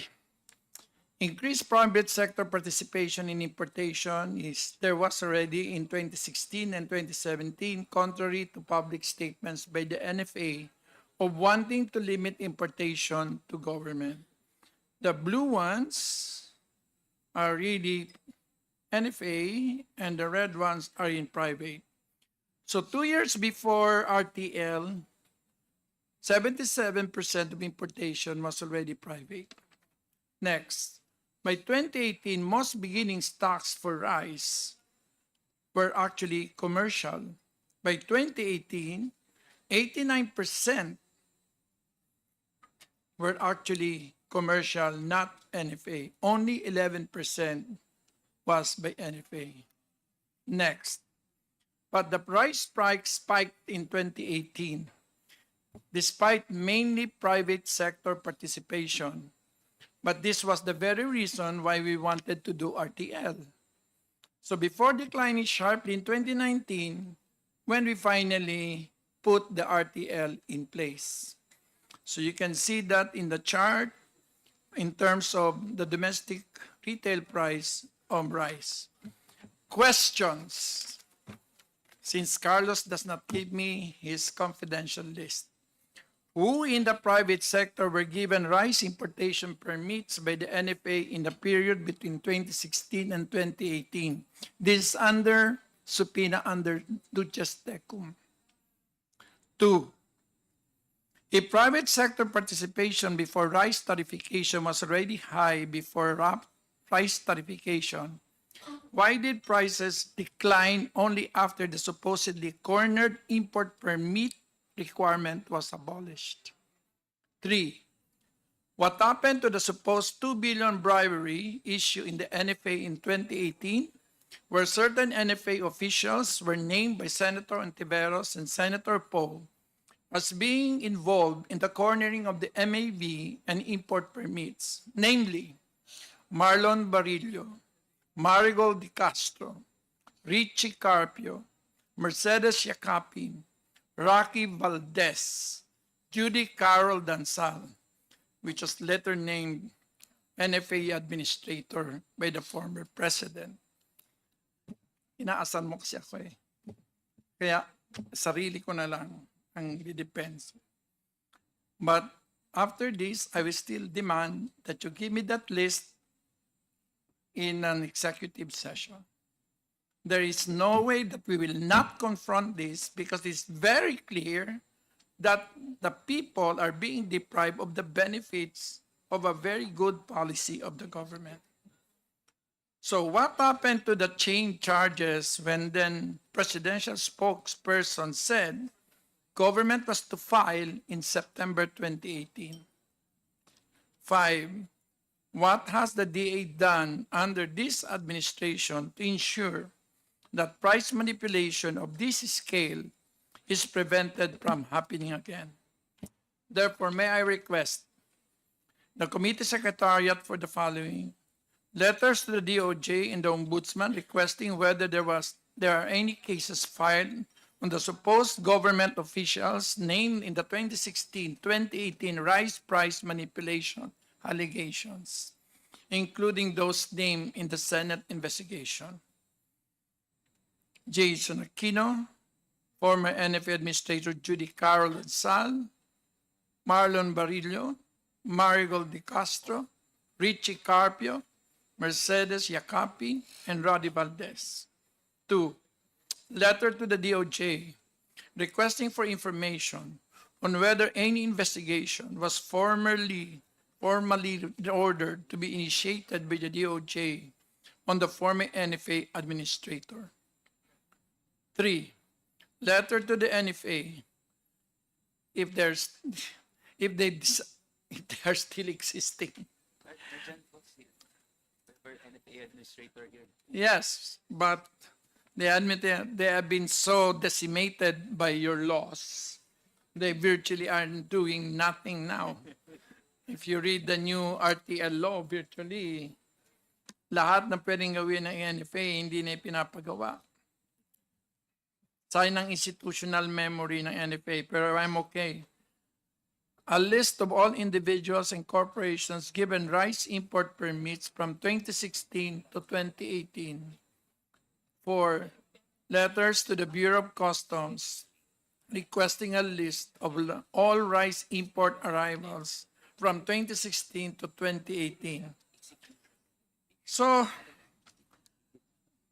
I don't want to further invoke. I am invoking the subpoena powers of this committee, including those that are in the hands of Assistant Secretary Carlos Carag, because that's the only way to clear this matter. So, unless there are other comments or questions? Yes. Mr. Chair. Yes, sir. Gusto ko lang tanungin ng custom. May I recognize Congressman Plato? Thank you very much. Yes, Congressman Briones. kung kailan yung last ng ginagawang basis ng pagbabalyo ng ini-import na reference value. Ano ang yung pinaka-latest na reference value na ginagamit ng custom? They are being invited. Sir, per anong commodity po, Mr. Chair? Yung reference value, di ba? Supposed to be, dapat transaction value ang Ay, yung hindi naman po namin ginagamit yung reference value in substitute dun sa transaction value. Ginagamit lang po namin siya as risk management tool. So kapag meron po kaming tinatawag na EVRIS or Electronic Value Reference Information System, available po yan sa lahat ng aming examiners at appraisers. Pag mababa po doon substantially mababa po doon yung value, usually po around mababa ng more than 30%, meron pong option ng aming examiner na questionin lang po yung value. No? Kumbaga, hihingi lang po ng additional documents proving na talagang yun ang transaction value. Otherwise, magkakaroon po ng valuation dispute at kinakailangan pong patunayan ng importer na talagang nabili niya sa mas mababang presyo yung produktong yun. Ito naman pong mga reference value namin, Mr. Chair, nagagaling po, usually pag agricultural products, we coordinate with the Department of Agriculture for latest valuation reference. Meron din po kaming subscription to price indexes available online. Like, for example, sa rice, may live rice po. Tapos, yung iba naman po, published values na internationally accepted na nakasubscribe po yung Bureau of Customs. Pero ang primary rule pa rin po namin is transaction value. Risk management tool lang po yung value reference system, Mr. Chair. Mr. Chair, anong hinihingi yung documents para masigurado nyo na ang ginagamit ng broker o ng importer ay yung talagang transaction value? Usually po, Mr. Chair, ang hinihingi po ng aming examiners are contract of sale and then yung proof of payment po dun sa supplier, no? Either telegraphic transfers, kung meron pong kung covered po yan ng ibang mode of payment, yung proof po na yon. Yun po yung pinapasubmit namin. Including, of course, yung primary po doon yung sales contract po. Yun po yung vine-verify namin. Pero yung ang pinakamagandang para makita yung transaction value na may paper trail, dapat yung letter of credit. Normally, ang ginagamit ng mga broker at saka ng mga importer, telegraphic transfer kasi walang paper trail. So, paano ninyo ma-check kung talagang yun ang transaction value na ginagamit ng mga importer? Kasi ang malaking problema natin, undervaluation. At yan minsan, during our last hearing, mismo nga ating chairman, Joey Salceda, ay tinanong yung 37 cents na presyo ng leg quarter ng chicken. So, paano natin masisigurado na matutulungan natin na hindi mawala ng revenue ang ating government at hindi naman mahirapan yung ating mga nasa livestock and poultry at even lahat ng nasa agri-sector? Mr. Chair, ang problema ho kasi namin, ilan na rin lang ho yung gumagamit. Kung meron pong letter of credit, yun naman po yung ni-require namin. No? Ilan na rin lang ho kasi yung gumagamit based on transaction ng aming mga importers. Madalas so, direct payment na sila. So, telegraphic transfer po yung pinapakita sa aming proof of payment. At any rate, Mr. Chair, even if makapagpakita po sila kung talagang below the reference prices talaga, sinasubject pa rin po yan to post-clearance audit. No? Yung buong 3 years po ng importation nila, maaari naming balikan at tingnan. Bubuksan po namin yung mga books of account nila at titingnan namin kung yun talaga yung nakadeklara doon. Dapat talaga masigurado natin kasi kasama ito doon sa Anti-Agricultural Economic Sabotage Act. Even yung mga government official or kung sino man, ito non-bailable, lifetime imprisonment.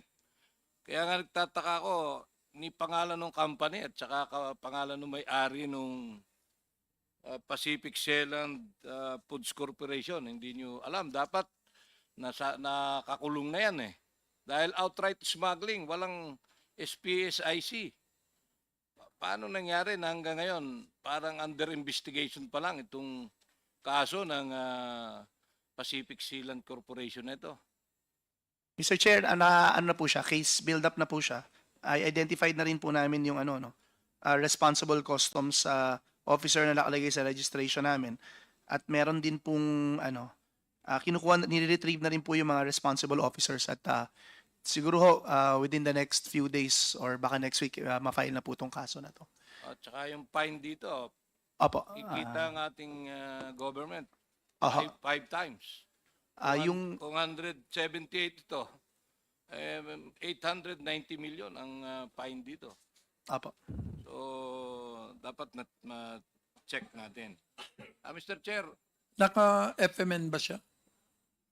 Excuse me, Mr. Chair. What is his tariff rate? Mackerel.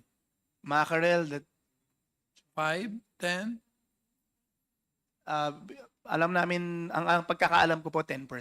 10. 10%. So, Mr. Chair, pwede ba natin matanong, Mr. Chair, si Doc Sigfrid Serrano, about naman to sa MDM and OPALs, kung bakit ang government natin pumayag na ibaba yung MDM and OPALs tariff to 5%. Kasi mas may I kabisado. remind Congressman Briones that he is a consultant of our committee, Segfried. So, but Segfried, you can answer. He's part of us. But I relied on him since 1992. Can you please repeat the question, Mr. Yung Chairman? opals Thank you. daw. Bakit? Alin po? Yung opals. Yung chicken parts. Kung bakit naging 5%. Parang naging natin ng government yan sa Tariffs. mayroon kang sinasabi na ngayon liberalized na, wala nang quantitative restriction, so paliwanag lang sa Yes. Mr. Chairman, Your Honors, you would recall that we were at that time negotiating for the extension of the rice QR. And the demandors in the negotiations, particularly the Americans, were demanding a reduction in the tariff of pork and poultry, which of course, upon consultation with our stakeholders in the sectors, were vehemently opposed to any such thing. So the compromise solution that was offered to the demandors was a reduction in the tariff of a commodity or a tariff line that was not at the time very popular, which is mechanically separated or mechanically deboned meat. As it so happened, the consequence, Mr. Chairman, Your Honors, was that it became very cheap because of the tariff reductions that was part of the deal. And therefore, most of your siomai, most of your hot dogs, kaya hindi na firm yung hot dog ngayon was from mechanically separated meat. But we also had, we were hoping that... So you protected inasal, in short. But Your Honors, as the good congressman was saying, since we have already liberalized rice, wala na tayong QR, we are not under obligations anymore to maintain the tariffs. And I was discussing with Congressman Briones that in order to stave off any motivation to use the low tariffs of mechanically separated meat or mechanically deboned meat as a cover for smuggling in or technical smuggling of pork and poultry, maybe the tariffs can be equalized or be brought back as before.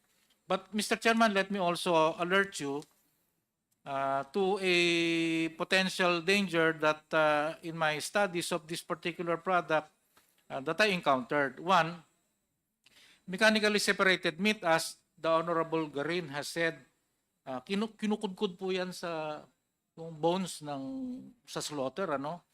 So it is rich in calcium. And we were hoping, when I was at DA, we were hoping that the DOH would help us study the impacts of using too much of this raw material in the manufacture or processed goods like hot dogs and siomai, etc. Because we have seen articles in the US and Europe that the maximum that they allow was 20% MSM MDM because of the real danger of calcium toxicity to young infants and children. Dito po yata parang as much as 80% ang nagagamit. So that's just to flag that, Mr. Chairman, because nutrition, especially of children, is important to us, has already been emphasized by many of the presentations here. Thank you. So anyway, it's a proposal, right? To equalize, just in case. Yeah, Mr. So Chair. you can fight at hopefully, the TTRM. hopefully, Mr. Chair, yung DTI, Department of Finance, Pero easily, they can use 8800. In fact, for rice, you can use 8800. Surge. Actually, you can't. Yes, because you cannot. It's not covered. If you look at the text of the RTL, Mr. Chairman, there is language there of a special safeguard on rice. What part but is that? Current. The new one? The current version. The current. So what It also says that it forbids, it totally liberalizes and deregulates rice.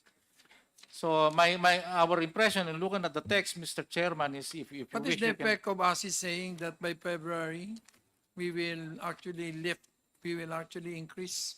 So everybody now will speculate that there will be higher tariffs.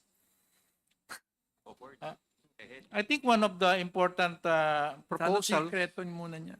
one of the important proposals, Mr. Chairman, so that this problem of toying with the applied rates is actually put rice under the ambit of 880. Because at 880, if you do some countervailing or some other action like anti-dumping, you can even do regular safeguards. And regular safeguards allow you to impose even a temporary QR. But I think under the text of the current RTL, Mr. Chairman, Your Honors, that is not possible because rice is not under the ambit of Tingin nga. 880.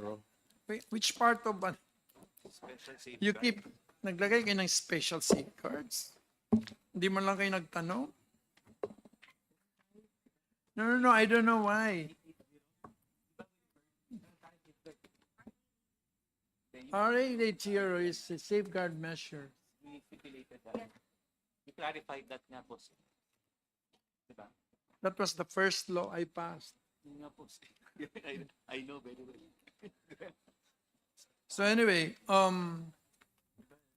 para naman we can abbreviate everything, can I declare an executive session to allow, so I don't need to subpoena you anymore? Which of these people do you want to remain? Carlos? Yeah, Mr. Chair, very quick interjection in relation to what Dr. Serrano mentioned. Yes, He- the calcium. Yeah, he Stronger meant- bones. But aside from that, Mr. Chair, he mentioned that the possibility of the reduction of cost of MDM is to include it and add tariff. Ibig sabihin, lagyan ng buwis.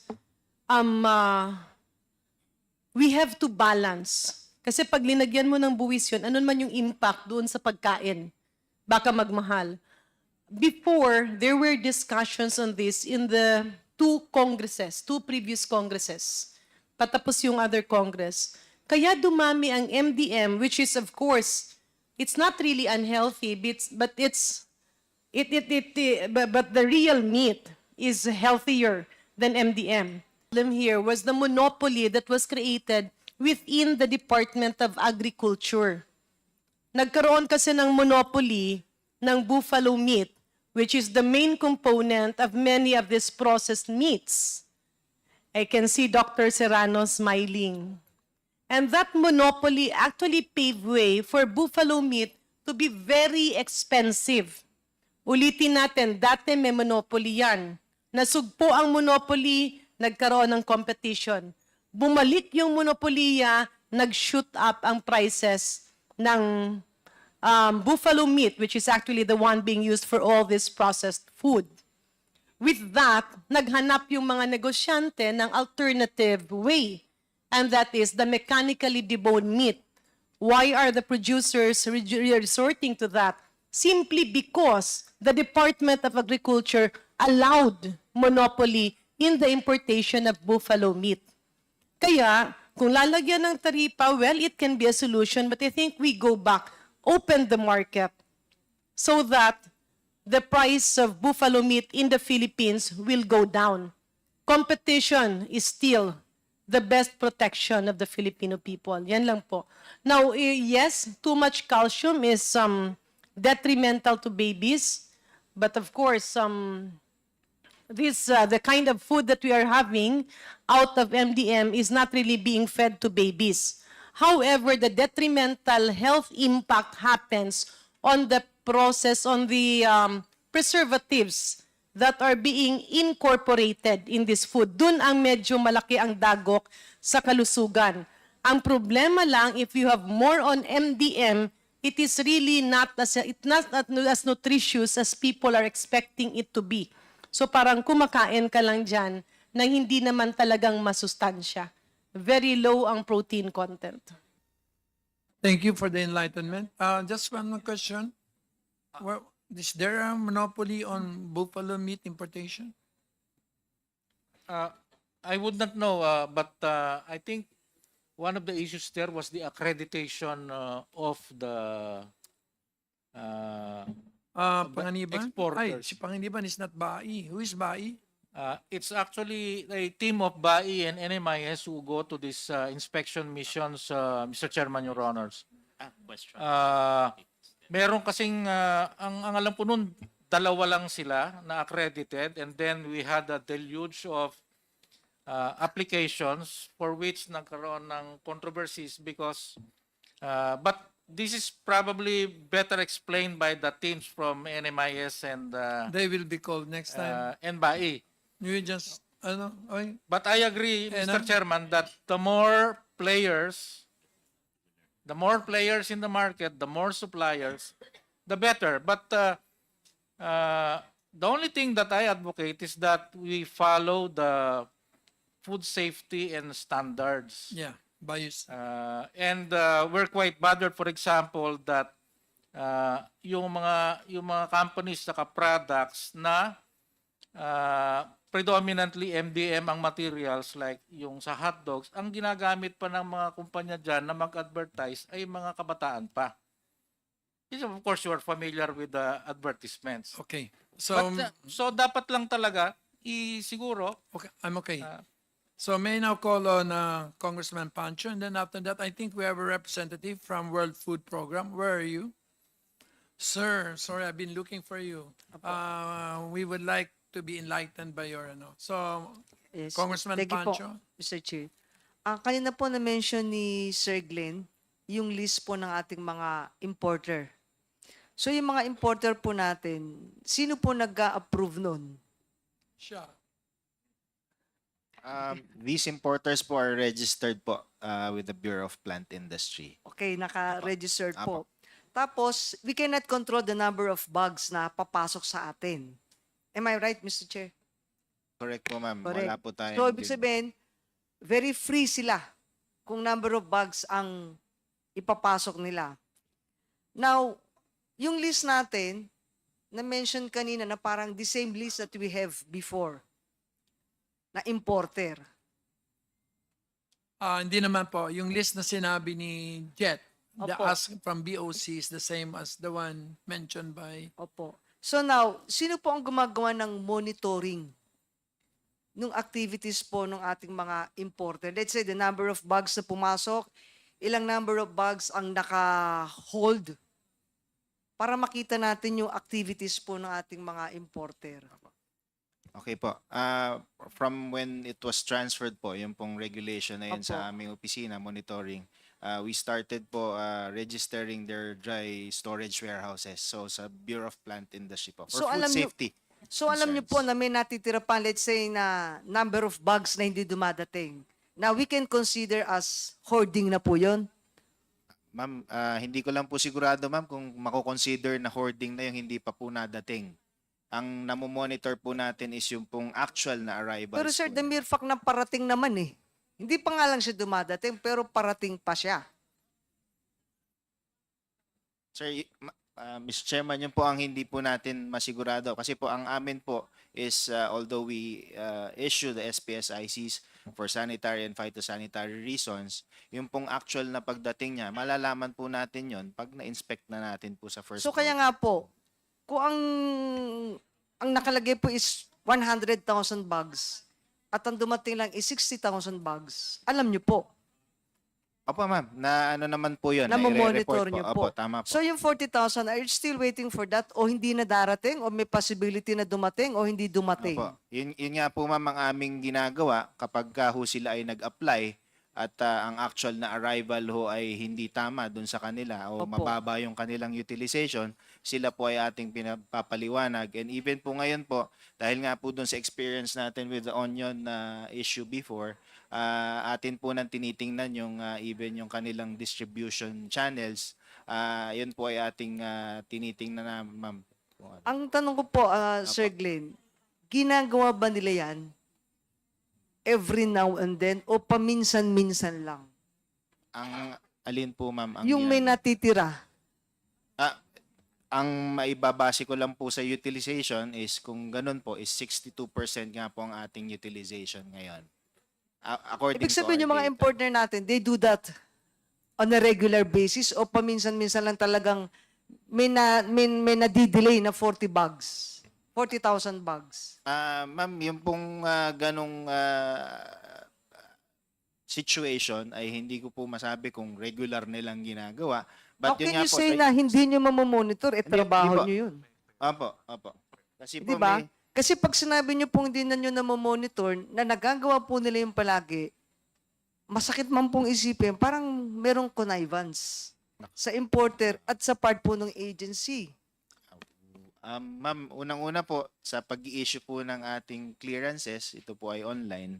And even po pagdating, ito po ay online. Kaya lang po, Mr. Chair, ba't ina-allow nyo yun? Kasi nakasisira po sila doon sa price sa market. Yun nga po. Kasi you can consider yung hoarders at saka yung mga smugglers na illegal activities po yan eh. So bakit na-allow po yun? Hindi po pwede pag na-monitor nyo ganun, i-blacklist nyo sila. Apo, ma'am, meron naman po tayong mga naba-blacklist for non-compliances. Yun nga po ma'am, ang amin lang pong siguro limitation is on the quantitative side ho, ay hindi naman ho namin ito makontrol dahil nga po meron tayong rice tarification law. But if sila po ay hindi mag-comply, for example, for food safety, or kung meron hong pest or disease na dala yung kanilang or may commingling na nangyayari, ito po ay ating nahuhuli, and yung non-compliance po na yon will result in their blacklisting or their suspension. Kaya po hindi na po sila makakapag-import.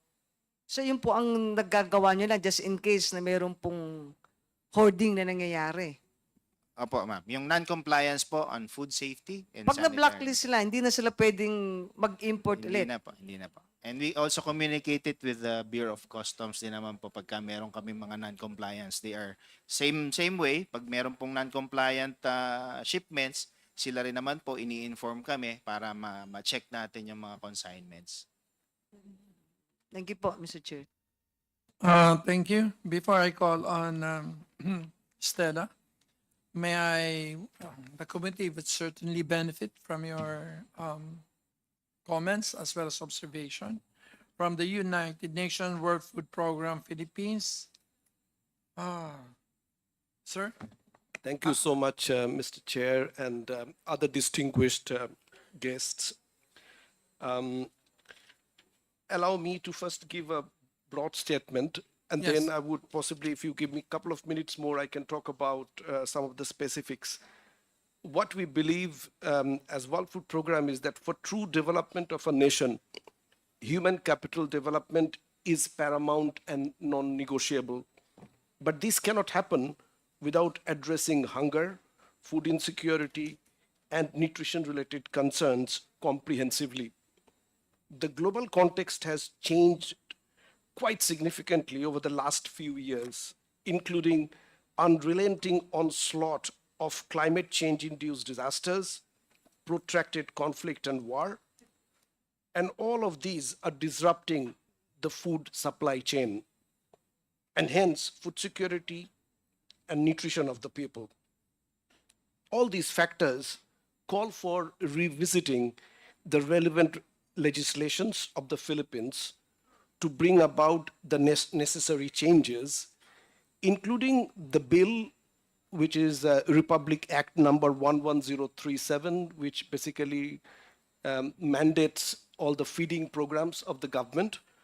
And we would really recommend to reopen that bill and revisit it, because there are a lot of provisions that can be possibly addressed. An introduction of new policies and programs, including Walang Gutom, which my colleague can definitely from DSWD can talk about in more detail, and thereby sustainably address food security and nutrition related challenges in the country. We as United Nations World Food Program fully support these proposed discussions and resolution that is being discussed today, and commit to work hand in hand with all relevant stakeholders for a food and nutrition secure and hunger-free Philippines. Just to give you a bit of perspective of WFP's recent engagement with the government of Philippines over the past 2 to 3 years, we have been working with DSWD since the inception of Walang Gutom. We have done pilot in partnership with and under the leadership of DSWD, and we are now looking forward to the significant expansion of Walang Gutom program, which basically aims to reach out to 1 million food poor households, which would be mostly roughly about 6 million people. Now, apart from giving access to really diversified food basket through this program, which includes not just carbohydrates, but protein, fruits and vegetables, etc., this also provides an immense opportunity for local produce and supply chain to also benefit from it, because people, all these beneficiaries, will buy a number of fresh food from the local retailers, including Kadiwas. And we really would like to propose that let's also look into the supply chain aspects of this program to strengthen the supply chain, and whereby benefiting the small farmers and fisher folks through this program. Also last year, as a result of El Nino and also forecast of La Nina, we conceptualized and proposed a program for DSWD to lead, but also with partnership with Department of Agriculture and other departments. It's called Project Lava at Binhi, which looks into community-based water security and food security interventions. Many municipalities are now implementing this Project Lava at Binhi at scale. 310 municipalities are basically doing this through Cash for Work and Cash for Training programs. And there are so many good examples that are coming up, which are basically showing opportunities of diversifying food production by really planting vegetables around water bodies, thereby putting off pressure from big irrigation programs, of the government, and really looking into community-based initiatives that can also improve access to nutritious food. We have been also working with the government in terms of, how we can scale up provision of fortified rice in the country.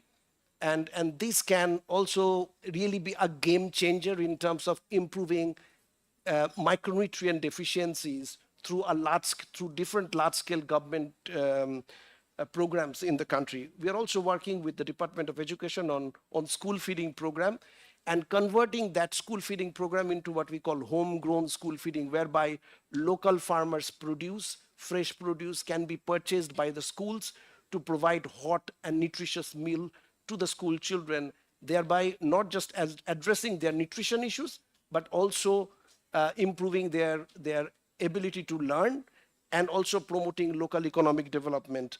So these are some of the interventions and activities that we have been strongly working and advocating with the government of Philippines and other key actors. Thank you so much. Thank you very much. That's very encouraging. At this point, may I recognize a leading light of Committee on Ways and Means, Congresswoman Midi and Kua. And may I call on DSWD ASEC Ringas? Are you from Bicol? My mother is from Bicol, Mr. Chair, Yeah. from Camarines Sur. Yes. Yes, Mr. Chair, I prepared a presentation regarding the Walang Gutom 2027, one of the flagship programs of the national government right now to address food insecurity, Mr. Chair. So if I may be allowed to present, Ilang if not, page? I can briefly discuss the program, Mr. Ilang Chair. pages? Just a few slides, Mr. Chair, around 5 to 10 slides. All right. Do the 5. Okay, Mr. Chair. Is it Thank you, here? Mr. Chair. So we can proceed to the next slide. Next slide, please. Okay, so basically, Mr. Chair, pursuant to Executive Order Number 44, the Walang Gutom 2027 or the food stamp program was declared as a flagship program of the national government. So what is the food stamp program? Well, basically, the ultimate objective of the program is to decrease the incidence of involuntary hunger being experienced by low-income households while helping them become a productive citizens of the country. Okay, next slide, please. So here are the objectives of the program. But before we discuss this, Mr. Chair, I would just like to emphasize that the food stamp program is not just about providing food. It's about opening doors. It's about opening opportunities to our beneficiaries for them to fully participate in society. It's about empowering them. And by giving them essential resources such as food, we help them gain the stability needed for them to pursue their dreams and, of course, to contribute to their communities. Perhaps we can skip this slide in the interest of time. Next slide, please. Okay, so our target beneficiaries for the program is 1 million food poor households because according to when we were designing this program, Mr. Chair, back in 2023, the only available data back then was the 2021 Family and Income Expenditure Survey of the PSA. So according to the PSA, there are 1.04 million families who are food poor. So that's our target. Okay, next slide, please. Okay, but before we go to the concept, may I just mention, Mr. Chair, that the 1.04 million families are just statistical numbers. And in order to put face to these numbers, we utilize our database, which we call Listahanan 3. Now, to be eligible to the program, a household must belong to the bottom 1 million households of that database of the Listahanan 3. Okay, now we go to the concept. So,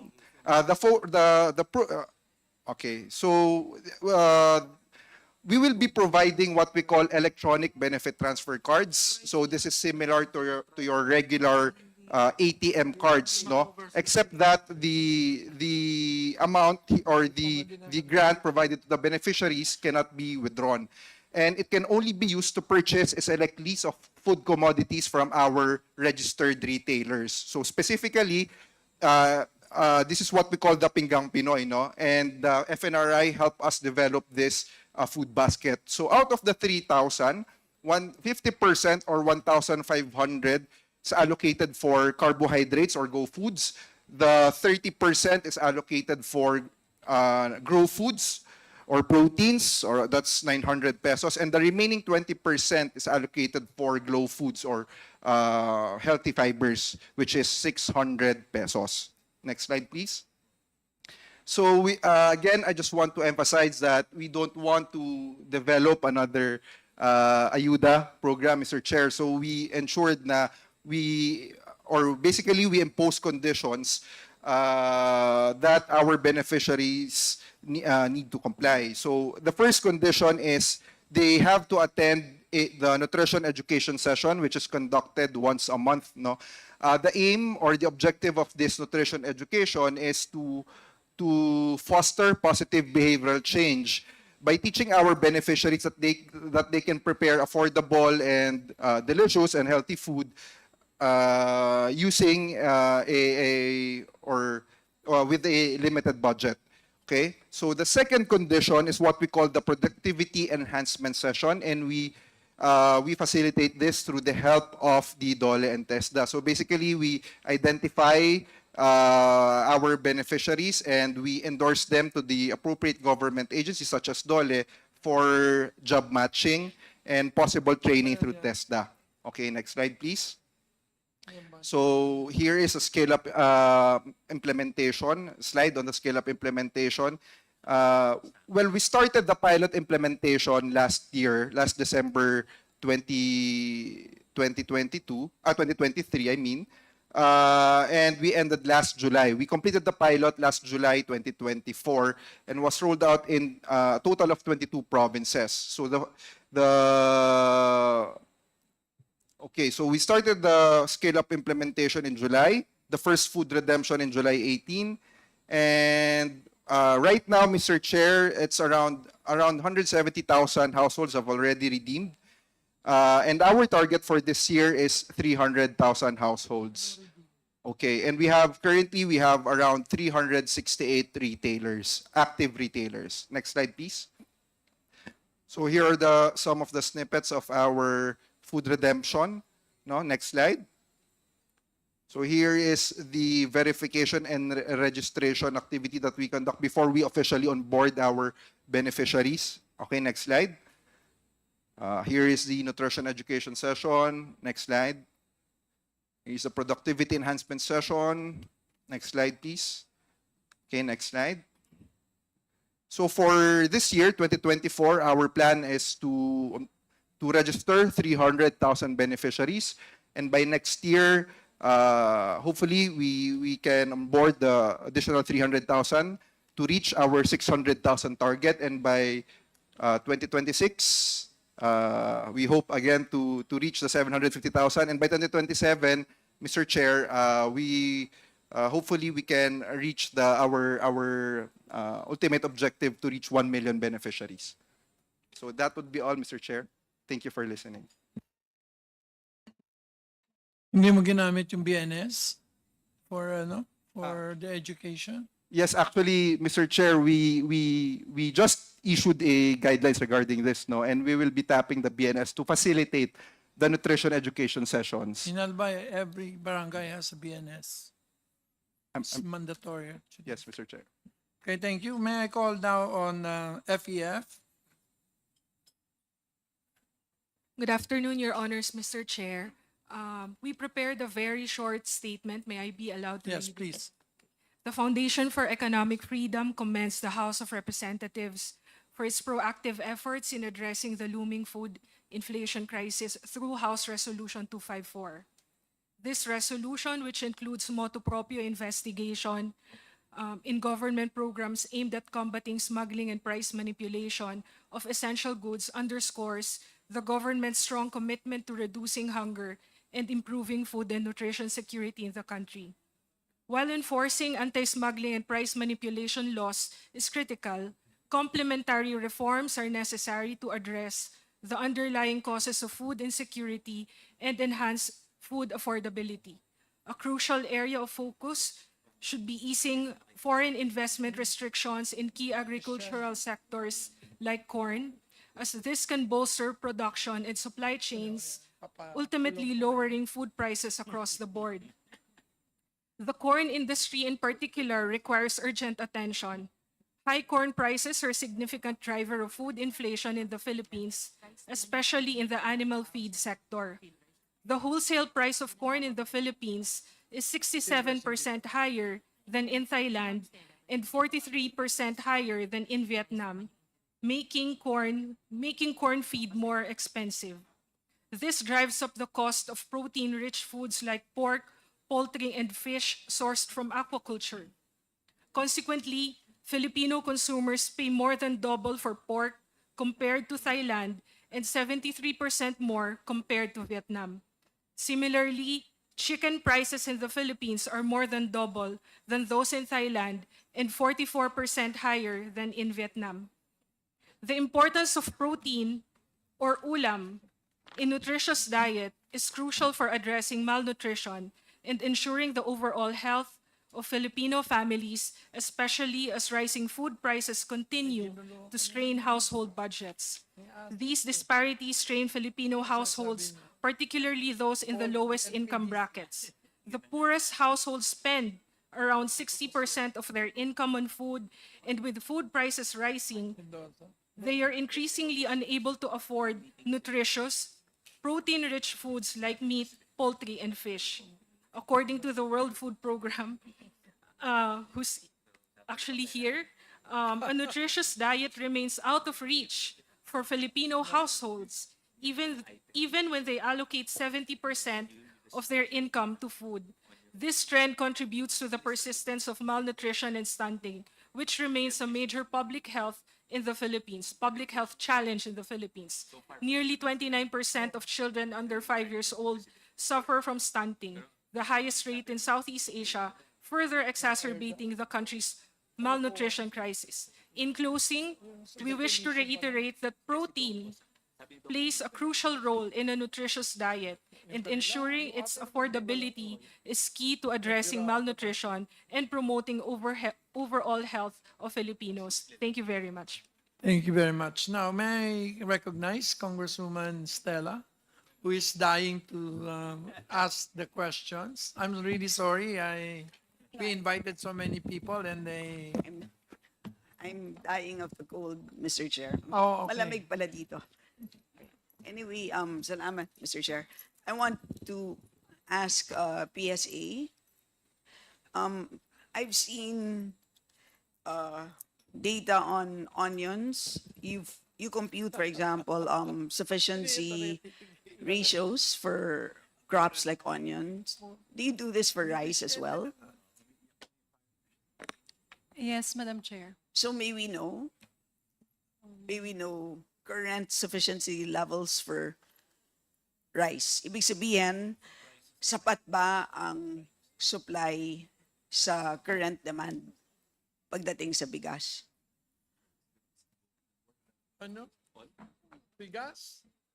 Yes, for rice. I mean, no, meaning local plus imports. I want to know, so local production plus imports, yes, relative to demand. Like, what's the change from 2023 to 2024 post-tariff reduction?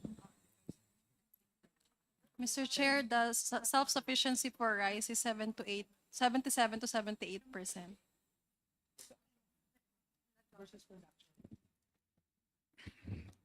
So that is 2024. Para sa anong taon yan? 2023? Alam mo, mahirap ang tanong ni ano. Ganito, ma'am. Hindi, meron kasi silang kinocompute na supply and demand. Ma'am, ganito. Yung demand, may estimate ka ng demand, di ba?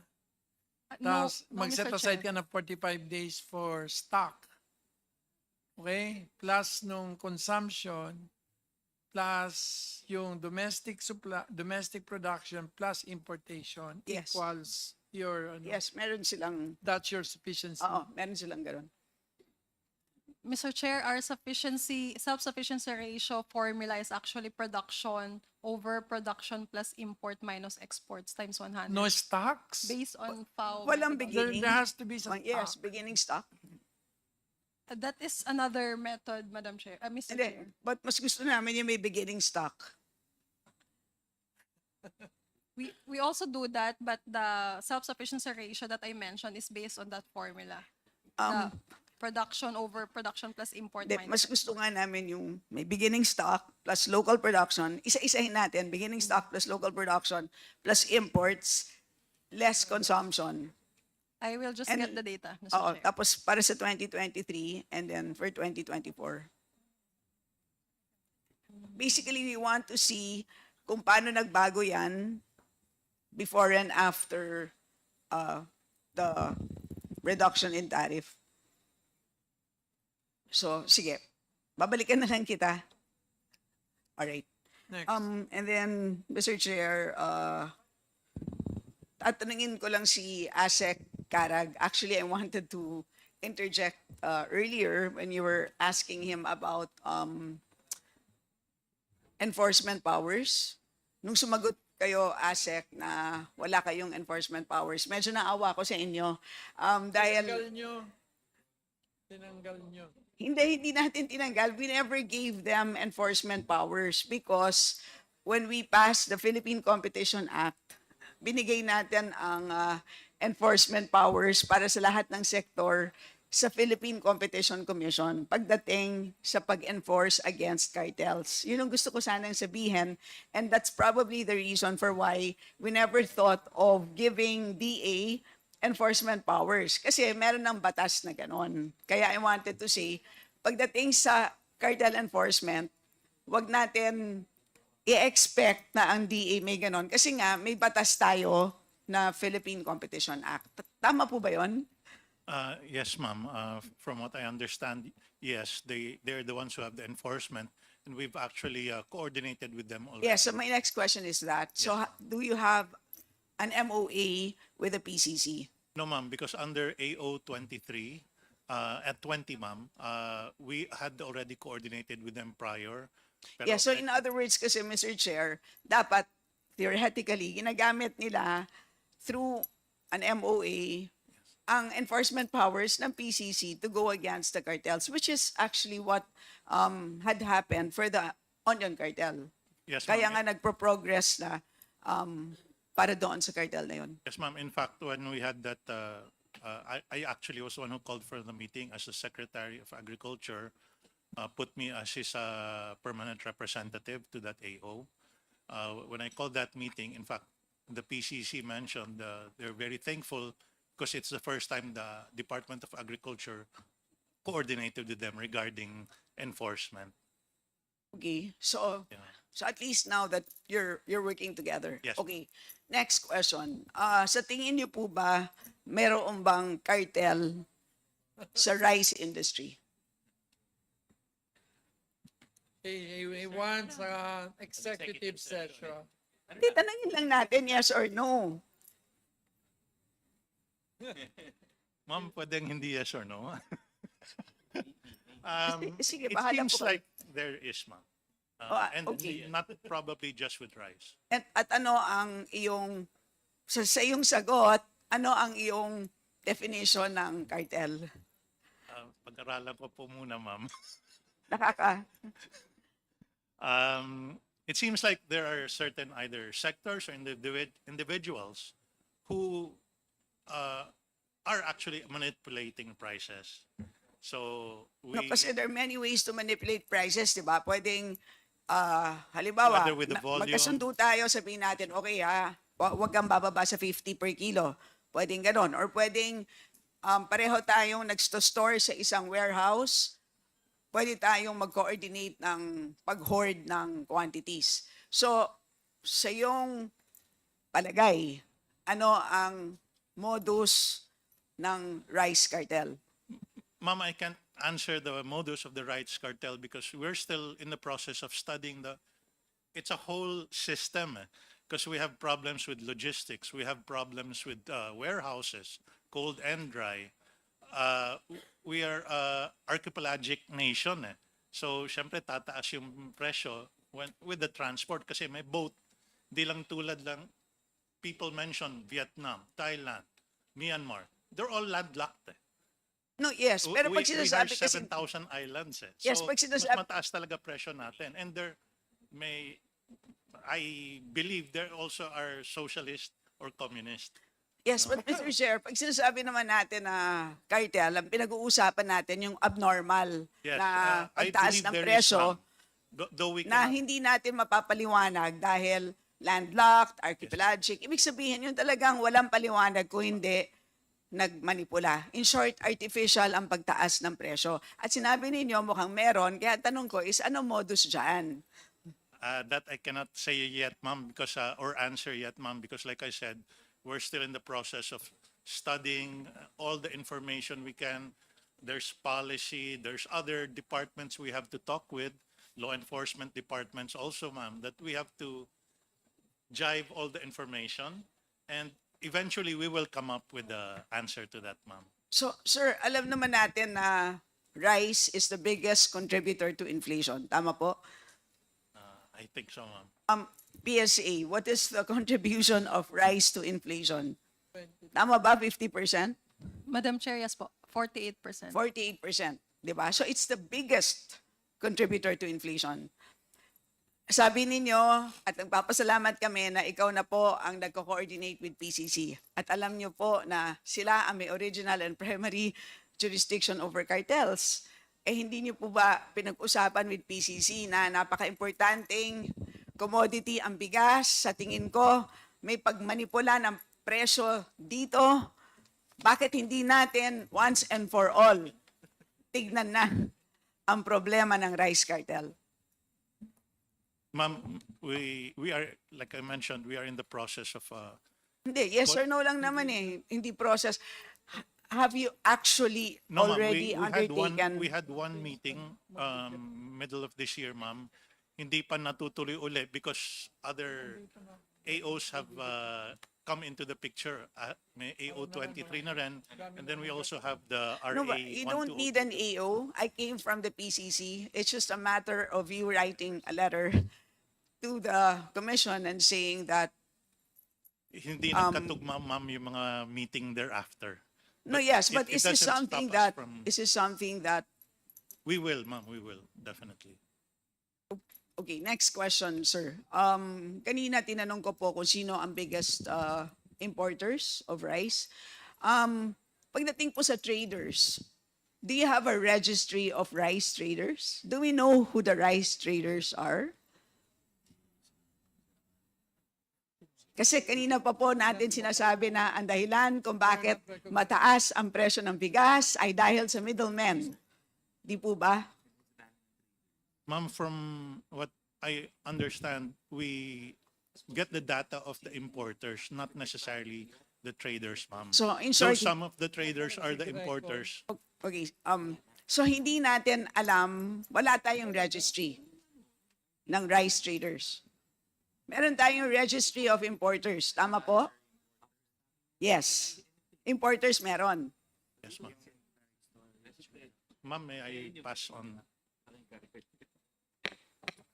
Good afternoon, Mr. Chairman. So, ang ating pong nire-register is importers and then the dry storage warehouses.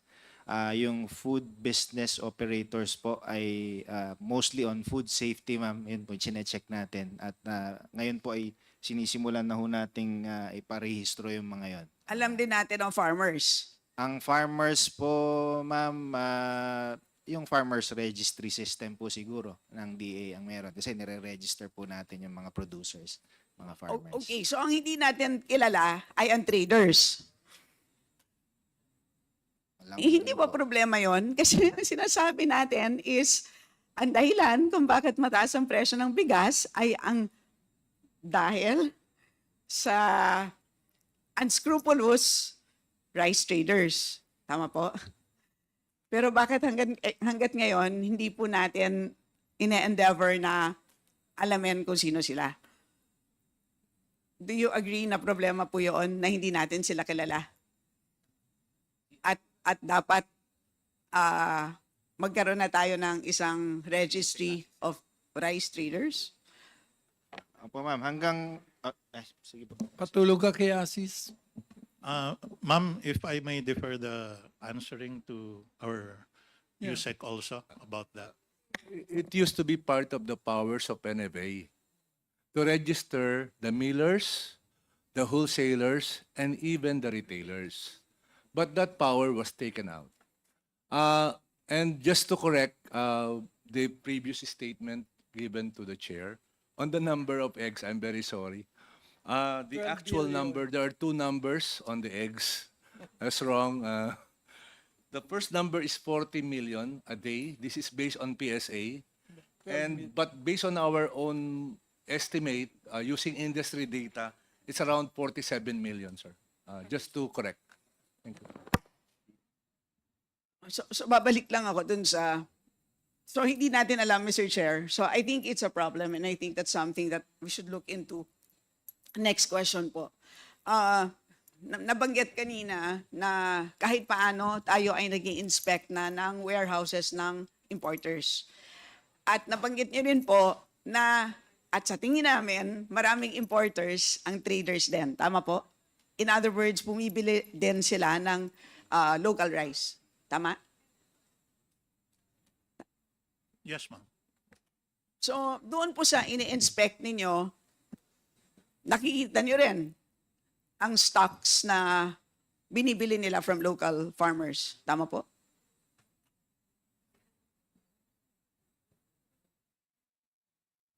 Ma'am, before the BPI answers, may I make a statement? Ma'am, we can only inspect under the regulatory powers of the DA those that are registered. Yes. Majority nga are not registered, ma'am. So we cannot inspect those that are not Well, yet okay, registered. that's a separate problem. Well, first of all, why are they not registered, di ba? Kasi sa LGU nga ho muna magre-register, not necessarily. Well, that's not how DA na eh. that's not what the AO, we've seen the AO many times, Chair Mark. Yes, so in accordance to Administrative Order number 2 ba? Tama ba? 20. Director 20, Glenn? 20. Yung former, the old AO.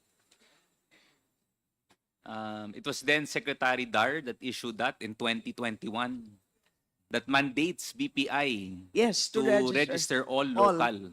Oh, even local kasi imported lang noon eh. And then it was included na all local produce. Sir, it was also, from my understanding, it's in a Supreme Court now, may kaso yun. Because I think what was only required then was cold storage warehouses, not dry storage.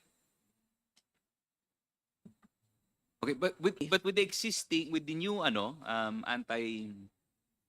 anti-agricultural economic sabotage law, they are now required to register and submit data on a Regular quarterly basis, basis. Yes, sir. Grabe ng bureaucracy. Okay, so, May- yes. Yes, ma'am. Director Tama po. Glenn. Ma'am, yung pong ating pag-monitor ng mga dry storage warehouse kung saan nandun yung bigas. Unang-una po, yun nga, food safety and pest and disease. Yun po yung unang mandato ng opisina. And then, we have already initiated kahit po yung local ay i-monitor and yung imported. But gaya po ng nasabi ni Ase Karag, ma'am, kasi yung iba po kasi, hindi naman po siya talaga rehistradong warehouse. But we have made efforts po para ito ay marehistro. Actually from 2021 po na zero po yung nasa data eh. Pero from 2022 from 107 ngayon po ay nasa 626 na po yung na-registered nating dry storage warehouses. So from 2023, we had 224 registered, 2024, 295 registered. So nag-e-effort po talaga tayo, ma'am. Makita po itong mga ito at makita po kung ano yung laman niya. Okay. And with the law po, baka po nga, yun nga po, makompel po sila na ma-distribute po ito ng mas maayos. So, alam natin ang laman ng mga warehouses na to, whether imported or local. Yung pong mga naka-register po. Yes. So doon na lang tayo mag-umpisa sa registered. Wala naman tayong magagawa doon sa unregistered sa ngayon. So nasaan po ang data na yon? We can submit po yung aming reports no So, ginagawa nating monitoring. Yes, so could you, para sa anong date, anong years? We have it po naman na regularly nag-update po kami ng data na yan. So doon sa latest count, which is over 600, meron ka for those 600 warehouses, nandun ang stocks both local and imported. Yung 2023 and 2024, doon po tayo nag-start talaga mag-ramp Sige up. po, so please submit We will. those. Okay. So, Kong Stella, sorry. With your indulgence, just to inform the body that also in the proposed rice tariffication law, Post. subject of course to the approval of the president. We will require the registration and maintain a national database of all grain warehouses by BPI and cold storages. So double, both from the anti-agri economic sabotage and the RTL. siguro last question na lang, Chair, kay Asakarag. Kayo po yung nasa enforcement, no?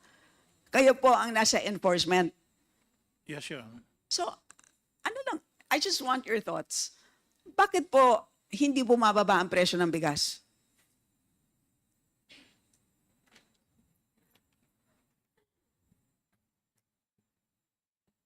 Ma'am, from my point of view, From your in point the of view. office I represent, there's too many problems, ma'am. Give me the top three. Top three. I would say smuggling. And please explain the how. met- Because smuggling is the reverse, di ba? When you smuggle, you don't pay the 15% tariff. So it's supposed to lower the price, right? So why are you saying that it contributes to higher prices? First of all, the way I see it, ma'am, is the smugglers anyway, though they do not Are pay, the smugglers the cartels?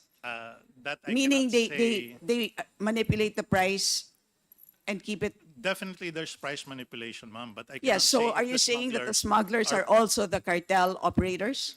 I cannot say in definite terms, ma'am.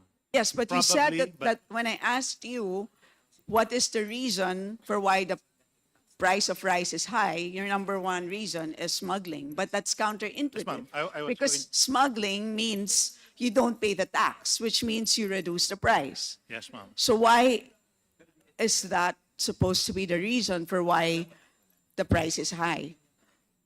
Well, I think other people can be the ones to answer that, ma'am. From I want our you. finance. I want you to respond as enforcer. Yes. The way I see it, ma'am, is the smugglers smuggle, but yun nga yung problema natin ho, ma'am, hindi naman bumababa yung presyo.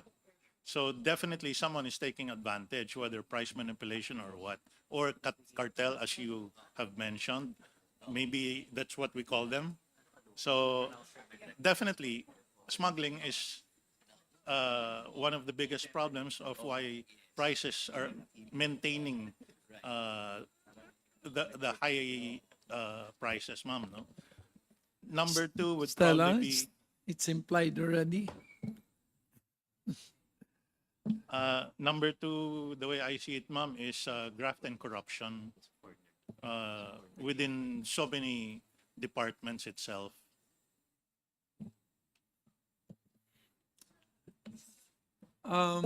Can I at this point just ask, Ascom, magkano na ba kinita natin ng sa RTL? Kung 12 billion ang nawala, magkano ang koleksyon?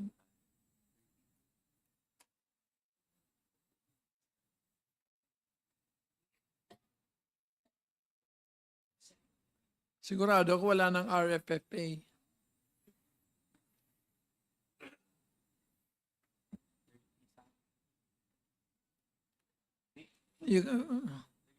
Ayan, meron na. Oh. Then Stella, for your last question.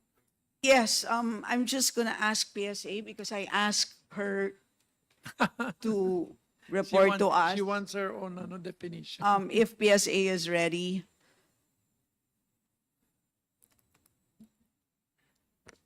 Mr. Chair, Madam Congressman, if we may just submit the No, data. can you just give us a lowdown? I have to verify the computation first.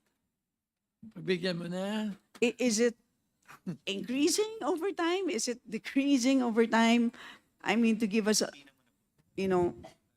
just describe to us the May trend. Like, sinusubinan na ako yung mga based dun sa As this is not unofficial statistics by the PSA, we just compute this as Pero yung internal atin, for validation antayin purposes. ko So I haven't really checked the computation yet. pero tayo na. But we will submit to you the computation once verified. Yeah, both formulas that you earlier Yes. mentioned.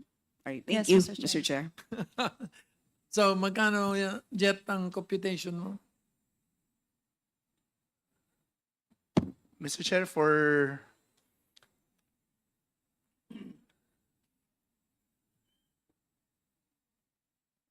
if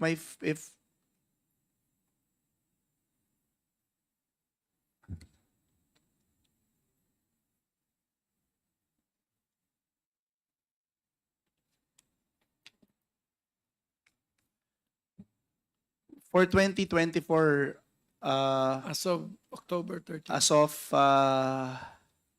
October, yes, October, Mr. Chair, should be around 20 billion pesos. Oh, so that's 32 less 12. Yes. Okay. So meron pa, may pang-RFFA pa. Actually, Ascom, baka you can double check, please, because A little bit more, sir. someone relayed to us before, mga it's already about 30. Yeah. Sorry, 30 yes, sir. billion, I'm di ba? sorry, sir. I Thank read you, the wrong Ascom. data. It's 30 billion, yes. 30 billion point 38. Despite the 15%. There's a difference in volume, sorry, if you compare it from last year kasi. The USDA said that we will only import 3.6 and then they upgraded to 3.9. Then suddenly your importation is 4.1. So somebody's, As of October, Mr. Chair, the volume is about 3.9. yeah, but by year end it's 4.1. Yes. So basically, I don't want to make conclusions, but it's very intriguing that you will be importing more than what the USDA already suggests, estimated to be a 3.9 million metric tons of well-milled rice. Anyway, may I call on our colleague? First, may I recognize the chairperson of our committee on ethics, Congressman Estaras. Thank you, Mr. Chair, and good afternoon. Thank you. And may I recognize our Vice Chairman of the Committee on Ways and Means, Congresswoman Midi Kua. Good afternoon, Mr. Chair. I just have a very short question. Actually, it's very easy, not as hard as Kong Stella's question. So I'm just wondering regarding the list. My question is for ASEC Bringas. Yes. I'm just wondering, for the DSWD, you mentioned you had a list already for the beneficiaries. How do you choose your beneficiaries? Again, thank you for that question, Mr. Chair. Again, for targeting purposes, we use the FIES, the Family and Income Expenditure Survey.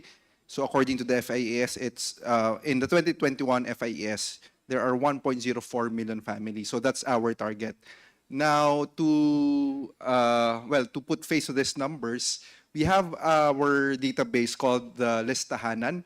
So basically, it's a database of all the poor households nationwide.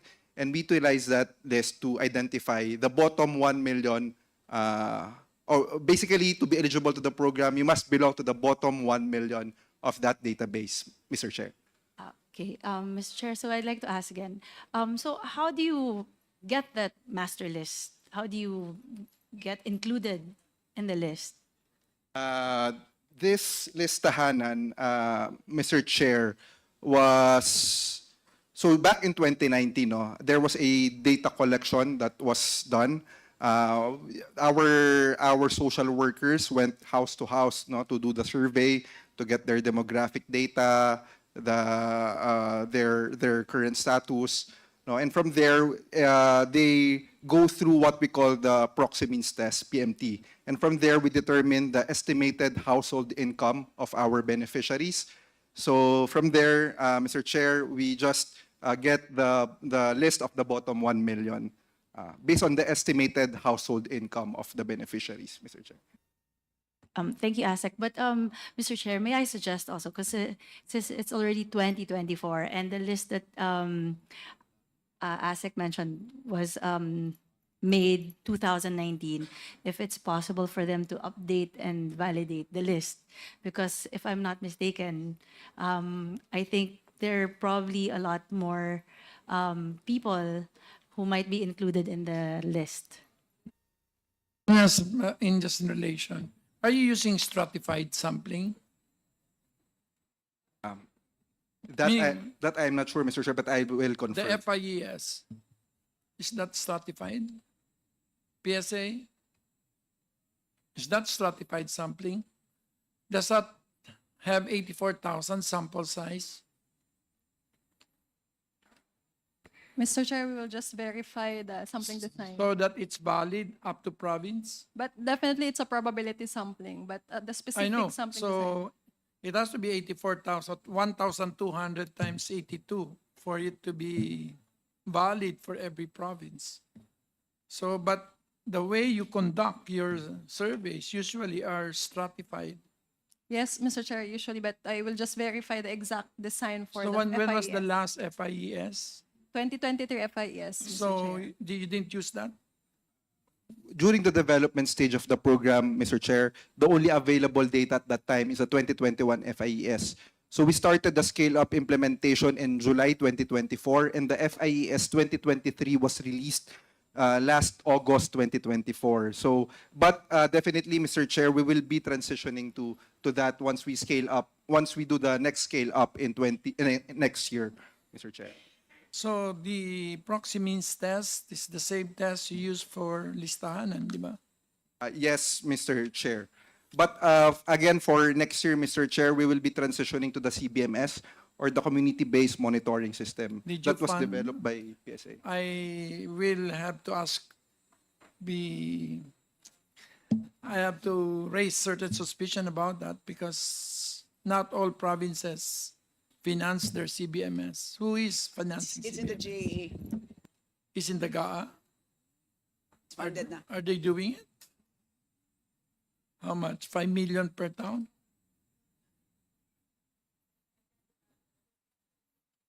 What's the CBMS now? What is the status? Is the Celia Reyes model? You. Yes. Mr. Chair, it's under the development of the CBMS is under the PIDS? Philippine Statistics Authority, Mr. Chair. It's not under the DSWD. PSA? Mr. Chair, the status of the 2024 population census and community-based O monitoring hindi, system is, yung CBMS ang pinag-uusapan. Yes, It's a it's a different combined- sample size. the POPSEN and the So it's CBMS is universal. actually combined. So it's a global. It's a census, Mr. Chair. So Yeah, so it's uh, global. Yes, nationwide, Mr. Chair. It's 90% done with the data collection and the data processing is ongoing. We will be providing NEDA with the preliminary data by the end of the year. And NEDA is in charge of updating and developing the proxy means test model to identify the poor households from the Tingnan mo yan, 2024 magpo-proxy CBMS. means test pa kami para makilala namin sila dahil ayaw nyo ipakilala kung sino na ang lumabas na mahirap. The NEDA is in charge of No, the it's proxy the means data privacy law is still incumbent upon the PSA census. Yes, Mr. Chair. Under RA what? RA 10625, Mr. Chair. There's a confidentiality clause. So, sandali lang sana para sa iyo yun. Kung i-share lang niya kung sino yung mga mahihirap, kung asan sila, sino siya. But anyway, so you're better off with the confidentiality clause para they will answer, no? Tama ba yun? Is that the logic behind the confidentiality clause of the census? Come again, Mr. Chair. What Apologies. is the logic behind the confidentiality? Why can't you share that with a G2G arrangement, let's say with the SWD? Mr. Chair, again, It's the law. I'm sorry. Yeah, Okay. we follow the law, RA 10625. Thank you. Anyway, I think Thank you, have Mr. question. Chair, and thank you, ASEC, for answering my question. Yes. Yes, Mr. Chair. Baka pwede balikan ko lang yung point kanina, no? With the 42, the price of rice being sold at Kadiwa centers at 42, yung rice for all. So technically we've established already that kaya, di ba? I think ASEC Carlos agreed, si Yusek Asis agreed. Tama. Di ba? So and of course ano lang ako sa sagot ninyo na parang wala kayong magawa, di ba? I think that was the premise of your answer. Am I correct? In terms of Given that the price of rice sa market, sa retail, napakataas. Knowingly na you can sell rice, 'di ba? The price of rice could be lower. May subsidy. 'Di ba? It's not no subsidy, 'di ba? It's not subsidized. it's not subsidized. Oh, yun. sir. So It's not subsidy. it's not. So kaya Mr. Chair. Sabi And mo then- kanina, kailangan mong 82 billion For the rice, the 29 29 pesos. pesos. Si 29 para pesos. magawa yun sa lahat. Si 29 pesos, Mr. Chair. Just to maybe explain further, when we're talking about we cannot do anything in terms of prosecuting, the reason for that is we don't have enforcement power, nor do we have investigation capabilities right now. It's Okay, not under sige. our plantilla. Thank you, Yusek. Because previously in our hearings, jurisdiction-wise, sa Onion namin sa Onion, jurisdiction, it was clear. It is under DA's mandate. Kung palengke. Am I right? Groceries, sa inyo rin. It's not DTI. Am I correct? Under the Price Act, sir, yes. If there's a 10% so you have, third may police increase. power din kayo. Responsibility nyo yung markets, di ba? Sa inyo yun. Sir, may I answer for that, sir? Sige, sir. Sir, Yes, it's, technically it's under the DA, but it's more specifically under the FSRAs, which is a BPI or BAI or BFAR kung isda. May kanya-kanyang bureau, yes, sir. yes, for rice. For rice is under BPI, sir. So markets, registry lang sila eh. They're only registry. Registry and then yung But parang nagbago na yung DA ha. Director Glenn. it's under AMAS, Oh, yes. sir, yung pricing. So still, AMAS. you can. So my point is here, hindi pwedeng sabihin nyo sa akin na walang magagawa. Meron kayong magagawa. At the very minimum, can you recommend SRP? Yung mga ganun man lang. Something must be done. Yusek, baka... Yes, sir. That's why we clarified that when I said, because the context is prosecution, and that's why I mentioned that in terms of prosecution, we don't have that power. But as to whether we can do an SRP, can be done. The president has done it before.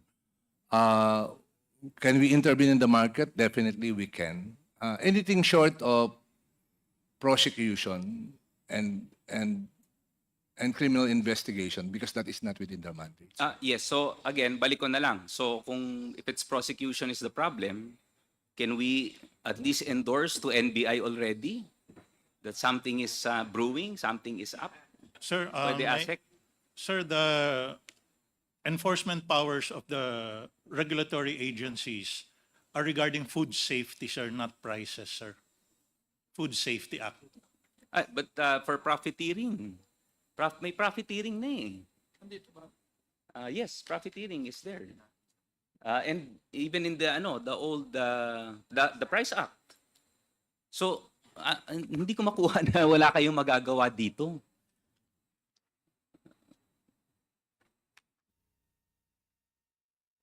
Sige, Yusek Ching, please. Mr. Chair, maybe just to add some clarification. Doon po sa Bantay Presyo Act, when we look at the market, it's a combined effort really of the DA and DTI. We go together and we monitor the prices. In the case of DA, we provide the SRP. And in terms of enforcement, we also work with the local Bantay Presyo group, wherein we have the market masters pagdating po sa palengke. So, if we are to look at it in terms of local price monitoring and enforcement on the market level, it has to be a joint activity with the local government because they oversee yung operations po ng mga palengke through the market masters. So in the previous discussions in the past, we look at that collective effort between the national and the local Bantay Presyo Act because institutionally, meron pong sistema, may structure. And in the case of the local government unit, they can either what do you call that, suspend the business permit because it is within their ambit and regulatory powers because it's already local and it's Yes. already market monitoring and implementation. Yes, thank you, Yusek Ching. That's very good to hear na local, ano. But again, ano nang nagawa ng DA? Has anyone endorsed to any local government with regards to any intervention from the national government para set yung price, para someone at least investigates, does a trace back nung supply value chain man lang relative to price? Sana man lang may ganun eh. Is there any effort done by DA? Yusek Asis. Yes, sir. In fact, we went to the extent of calling on the retail outlets, the retailers of rice. This happened, I think, 2 weeks ago, and Sekarag was there, Amas was there, and we provided them with our view on what the price should be. And then they made the commitment, actually, sir, Mr. Chair, that they will put the price of price down. We did that, and that is something short of prosecution. Now, when it comes to the Price Act, sir, if I remember correctly, the Price Act applies when there is an upsurge in prices. So now, sir, what we have is a situation where prices is going down, but not as fast as we expect it to be. And so, with that, medyo yung paggamit po ng Price Act, parang I will have to look at it closely. Yes, but also, Yusek, anyway, may amended version na rin, ano? We clarified it in the new law sa Anti-Economic Sabotage Act, di ba? So magagamit mo rin yon, yung profiteering. So I think madali naman yon. It's not relative to, it doesn't have to be yung decline in price, but di ba? So please, something has to be done. I hope you could meet with DTI or any other relative member, ano. Sa consumer group. So, di ba? Thank you. Magandang balita naman na meron kayong effort na to meet the retailers. But I am skeptical kung bakit pumayag lang sila ng ganon.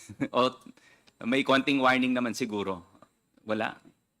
So ibig sabihin, kaya nila. Thank you. Thank you, Mr. Chair. May I recognize Sir my Chairman. co-chair, Thank co-chair you. Biron? Thank you, Mr. Chairman.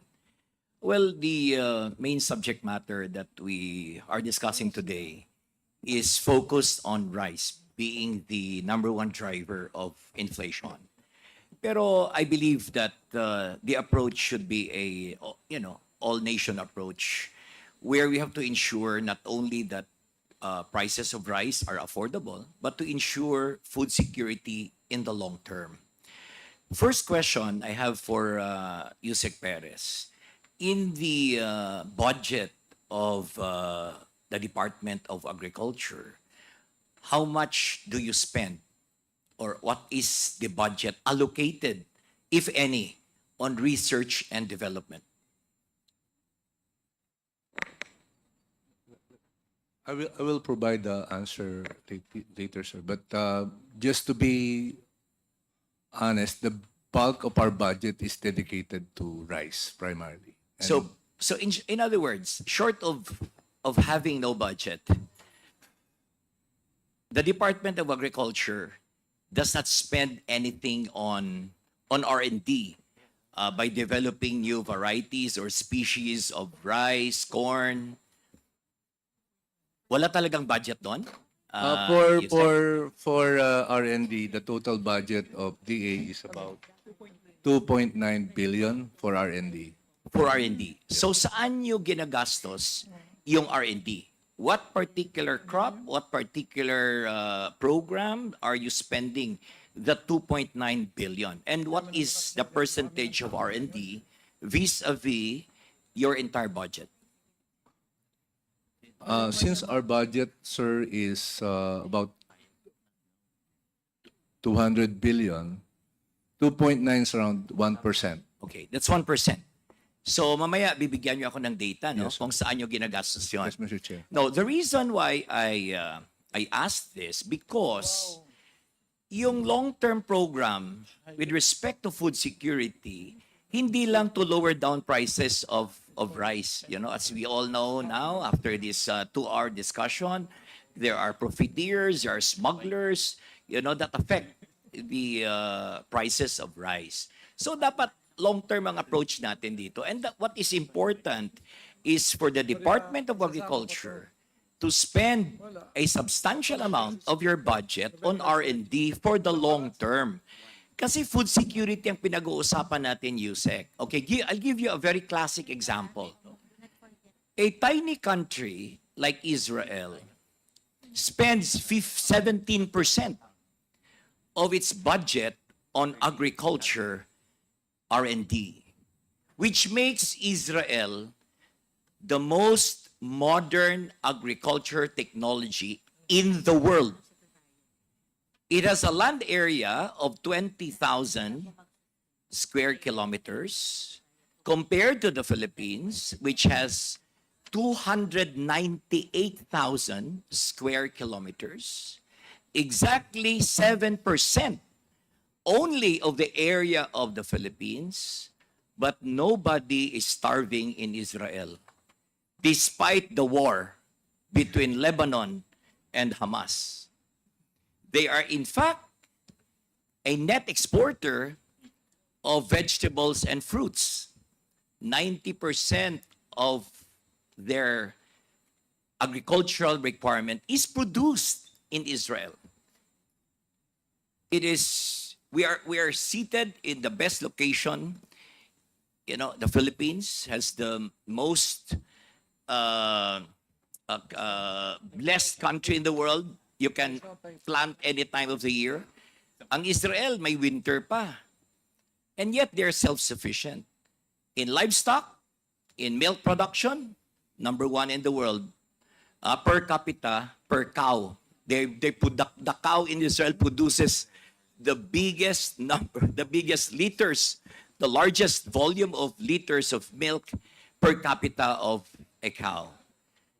So, in other words, hindi importante kung ano kalapad or kalaki yung lupa natin, Yusek. Yeah? Hindi siya dependent because we have seen this. So, ang tanong dyan, no, is realizing that we are deficient in terms of R&D. Long-term approach ng Department of Agriculture, hindi pwedeng importation lang. You know, because we could not sustain and ensure food security by importing food, rice, and other crops from other countries. Because darating yung panahon that other countries will limit. And in fact, nangyari na yan during pandemic. So, ano sa palagay ninyo? Would you discuss this particular issue now that we are having this inquiry? Go back to Secretary Kiko and undertake a long-term approach, 20-year program on how we can intensify and put money to ensure that we will be able to produce crops with higher yield. Ano sa palagay niyo, Yusek? Mr. Chair, yes, I cannot agree more with your views, Mr. Chair. Although we are now focusing, because of the limited resources, the focus now of the department is to make sure that R&Ds are driven by industry requirement. Because many of our R&Ds are in fact driven by Scientists. by those who are interested in their science. And so that portion has to be addressed as well. although the DA provides like just 1% of its budget, but if you take into account the budget of the OST, which is also allocated for agriculture and fisheries, we're looking at more or less 3% total. But again, it's the use of the money, it's not the allocation, how the money is allocated, how it's utilized. I came from the industry, and that has been our complaint. Many of the researchers results were unused. That's the complaint of the AST. And we told them the answer is because this is not industry-driven research request. I think you should work closely with the OST because we are now living in a digital world. And I will ask Lionel later on his comments and insights. You know, we are in the world of AI, robotics. Wala ng tao, one day nobody will work. Nobody will be, you cannot find anyone working in the farm. So as early as today, Israel employs already artificial intelligence and robotics. They are doing harvesting of their fruits via drones. They are monitoring soil conditions through drones. They are spraying pesticides through drones. So ganito na ganito na ngayon. We're living in this world. It's inevitable na hindi tayo mag-adapt dito. So ang problema sa Pilipinas, very conventional pa rin tayo. We have to think out of the box, no? Ako, iniisip ko yan, to impart it to you guys because while I am a doctor by profession, I am an entrepreneur. So we always want to access, to what technology can provide us to be competitive. Dapat baguhin ang mindset ng Department of Agriculture. Dapat moderno na kayo lahat ngayon, di ba? We should never be dependent on rice importation kasi if we are only sufficient in our production of rice, hindi na problema ito ni Director Glenn ang mag-issue ng special permit. Kung nagagawa ng Vietnam yan, nagagawa ng Thailand, tinuruan lang natin sila dito. I remember when I was in elementary, mga Thais na yan, doon lang nag-ieskwela sa agriculture sa amin sa Iloilo. Ngayon, very inferior tayo kumpara sa kanila. So, that is how we approach the program. Yung ginagawa natin ngayon is interventional. Because there is a need for us. Surgical talaga ang gagawin natin dito. Plug the loopholes, prevent smuggling, prosecute the criminals. But on the other side of the fence, dapat yung ating isipin, USEC, doon sa Department of Agriculture and the Department of Science and Technology is how to ensure food security and to be self-reliant. So, tama naman yung approach ng DSWD, no? I commend, but ASEC of DSWD, with all due respect, magandang programa ninyo sa food stamps. Pero the program is not sustainable given the fiscal condition of the country. We are working on a deficit budget. We cannot sustain. We cannot keep on, securing loans to feed the poor because hindi tong dapat ang approach natin. So you are solving the problem, but this is not a sustainable approach. No? Kasi kung sa atin pa, post-mortem na yan. There's already damage to the children who are stunted. 1/3 of our children before reaching or below 5 years old is stunted. Imagine mo, permanent damage na yan. Pag lumampas na ng 5 years old yan and there's no intervention, they will be dumb children. Kahit ano pang gawin nating scholarship, kahit punuin pa natin ng scholarship yan, hindi magbabago yung IQ ng mga batang yan. So, finally, Lionel, you're an NGO, right? NGO ba kayo? Yes. Yes po. Yeah, so I was listening to your presentation kanina. It's noteworthy that you have presented this data, no? So, sa palagay mo, anong gawin ng ating gobyerno, ng Department of Agriculture? Would you agree with what I have presented na, we will fund, or government has to put money where its mouth is, and ensure that we'll be able to acquire and employ science, technology, innovations, the digital approach in order to solve the food insecurity in this country. Lionel, please. Thank you, Mr. Chair. To admit lang po, I'm not an agriculture economist, but I am trying to study that the past few months. In terms of the adoption of technology, you're definitely right, Mr. Chair. It's very important that we pursue that.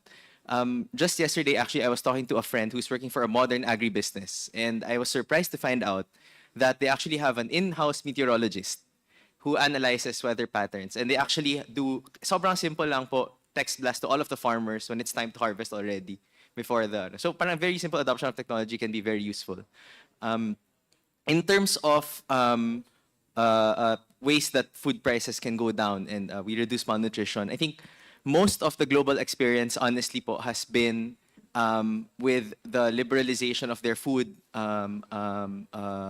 sector for places where they don't produce that much protein. And in countries like Brazil or Mongolia that really reduced stunting, it was because they had large grazing fields, they could really produce protein. That's why they could feed their people. But for countries that didn't have that, it was a combination of rising incomes and lowering the barriers to food entry into their country that really reduced stunting. But it's also the reason why, and we've been doing that policy-wise, and I think it's why the discussion of this committee is very important, because we're not seeing the results that we should be seeing from the reduction in tariffs, for example, Mr. Chair. Yes, one more comment, Mr. Chairman. Yusek Perez, alam nyo, in the last 50 years, congressmen, including us, have been lobbying for money, for irrigation. Hanggang ngayon, or probably hanggang matapos yung term namin dito, budget for irrigation will never be sufficient. So that's why technology and science has to come in. Israel, walang tubig. What do? It's what? It's dripping irrigation. They save 80% of the water, that should have been wasted. Kung conventional irrigation, wala nga silang tubig eh. So, what do? Dripping irrigation technique sila. And number two, they save their water from the waste. 99% of the waste is water. Only 1% are solid sediments. So, nababalik nila yung 99% kasi wala silang tubig eh. So, this is something that government has to learn. So, we should learn from those na nauna sa atin. Dapat ang mindset magbabago talaga eh. It should be radical yung approach natin and innovate. That hindi na tayo lumipas na yung analog world, nasa digital, nasa AI regime na tayo ngayon. So I hope that you could do something about this, Learn from Lionel. You can ask him to be your consultant, talo ako dito kasi summa cum laude dito eh. Nag-graduate ako, magna lang eh. Pumasok, So, my point is, yung approach natin, baguhin natin, So, I think that's my personal take on this. And kanina, wala na si Congressman Briones, but one very significant point kanina ni-raise niya ASCOM. Telegraphic transfer is a mechanism that does not ensure that the declaration of value with the importation is accurate. Am I correct, ASCOM? Yes, Mr. Chair. Yes, because an importer can always evade by paying multiple tranches of telegraphic transfer, which is not exactly what is reflected in the commercial invoice. So would you recommend that for agriculture, for this particular industry, would you recommend to reinstate, the pre-inspection regime only for this particular industry para mawala na ng problema, mawala tong problema ng smuggling, technical smuggling, undervaluation, etc., etc. Because I think that is one of the approaches that we have to do, to help the industry and eventually and ultimately protect our consumers. That's actually a very good suggestion, Mr. Chair. We've dangled with that idea even before but it never materialized. And I think this is the proper time to reintroduce it since a pre-shipment inspection would entail that the data that would be coming to the Bureau of Customs would actually be verified by an independent. Yes, not all, no, not all commodities. Only Only for agriculture. agriculture, only for rice and related items. Because if we do it as a whole, may downside yun eh. SGS before was doing that, no, in the 1990s, but may downside yun because sometimes SGS may overvaluation eh. So nakakaproblema and importers would suffer paying high tariffs and tax credit is a headache for importers to apply. But let us limit, Mr. Chair, only for agriculture produce and imported commodities, no, including rice. That's all, Mr. Chairman. Thank you. Thank you. Thank you very much. First, may I recognize our colleague, our good Congressman, Coco Yap. Good morning. Good morning. Good afternoon. Kung minsan maawa ka rin sa DA. Pag bumagsak presyo, problema. Pag umakyat presyo, problema. Tapos, etong mga taong to, wala naman tao kasi dinibold natin. Kaya kanina pa ako nagtataka, bakit wala mga enforcement capacity itong mga to? Kasi binigay mo na eh. Pero Lionel, ikaw yung ginawa natin lahat ng policy pero hindi tumatama. Ganun ba yung sinasabi mo? Dahil I think the answer there is policy rent. I'm not so sure, sir. You're I'm not honestly, so sure. No, I'm honestly curious, sir. I'm also learning from, I think, the other No, discussion today. you said that you should be more open to food. You should be more open to technology, which we are. But why is it that we're not getting the benefit? Because there is something in the middle. It's called rent. It's called policy rent. That is why we are here today. So anyway, unless anybody, may I ask the 6 secretariats, no, 5? Before we suspend, we ask the secretariat to please meet on all the requests that were made. Stella? Sorry, just one additional data request. Information on warehouses. What capacity of the warehouse? Yes, including owners. So Oh my God, talagang pahirapan mo ko. yes,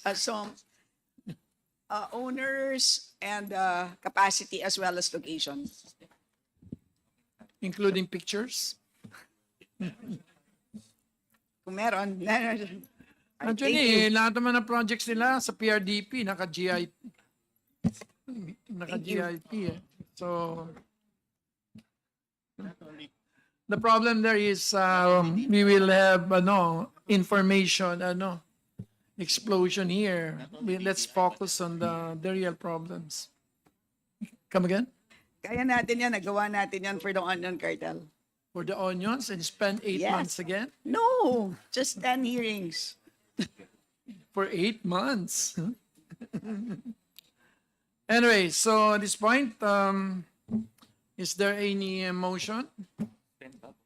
I know, is there any suspend? Hi, but also, Mr. Chair, I'd like to also request a COMSEC. I think we wanted to invite NMIS also to enlighten us with the accreditation on both the importation of these basic goods. I think especially for poultry, livestock, we would like that to see. And what else do we have here? I think there are other resource persons that were already identified during the course of this meeting that we send an invitation that they be able to join us on the next meeting. So that's it, Mr. Chair. If there's nothing more, By the way, in the request of Honorable Kimbo, I believe there's the DTI and LGU, registered warehouses and other storage. I think we should get for all, not just the DTI, but also LGU registered. That should give us at least a greater picture on what is actually our capacity for warehousing and storage of such basic goods. Okay. Well, if there's nothing more, Mr. Chair, yes, I would move that we suspend session.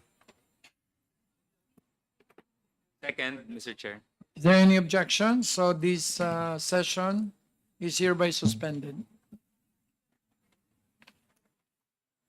See you Sabado. See you Sabado. Ano ba yun? Si Purge.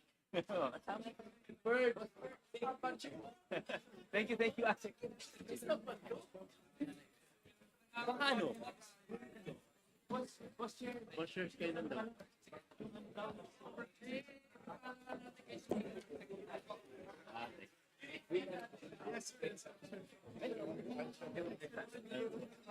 Sino ba? Kaya niyo yun?